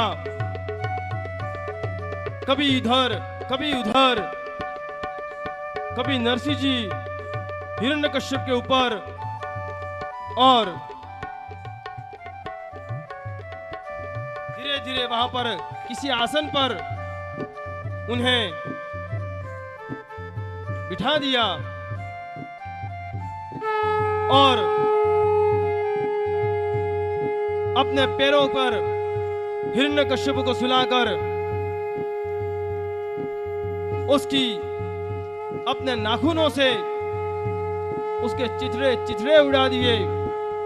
हिरण्यकश्यप का उद्धार किया और फिर याद लिया कि याद है कैसा वर मांगा था तुमने, न दिन को न रात को, अभी कौन सा समय है, संध्या काल का समय, न आकाश में न पृथ्वी में, न तो तू आकाश में है न पृथ्वी में है, मेरे पैरों पर पड़ा है तू, न घर के अंदर न घर के बाहर, घर की देहली पर तेरे को लेकर बैठा हूं, न अस्त्र से न शस्त्र से, नाखून जो होते हैं वह न तो अस्त्र है न शस्त्र है, जहां भी जाए हम लेकर जा सकते हैं। और इसी प्रकार भगवान नरसिंह जी ने हिरण्यकश्यप का उद्धार किया। क्रोधावस्था में थे और उनके क्रोध को देखकर किसी की भी वहां पर किसी देवताओं की वहां हिम्मत नहीं हुई कि उनको जाकर रिझाए। तभी ब्रह्मा जी ने कहा कि हे प्रहलाद जी, आप ही जाओ, भगवान को रिझाओ, भगवान को मनाओ। और तब प्रहलाद जी को गोद में बिठाकर भगवान नरसिंह जी दुलार रहे हैं, प्रेम कर रहे हैं। श्रीमन नारायण नारायण नारायण, श्रीमन नारायण नारायण नारायण, श्रीमन नारायण नारायण नारायण, श्रीमन नारायण नारायण नारायण, हे भजमन नारायण नारायण नारायण, ओ भजमन नारायण नारायण नारायण, श्रीमन नारायण नारायण नारायण, श्रीमन नारायण नारायण नारायण, श्रीमन नारायण नारायण नारायण, श्रीमन नारायण नारायण नारायण, यहाँ नारायण वहाँ नारायण, यहाँ नारायण वहाँ नारायण, मुझ में नारायण तुझ में नारायण, मुझ में नारायण मुझ में नारायण, सब में नारायण नारायण नारायण, सब में नारायण नारायण नारायण, गुरु नारायण नारायण नारायण, गुरु नारायण नारायण नारायण, माता नारायण पिता नारायण, माता नारायण पिता नारायण, श्रीमन नारायण नारायण नारायण, ओ श्रीमन नारायण नारायण नारायण, श्रीमन नारायण नारायण नारायण, श्रीमन नारायण नारायण नारायण, बोलो नरसिंह जी भगवान की,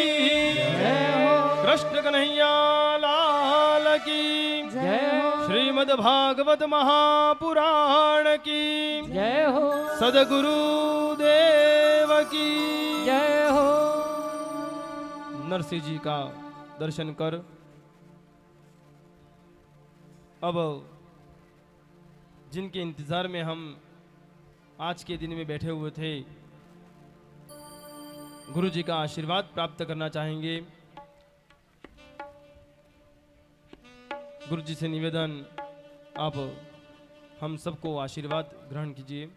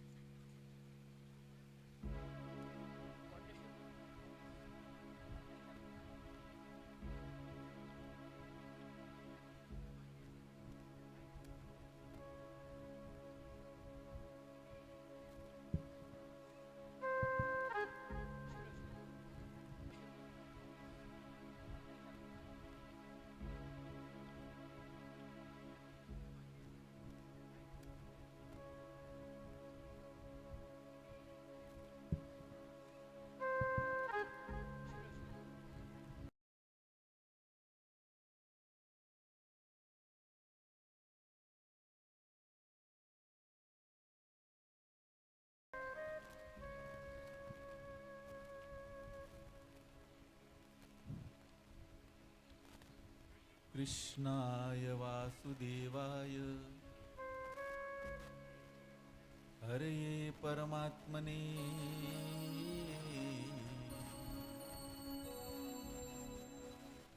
प्रणतक्लेशनाशाय गोविन्दाय नमो नमः। सच्चिदानन्दरूपाय सच्चिदानन्दरूपाय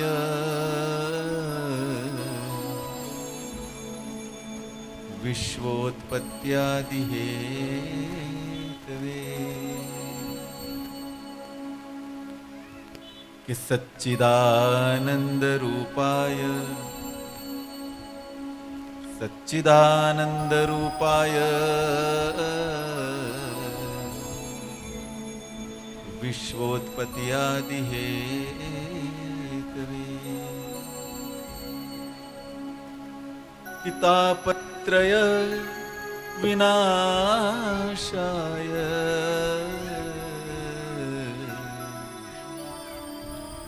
श्रीकृष्णाय वयं नमः। सर्वे भवन्तु सुखिनः सर्वे सन्तु निरामया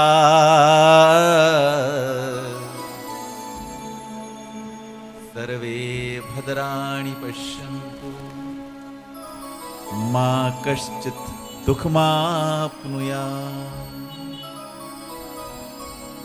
गावो ममाग्रतः सन्तु गावो मे सन्तु पृष्ठतः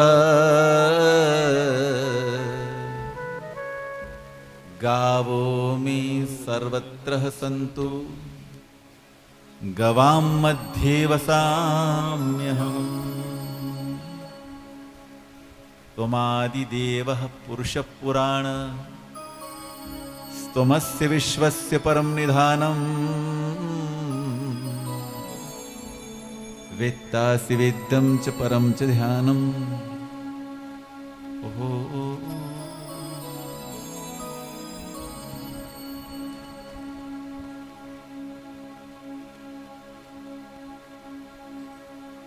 परात्पर श्रीमन नारायण हरि कृष्ण परमात्मा भगवान जगदीश को श्री कृष्ण को श्रीमन नारायण हरि हमारे इष्ट देव को पूज्यपाद विष्णुपाद भगवतपाद परम स्तुत्य परम वंदनीय ऐसे सद्गुरुदेव को और व्यासपीठ की शोभा को बढ़ा रहे ऐसे प्रिय अरुण जी को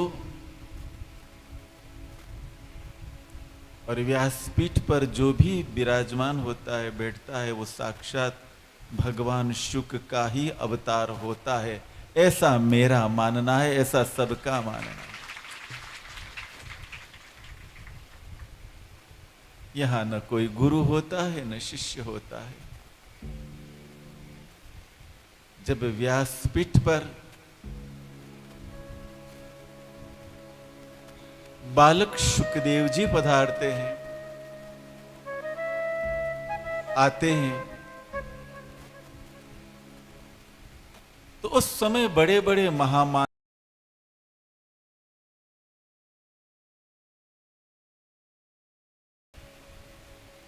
जब भगवान कपिल देव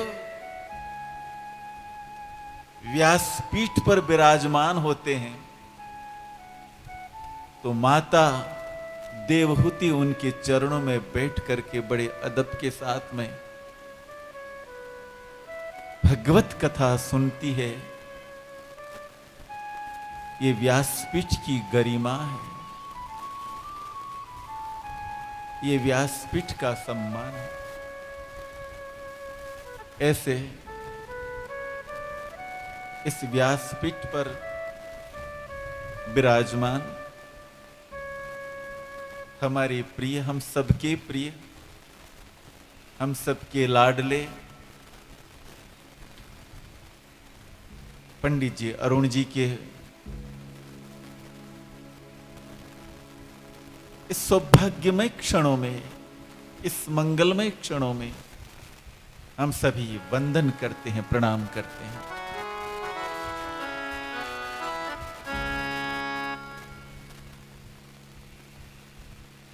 जननी जने तो एड़ा जन, का दाता का सूर का भक्तजन। हे मां अगर जन्म दे तो ऐसे पुत्र को जन्म देना कि या तो दधीची के जैसा कोई दाता जन्मे, ऐसी मेरी कोख हो, ऐसा मेरा पेट हो, ऐसा कोई मेरे गर्भ में आवे, कोई दधीची, कोई शिवी, कोई रंती देव, ऐसा कोई महापुरुष मेरे गर्भ में आवे, का दाता का संत जन, या कभी कोई शुक, या कभी कोई तुलसी, कभी कोई वाल्मीकि, कभी कोई मीरा, कभी कोई रसखान, कभी कोई नामदेव, कभी जनाबाई, कभी सखूबाई, ऐसा कोई महापुरुष, ऐसा कोई भक्त, उसको मैं जन्म दे सकूं, ऐसी कोई सत्पात्र मेरे गर्भ में आवे, तेरे गर्भ में आवे भक्तजन, या कोई ऐसा शूरवीर ये जननी तेरे पेट से जन्मे कि जब मेरे देश को जरूरत पड़े, जब मेरे राष्ट्र को जरूरत पड़े, राष्ट्र को अभी जरूरत है, अभी तेरे सिर की जरूरत है, तेरे बेटे की जरूरत है, उस समय मोह टूट जाए, मोह रहे नहीं कि ये मेरा पति है, ये मेरा पुत्र है, ये मेरा भाई है, ये मेरा बेटा है, राष्ट्र को जरूरत पड़ जाए तो उस समय हे मां तेरा बेटा उस रणांगण में, उस समरांगण में, उस भूमि पर हमारे देश की रक्षा के लिए काम आ जाए, ऐसा तेरा कोई लाल जन्मे, ऐसा कोई तेरा पुत्र जन्मे, ऐसा कोई तेरा बेटा जन्मे मां, ऐसी कृपा करना मां। वो कौन जन्मियो भामाशा राणा रे मन पूर्ण आशा, ऐसा कोई दानी दाता, ऐसा कोई वीर, ऐसा कोई संत, ऐसा कोई महामानव तेरी कोख से जन्मे। वैष्णव की पहचान क्या है? किसे वैष्णव कहा जाए? Who is वैष्णव? वैष्णव कौन है? क्या ये तिलक लगाना ये वैष्णवता की पहचान है कि मैंने तिलक लगाया है तो मैं वैष्णव? नहीं नहीं नहीं, ये वैष्णव की पहचान बाहर से भले हो सकती है, ये पहचान बाहर से हो सकती है, ये तिलक तो पसीना आया मिट जाएगा, पूछ जाएगा, चला जाएगा, कितनी देर रहेगा तिलक। तो वैष्णव की क्या पहचान है? किसे वैष्णव कहा जाए? क्या गले में माला को धारण करना, ये वैष्णव की पहचान है? बाहर से हो सकती है, माला तो कभी भी टूट सकती है, मेरी भी अनेकों बार टूट गई, ये वैष्णव की पहचान नहीं। माला अंदर की कभी टूटती नहीं है, वो वैष्णव है, वो सदा चला करती है।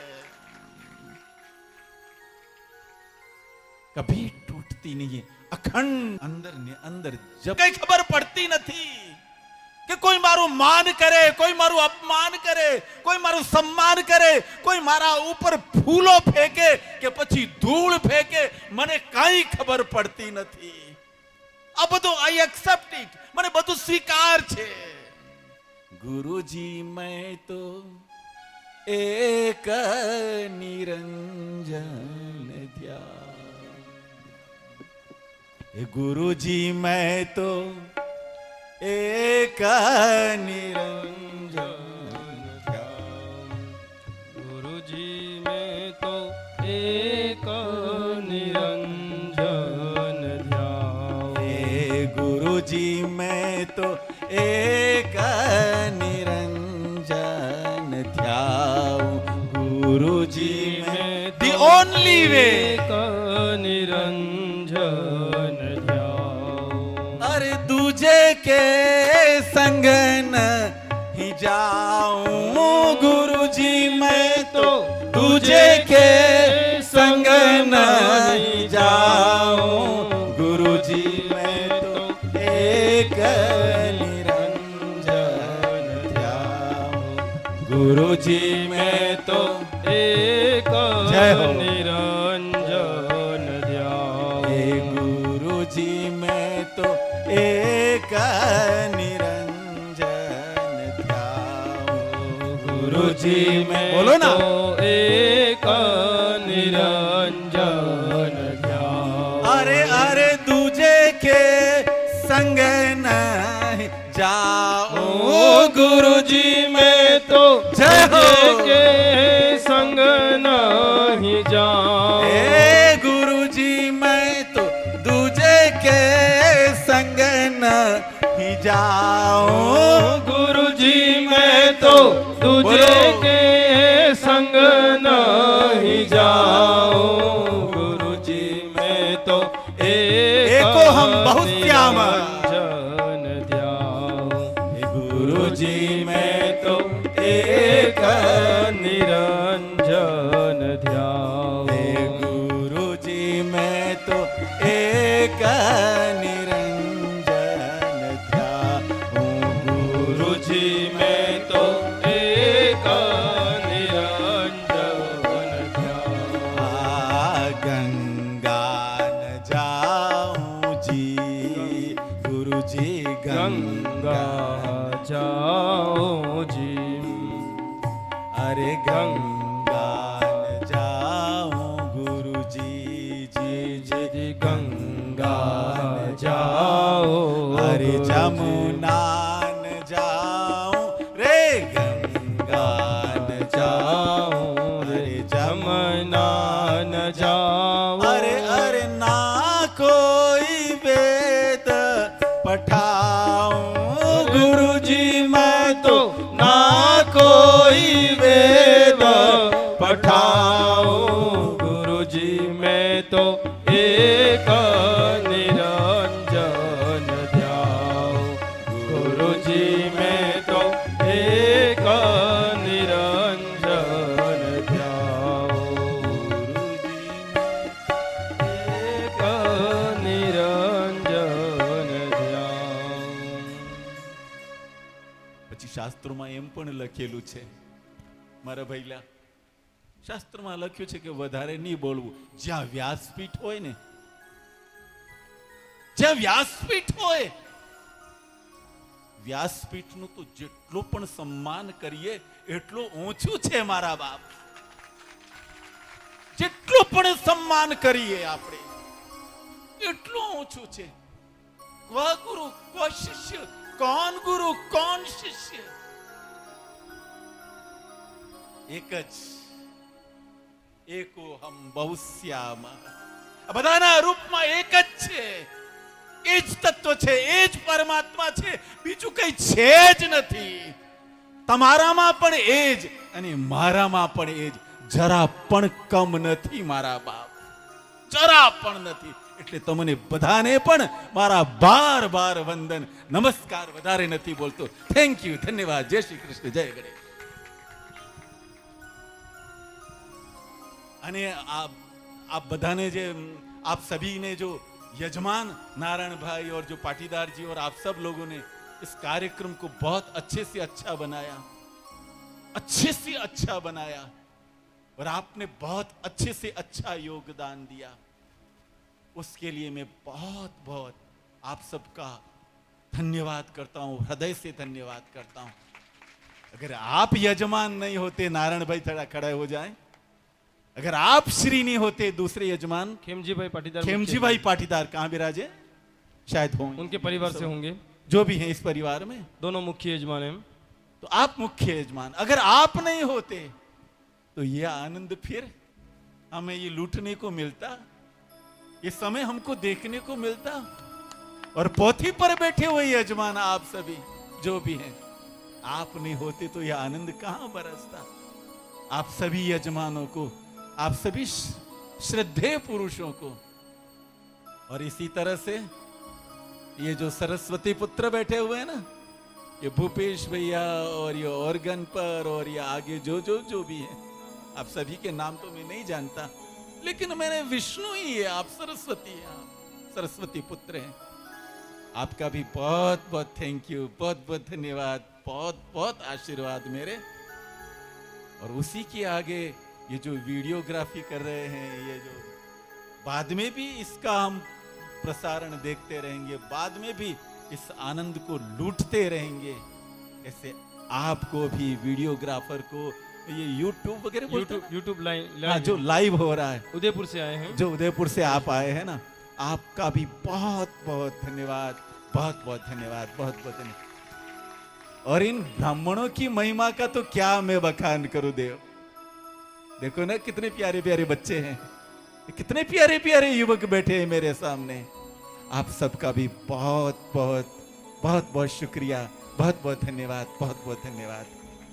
हमारे बीच में हमारी श्रद्धा मातुश्री विराजमान है, वो चलती नहीं है, ज्यादा आ नहीं सकती थी, लेकिन मैंने कहा चलो ना, वो आ गई हमारे पीछे पीछे। जननी को, माँ को भी हमारा प्रणाम। ठाकुर साहब हमारे साथ में आए हैं मेहमान की तरह, आपको भी बहुत बहुत धन्यवाद। प्रभु दादा, बहन आई है मोती बहन, और आप सभी का, एक एक श्रोताओं का, जो पत्रकार अगर बैठे हुए तो आपका भी, आप सभी का बहुत बहुत बहुमान करते हुए, बहुत बहुत धन्यवाद करते हुए मैं अपने शब्दों को यहीं पर विराम देता हूं। धन्यवाद। जय श्री कृष्ण, जय गणेश। खूब खूब कोटि कोटि वंदन गुरु जी के चरणों में। आपने इतना अमूल्य समय देकर आज इस गांव की धरा को, आरा गांव आपका सबसे प्रिय गांव, और वो भी ऐसे पवित्र दिनों में, अधिक मास, पुरुषोत्तम मास में भगवान का परम स्नेह, उनका आशीर्वाद था, जिससे कि आज आपके दर्शन हुए, आपका आशीर्वाद प्राप्त हुआ। गुरुजी, एक बात इस कथा के निमित्त में, आरा सो धारा, हमारे आरा के सब इतना सहयोग मिला है मुझे, जीवन भर ऋणी रहूंगा गुरुजी। बहुत सहयोग प्राप्त हुआ है आरा के समस्त सदस्यों का। जितना भी धन्यवाद कहूँ, आप सभी का हृदय से धन्यवाद करता हूँ, और ऐसा ही ऐसा सहयोग हमेशा प्राप्त होता रहे, और हमारा पूरा गांव समृद्धशाली बने, सुखमय हम सब जीवन व्यतीत करें, यही गुरु जी से और परमात्मा से प्रार्थना करता हूँ। मैं निवेदन करना चाहता हूँ यहाँ पर मुख्य यजमान से और कुछ पोथी यजमान से कि गुरु जी के साथ में जो भी माताएं आई हैं, जो भी उनके साथ में, उनका भी हम सम्मान करें। शीघ्र ही पधार जावे, उसके बाद में भूदेव आरती की तैयारी करें। यजमान परिवार आवे और गुरु माता यहाँ पर पधारे हैं, उनका भी सम्मान, साथ में जो भी दादा जो आए हैं उनका भी सम्मान करें। आने वाले कल परमात्मा के आशीर्वाद से जहां तक लाना था भगवान को, वहां तक लाने में हमने कोशिश की है, और अब जिनका इंतजार करने के लिए बैठे हैं हम, जिनके लिए बैठे हैं हम, जिनको सुनने के लिए, जिनको प्राप्त करने के लिए बैठे हैं, वही भगवान कल इस नैमिषारण्य के इस धाम में अवतरित होने वाले हैं। कल कृष्ण जन्मोत्सव होगा, भगवान पधारेंगे यहां पर। अतः उस उत्सव में आप सभी बड़े सज धज कर भगवान के आने का एक उत्सव मनाएं। इस हेतु कल की कथा में हम कृष्ण जन्मोत्सव मनाएंगे। सूचनाएं जो हैं, कल कृष्ण जन्मोत्सव होगा, अतः भगवान अवतार लेंगे और इस हेतु जिनको भी भगवान कृष्ण के रूप में झांकी प्रस्तुत करनी है, वह उमेश भाई और मिथुन भाई से और नवनीत भाई और यहां पर बैठे भूदेव, देवकृष्ण भाई, विशाल भाई और भावेश भाई, उनसे आकर मिले कि क्या है। जिनको भी कृष्ण भगवान की झांकी बनानी है, अन्य झांकियां जो हैं वह यथावत हैं, पूर्व रूप से निर्धारित हैं, लेकिन प्रभु कृष्ण के लिए, लाला के लिए क्या आयोजन है वह उनसे आकर मिले, अथवा शाम को यहाँ पर जैसे ही आरती का प्रसाद हो जाए उसके बाद में ठीक 5:30 बजे थोड़ा विश्राम करके पुनः अधिक मास में जिन जिन माताओं बहनों ने जो अधिक मास का व्रत किया है पूर्ण, उनके निमित्त में हेमाद्री संकल्प यहाँ पर श्रवण होगा। तो यहाँ पर सभी आप भी उपस्थित हुए, जिनको भी हेमाद्री श्रवण करना है, हेमाद्री संकल्प, हेमाद्री श्रवण करने से जन्म जन्मांतर के पापों का नाश होता है। 5:30 से 6 के बीच में यहाँ पर हेमाद्री संकल्प, हेमाद्री श्रवण विधि होगी। अतः आप सभी जरूर पधारे और रात को रास और गरबे का आयोजन भी यहाँ पर होगा। सभी भक्तों से निवेदन है कि आरती के बाद हम सभी गुरु जी के दर्शन करेंगे, इसलिए आप सभी से निवेदन है पुनः अपने स्थान पर बैठ जाए। आप सभी से निवेदन है, आप सभी हमें इस कार्य में सहयोग करें। कृपया पुनः अपने स्थान पर बैठ जाए। कृपया आप सभी, मुख्य यजमान और जो पोथी यजमान है वो आरती के लिए आ जाए। सभी से निवेदन है अपने स्थान पर बैठ जाए। कृपया सहयोग करें, सहयोग की भावना करें। आरती के मुख्य यजमान यहाँ पर आ जाए सभी। बाहर से जो आए हुए मेहमान हैं, जो नया गांव से देवीलाल जी पंड्या, सुभाष जी कराड़ा, सर आपसे भी निवेदन करो, पाटीदार समाज के भी जो बाहर से आए, मणिलाल जी, आप भगवान दादा कराड़ा भी पहुंचे। जो भी मेहमान बाहर से आए जिसका नाम हम नहीं जानते हैं, वो यहाँ मंच तक आवे और आरती का लाभ लेवे। और ये नीचे बैठ जाए भाई, गुरुजी यहीं हैं, आरती होगी, आपको दर्शन जरूर करवाएंगे। उसके बाद ही गुरुजी यहाँ से प्रस्थान करेंगे। अभी 5 मिनट के लिए आप सब बैठ जाए, आरती को हो जाने दे। जो भी मेहमानगण आए हैं पधारे हैं, वे भी आरती का लाभ लें।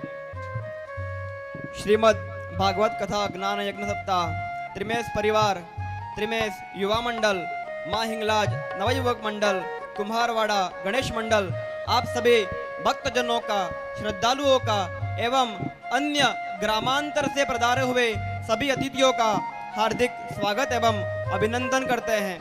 साथ ही आप सभी से निवेदन है कि आप इस तरह से स्थान बनाएं कि आप सभी को आरती शांति से करने का लाभ प्रदान हो।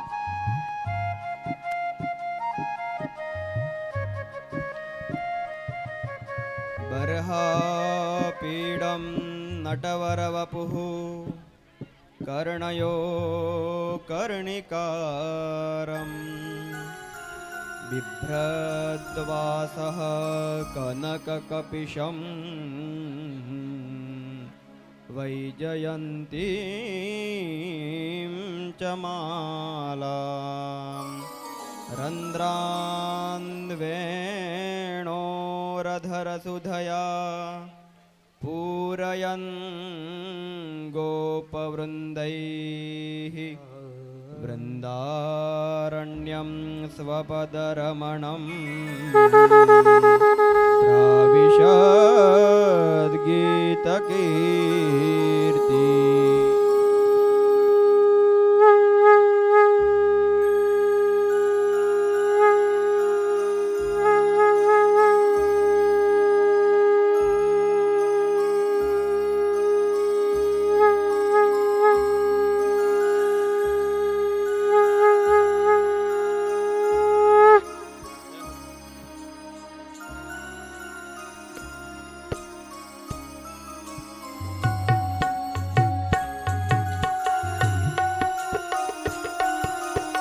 हरि बोल।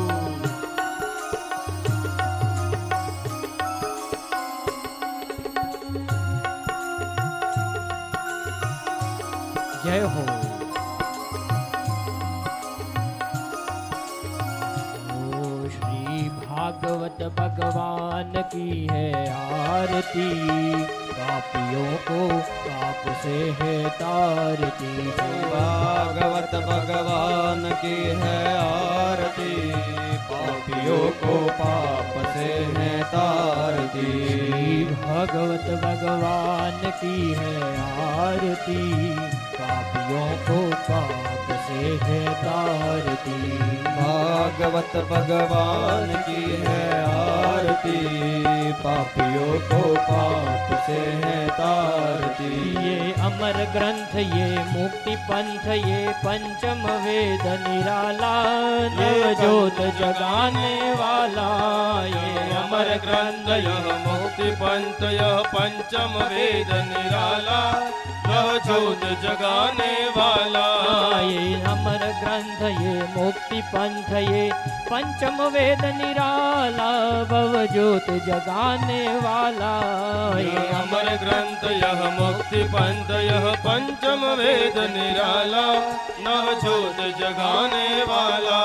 हरि नाम यही हरि धाम यही, हरि धाम यही जय हो। हरि धाम यही, जग के मंगल की आरती।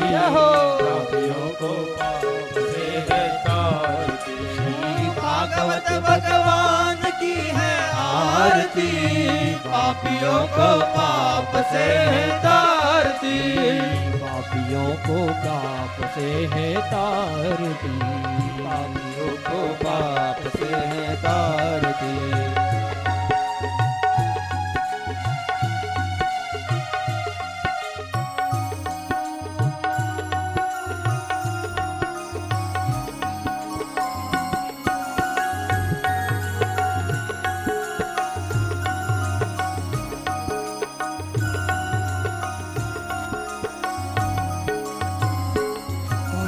शांति गीत पावन पुनीत पापों को मिटाने वाला, हरि दर्श कराने वाला। ये शांति गीत पावन पुनीत पापों को मिटाने वाला, हरि दर्श कराने वाला। ये शांति गीत पावन पुनीत पापों को मिटाने वाला, हरि दर्श कराने वाला। ये शांति गीत पावन पुनीत पापों को मिटाने वाला, हरि दर्श कराने वाला।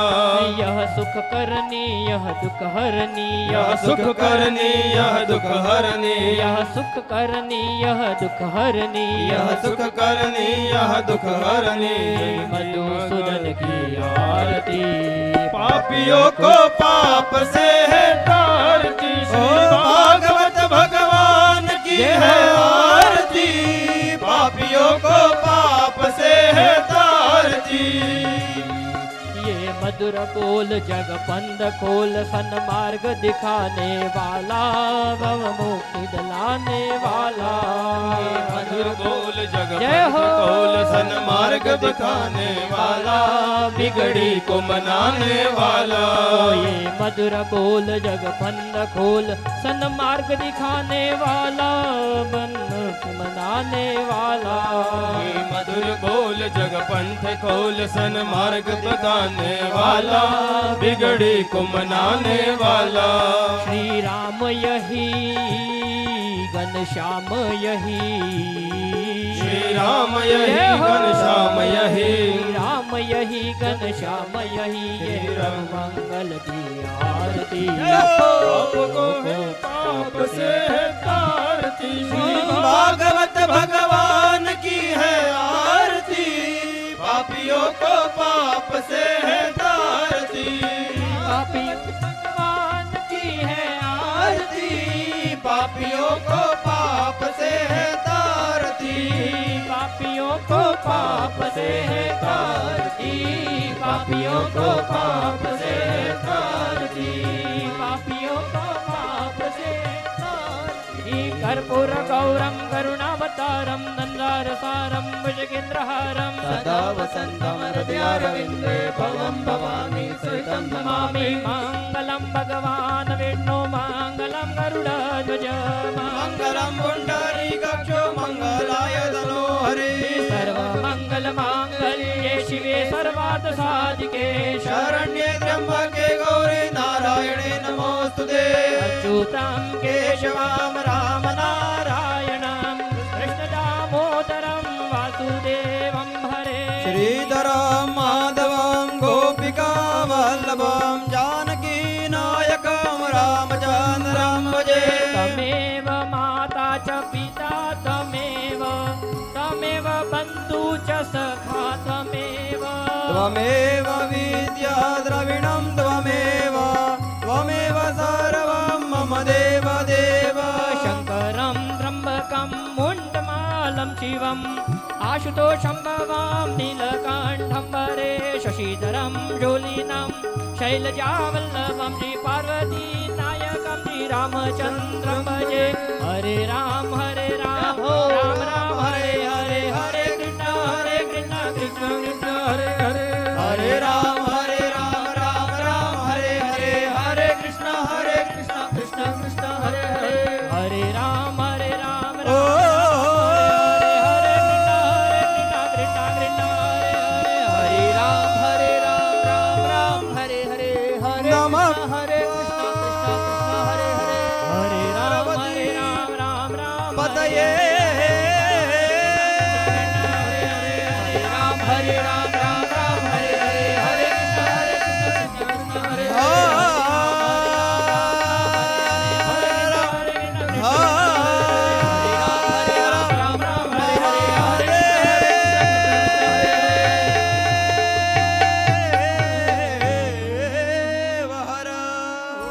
भागवत भगवान की जय हो, कृष्ण कन्हैया लाल की जय हो, धर्म की जय हो, धर्म की जय हो, अधर्म का नाश हो, अधर्म का नाश हो, प्राणियों में सद्भावना हो, प्राणियों में सद्भावना हो, गौ माता की जय हो, गौ माता की जय हो, सनातन हिंदू धर्म की जय हो, अपने अपने माता पिता की जय हो, अपने अपने गुरुदेव की जय हो। नमः पार्वती पतये हर हर महादेव, हर हरये नमः, हरये नमः, हरये नमः। जय श्री कृष्ण। आप सभी भाविक भक्तों एवं अतिथियों से निवेदन है, आप सभी अपने अपने स्थान को सुशोभित करें। आप सभी के पास क्रमशः आरती आएगी, प्रसाद भी आएगा और आप साथ ही उसके बाद क्रमशः यहाँ पर आएंगे और गुरुजी और व्यासपीठ के दर्शन करेंगे। उससे पहले आप सभी अपने स्थान पर बैठ जाएं। त्रिमेश युवा मंडल, त्रिमेश परिवार, माँ हिंगलाज नवयुवक मंडल, गणेश मित्र मंडल कुम्हारवाड़ा इत्यादि आप सभी का हार्दिक स्वागत एवं अभिनंदन करते हैं। साथ ही आज के प्रसाद के यजमान ललित जी नाथुराम जी उपाध्याय, रमेश जी सुरेश जी भाटिया, मुकेश ईश्वर लवजी पाटीदार, लाला भाई प्रजापत, मोहन नाथुराम जी उपाध्याय, देवीलाल मोगजी मोड़ पटेल और महादेव मिठाई आरा जैकी भाई, जिन्होंने जो आज के प्रसाद के यजमान हैं। साथ ही हमें 7 दिनों तक अमृत जल पिलाने वाले पूर्व सरपंच प्रेमचंद्र डामोर जी के द्वारा हमें 7 दिन तक जल की सेवा प्रदान है। आप सभी भक्तों से निवेदन है कि आप सभी अपने अपने स्थान को अलंकृत करें, अपने अपने स्थान पर बैठे। यहाँ पर नवनीत भाई एवं उनकी जो टीम है वो सभी को आपके पास आरती एवं प्रसाद का वितरण करेंगे। कृपया थोड़ी क्षण शांति बनाए रखें।